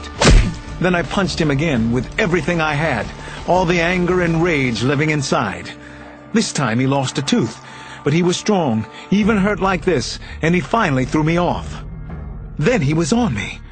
I shielded my head with my arms, and he struck my wrist, perhaps breaking it, I thought. But I didn't make a sound. I arched my body several inches. I managed to grab him around the neck and hold on. I didn't know where the strength was coming from or how long it would last. I tried to headbutt him, and because of the odd angle I was at, I connected with his Adam's apple. He gagged, then spit phlegm and blood. "My family!" I yelled again. "Fuck your family! Fuck your kids! Fuck you!" Then he got to the hunting knife. I was still thinking that I had to keep him alive. Not that I had to survive this, but that he did. I held his knife hand at the wrist, but I was losing my grip. The fight was turning his way. This was it. This was how I died. I would never know about Nana, Ali, Janny. That was the worst part, not knowing. A shot rang in the night. The tiger straightened up, but then he came back down at me with the knife. Die! Like your family died. A second shot struck where his right eye had been glaring at me a second before. "Where are they?" I yelled again. "Where is my family?" He didn't say another word. His good eye was all hatred. The rest of his face was a bloody mess. The tiger couldn't answer. He collapsed on me, dead. "Where are they?" I whispered. Chapter 145. Bree came running up as I pushed the massive corpse away from me. Even now that he was dead, I still hated the bastard with all my heart and soul. Bree knelt on the ground and hugged me. "I'm sorry, Alex. I'm so sorry. All I saw was the knife. I had to shoot him." I kept holding on to her and rocking. "Not your fault. Not your fault." But then I began to shudder and shake. I knew what I had lost here. Knew that the tiger had been my last chance to find my family. We left the body and trudged back to the farmhouse. Police cars from the neighboring towns were arriving, and the trees were lit with the crimson and blue glare from their domes. Sampson came out of the farmhouse as we approached. "I've gone through every room. There's no one here. I don't see any sign of them either, Alex. No blood anywhere, nothing obvious anyway. I don't think they were ever here." I nodded, trying to register crime scene facts and to comprehend their meaning. "I want to look again anyway. I need to look for myself." "What about Flaherty?" I suddenly thought to ask. "The state police have him for now. He showed them he was CIA. I don't know what happens next. I don't think they can hold him."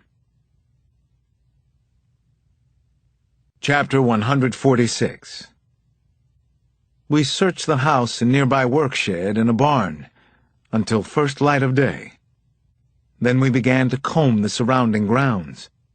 At this point there were more than 30 police officers and FBI agents searching at the scene, but it still didn't seem like enough manpower to me. Everything was feeling even more unreal now. I was here, but I wasn't. I had no idea about the passage of time either. It seemed as if I could have been at the farm for a couple of days or for just a few minutes. Proof of life, I thought. That's what I want, isn't it? And if not that, then proof of death. We found a Nissan minivan that had to be the vehicle the Tiger and his killer thugs had come to the farm in. The van held small arms, clothing, and video games in cardboard boxes. But there was no sign of blood inside. No rope to tie anyone up with. Nothing to make us believe Nana or the kids had been inside the vehicle. There were more tire tracks up near the house, but nothing seemed unusual. Judging from the look of the place, I figured it hadn't been a working farm for at least a couple of years. Town records showed that it belonged to a Leopoldo Gout, but we hadn't been able to contact the owner yet. Who was Leopoldo Gout? What did he know about what had happened here? Finally, at around 4 that afternoon, Bree walked me to my car. Then she drove me home to 5th Street. I was in no shape to continue looking, she said, and she was right. I hoped against hope for a good ending, but there was no one there at the house. The mess in the kitchen remained as I had found it, and I left it just that way. For memory's sake. Nana's kitchen. Her favorite place to be. Chapter 147. It was all so baffling, so incomprehensible, wrong in so many ways. Bree and I brainstormed for a while, but I couldn't concentrate. My thinking was too chaotic. I was too crazy in the head, too disturbed and lost. I didn't want to talk, didn't want to eat, and I couldn't sleep. I couldn't even keep my eyes shut the one time I lay down on the living room couch. I thought about taking a drive, then decided no, not right now. "I'm going to go for a run," I finally told Bree. "Clear my head. There has to be something I'm missing." "Okay, Alex. I'll be here. Have a good run." She didn't offer to come, understanding that I wanted to be alone now. I did need to be by myself, to plan, to do something that would make some sense of what had happened. I ran at first along familiar streets close to my house, but then on the streets winding off 5th, where I didn't remember ever coming on foot before. Finally, I was able to concentrate a little better, and I began to think about what Adan had told me in Lagos. Had her secrets caused any of this? The death of her family? Her own murder? Whatever had happened to Nana, Ali, and Janny? "Alex, I know terrible things," she told me. "I'm writing a story about it. I have to tell somebody what I found out." She was afraid that something would happen to her. Well, something had happened to Adan. I continued to run, and I found that I was getting stronger physically, or moving faster anyway. What a cruel world this could be sometimes. Jesus! That wasn't how I looked at things usually. That wasn't me. Only now it was. I didn't notice anything until a gray van stopped suddenly at the curb and the sliding doors flew open. 3 men jumped out. Suddenly they were all over me, knocking me down, pushing my face into the grass and dirt on somebody's lawn. Then I felt a sting in my thigh. A needle? 3 men, not boys, not the Tigers team. Who then? Who was holding me now? What did they want? Chapter 148. There was a damp cloth over my face, some kind of a hood that reeked of rubbing alcohol. Then I was being pulled to my feet. I'd been unconscious, but I didn't know for how long. I had no idea where I was now, but it wasn't a 5-star hotel. I could smell, almost taste, body odor, feces, and urine. The ground under my feet was rough stone, maybe concrete. Did that tell me anything?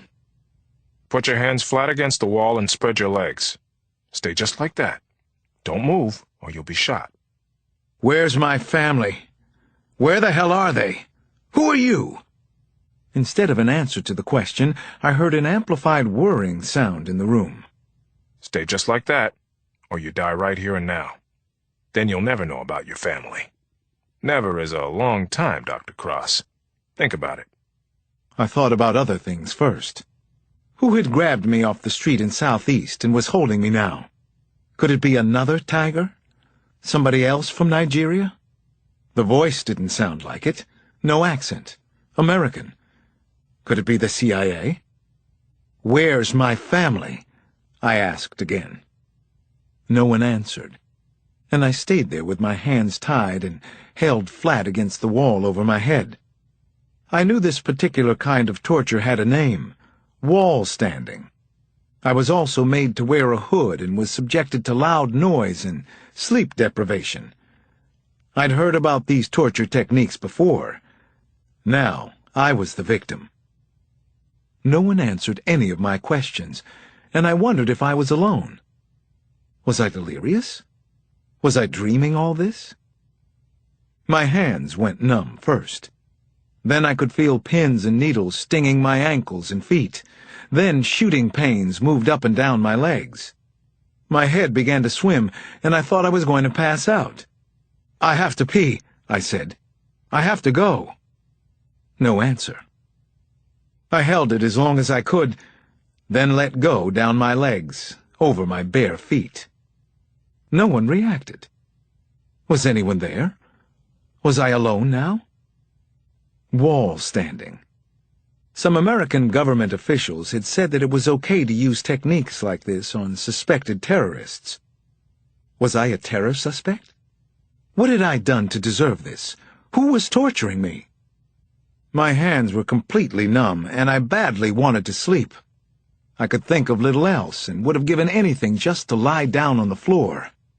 I couldn't give in, though. Wall standing? I can do this. I thought about stepping away from the wall and what the consequences might be. I held internal debates with myself. They wouldn't kill me, would they? What would be the point of it? Finally, I turned my body so that only one hand was on the wall. Did that count? Was it a violation of the rules? Immediately, I was kicked hard behind the knees.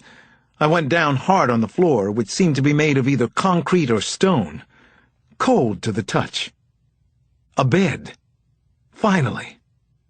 But I was yanked right back up and thrown hard against the wall. Still no one spoke, but I assumed the position. Not just my legs were trembling now, everything was. My entire body was shaking terribly. Who else was with me in the room? What did they want from me?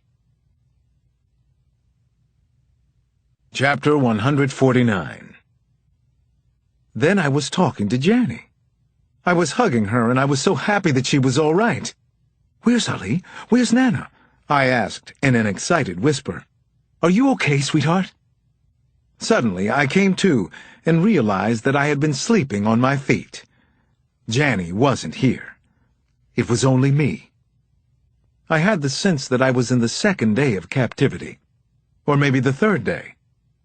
Suddenly I was startled as someone pulled the cloth hood up around my nose, still keeping my eyes in darkness. "What?" I muttered.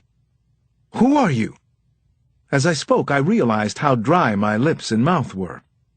I was given water, which splashed from somewhere, maybe a bottle, pouring down my throat and all over my face. Don't be greedy now, someone said and snickered, a captor with a cruel sense of humor. Eat this, slowly. Don't make yourself choke. I was fed 3 crackers, one right after the other. I didn't choke, but I was afraid I was going to throw them up as fast as I'd eaten them. "Water?" I asked. "More water, please." My throat was tightening up again. There was a long pause, but then the bottle was returned to my lips.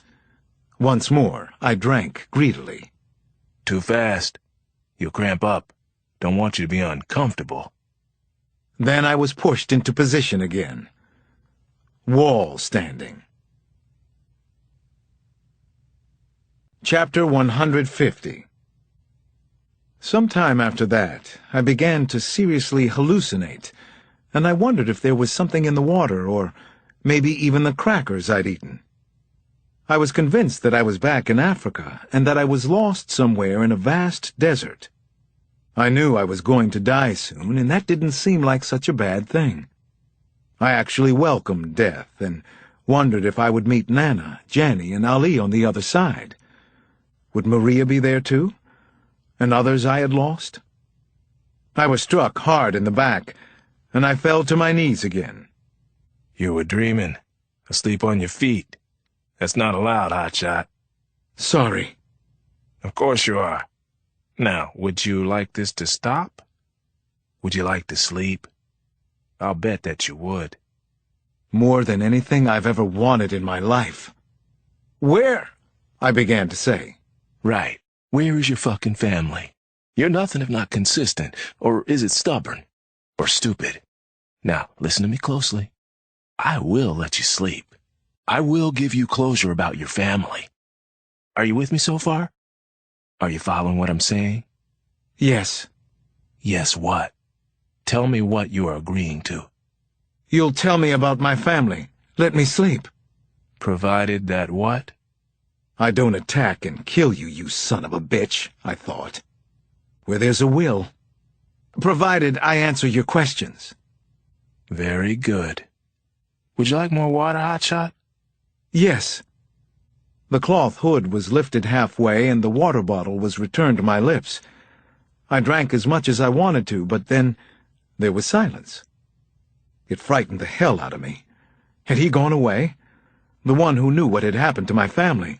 The one who had actually talked to me for a minute or so. "I saw terrible things in Africa, especially in Sudan," I said. "I don't think any of that interests you. A family, the Tanzis, were murdered, in Lagos. Maybe because they were talking to me, or because of what Adan wrote in the newspaper. You can get her articles. Are you there? You wanted me to talk, right? Are you listening now? Anyway, Adan Tansi and I were taken to a prison," I continued. "She was murdered there. I saw it happen. The tiger killed her. I don't know who the other men holding us were. I don't know who the hell you are. Before we got to the prison, Adan told me about a long piece she was writing. It was to appear in the London Times. The Times, maybe some other papers, I'm not sure. She had learned that the United States might be manipulating factions in the Delta to ensure the oil fields would stay in the right hands. Adan had tapes of interviews. They were taken from her. Whoever captured us must have them now. You have the tapes, don't you?" I stopped talking and waited for an answer, any kind of response. But no one said anything. That was the technique, and guess what? It worked. I kept talking. "Adan told me the man known as the Tiger was also being paid by our government. I don't know if that's true. You probably know, don't you?" I stopped again, then went on. "By the CIA, maybe? The oil companies? By someone from here. Adan wrote that, and she told another writer named Ellie Cox. She was killed because of what she knew. That's what I know. That's what Adan found out. That's all of it." I stopped again. There was still no response, not a word from the interrogator. I waited. I waited. I waited. Chapter 151. You think you know what's going to happen in life, but you never do. And usually the surprises aren't good ones either. No one spoke to me for a long time, and I kept waiting for somebody to put a gun to my head to finally pull the trigger. Hours after I was interrogated, I heard footsteps in the room where I was being kept. More than one person. At least two. I pulled myself away from the wall and moved forward. I stumbled and fell to my knees. I pushed myself back up, and somebody grabbed my arm. Fucker can't even walk by himself.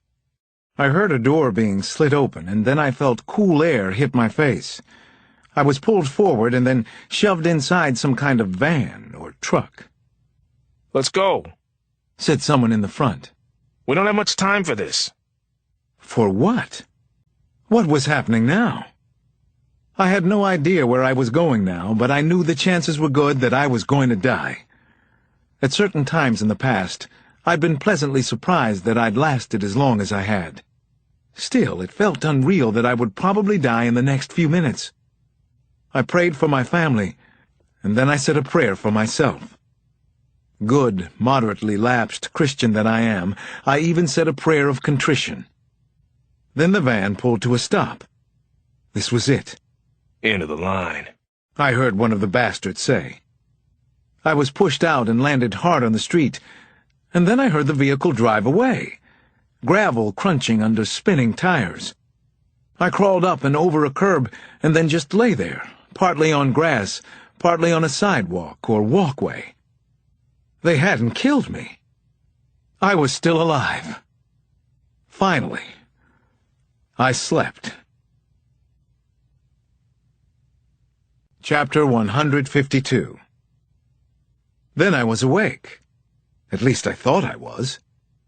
"I'm Officer Mays with the D.C. Metro Police. Are you all right, sir?" The patrolman spoke to me even as he lifted the hood that covered my head. "Why are your hands tied? What happened to you?" he asked next. "I'm Alex Cross. I'm a detective with major crimes.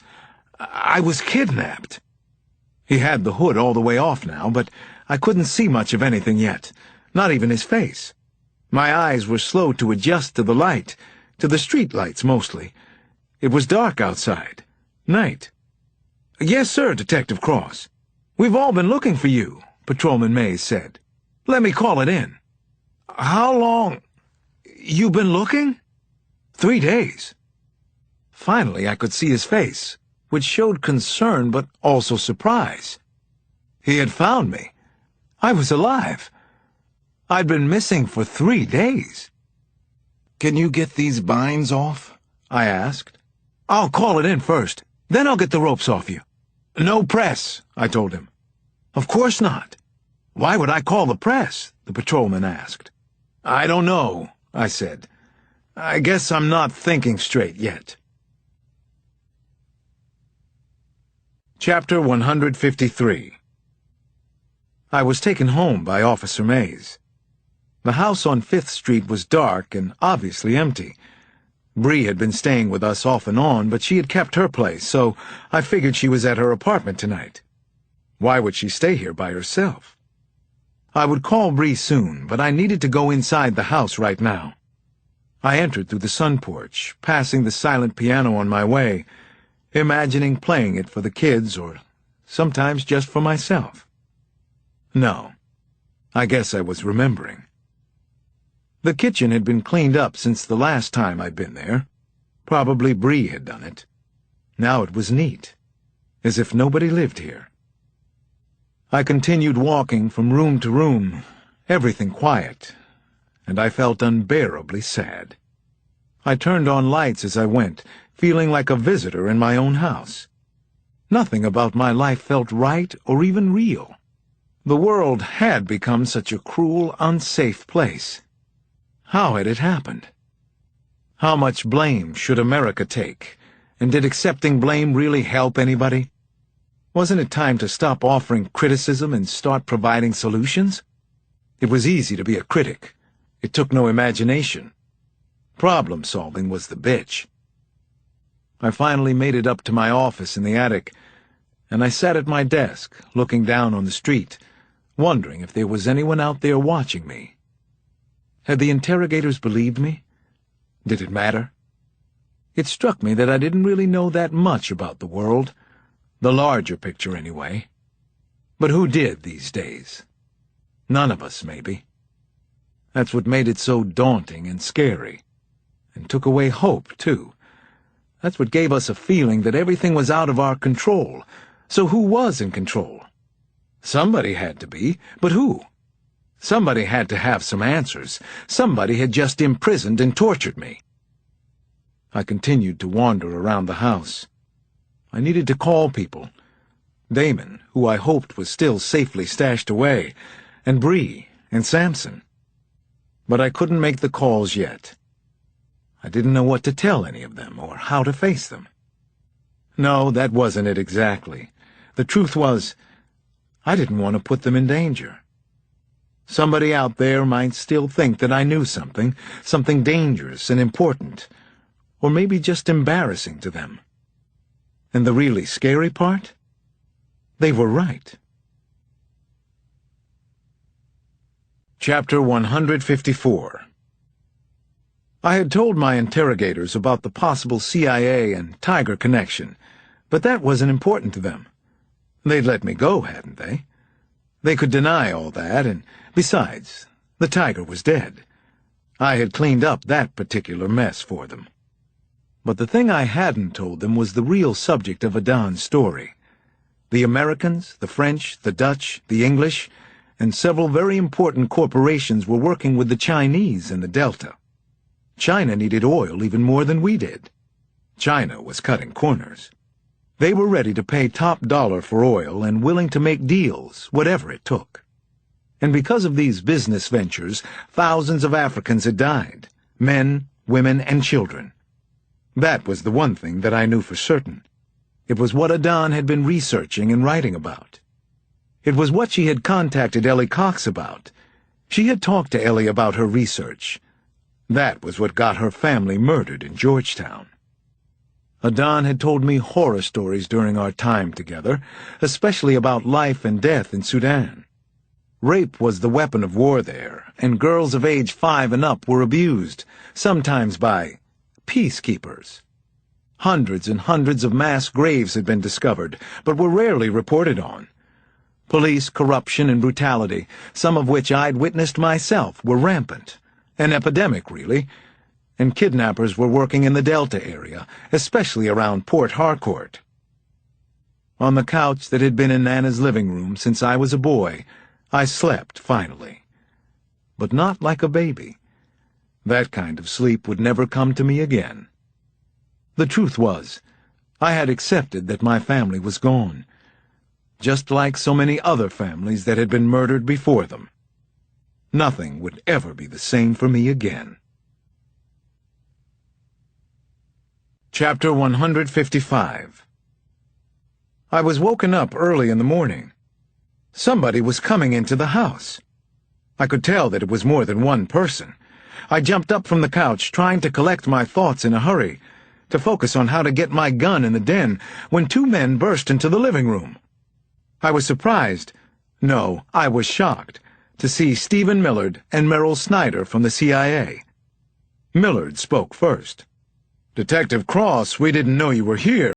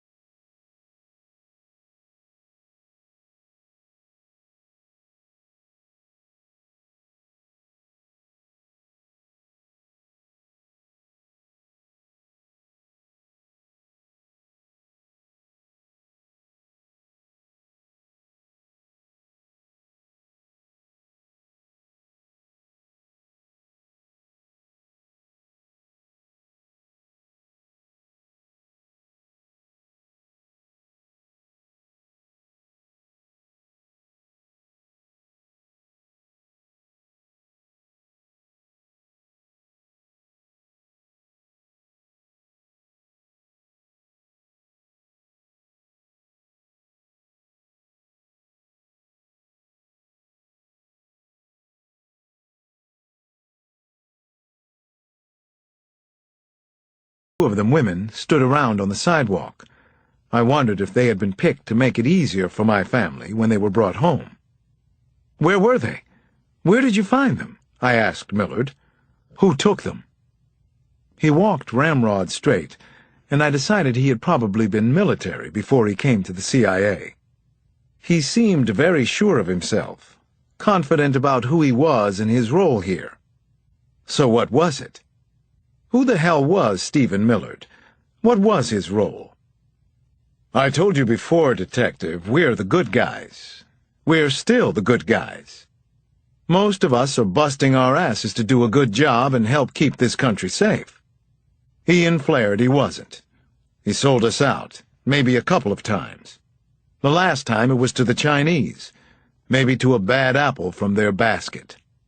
"My family," I said, reminding Millard of my question. "We had Flaherty under surveillance from the moment he reached Washington. Trust me on that one. He led us to your family. I don't know if they would have been released. A couple of mercenaries were with them. They were working with Flaherty. Flaherty was working for the Chinese. Your family was questioned, but mostly they were just insurance, in case it was needed. Flaherty was afraid you might have found out about him in Lagos." I shook my head. Bribery has become a way of life there. Adon Tansi knew the Chinese were involved with oil traders in the Delta. Thousands of Nigerians have been murdered down there, as you know. "Yes, we know," said Millard. "And you knew the Civil War was coming, but you did nothing to stop it." "There was nothing we could do. We don't need another Iraq, do we?" I stared into his eyes. "Where's Flaherty now?" Millard didn't flinch as he answered. "We have him. We're talking to him now. Eventually he'll talk to us. We know that Mr. Shawande, your tiger, worked for him." "That's all you can tell me?"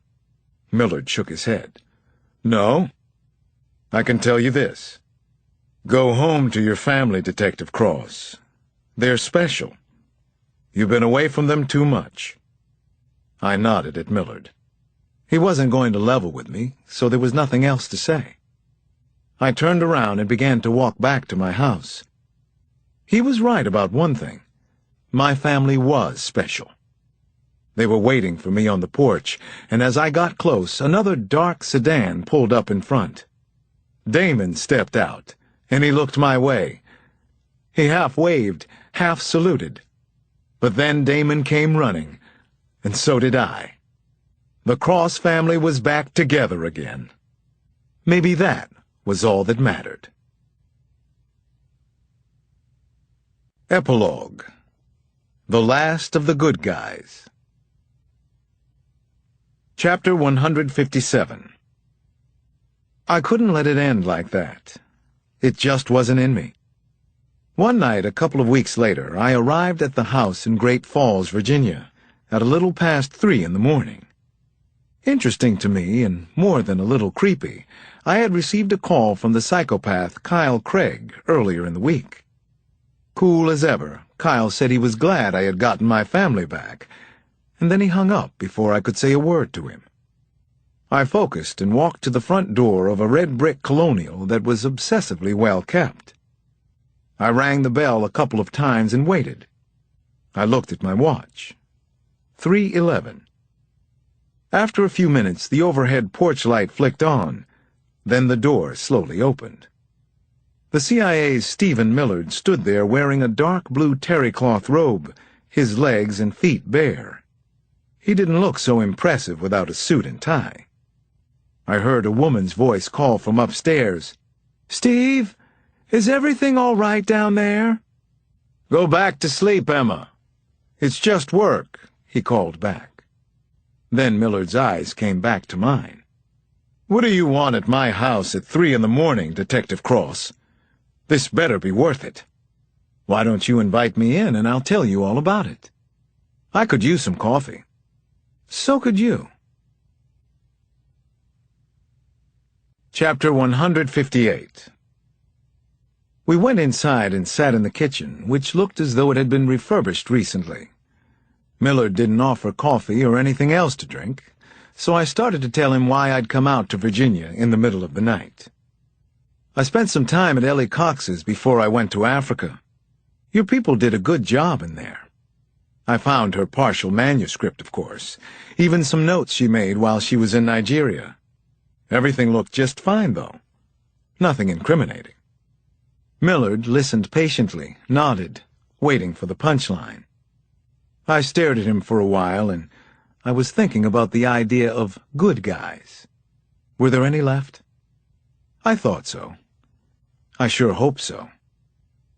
"So that's why you're here? To let me know that everything is fine?" Millard spoke again. "Looked fine, just like it was supposed to. But last week I went back to the Cox house. At that point I had enough time to be a real detective again. I talked to Ellie's editor at Georgetown Press. He hadn't gotten the last section of Ellie's manuscript, which surprised him. That was the part that detailed her trip to Nigeria. "Maybe she never got to write it," Millard suggested. "That would make sense, wouldn't it, Detective? It could be why she was targeted and murdered." "I guess so, but if that was true, why would I be here at 3 in the morning when I could be home sleeping?" Millard's brow furrowed. He was starting to show some irritation, and I couldn't blame him. "Maybe because you never properly thanked me for finding and bringing home your family? You're welcome. Now you can go." "Go!" I hit Stephen Millard then. It was a strong right hand that lifted him right out of the kitchen chair and knocked him onto the pinewood floor. His nose was bleeding, but he didn't go out. I could tell he wasn't sure where he was. His hands were feeling around the floor for some purchase. "That's for taking my family in the first place," I said to him. "Ellie had a typist for her manuscripts," I went on. "A woman in D.C. named Barbara Grzeski. I found that out through some checks Ellie paid every month. The good news, the reason I'm here, is that Barbara Grzeski had the last part of Ellie's manuscript, the section where she traveled to Lagos and met Adan Tansi, among others. Ian Flaherty is mentioned several times in the pages. So are you, Millard. Adan was aware of what you and Flaherty were up to. In fact, you were the one who set up the oil meetings with the Chinese. You took their bribes. And you were the one who hired Shawande, the tiger. You're under arrest, Millard, and the Central Intelligence Agency isn't going to protect you. They've already given you over to us, so maybe there still are some good guys left." Millard actually smiled. "A manuscript? Part of one? A writer's notes? You have nothing to hold me on." "I think we do," I told him. "I'm sure of it." I opened the kitchen door and let in several agents from the FBI, including my buddy Ned Mahoney. These were definitely the good guys. I turned back to Millard. "Oh, I left out the best part, the most important. We found Ian Flaherty. You lied about holding him. In fact, we have Flaherty now. He's talking. That's why I'm arresting you. You're going down, Millard. You made a big mistake in judgment." "What was that?" Millard finally asked.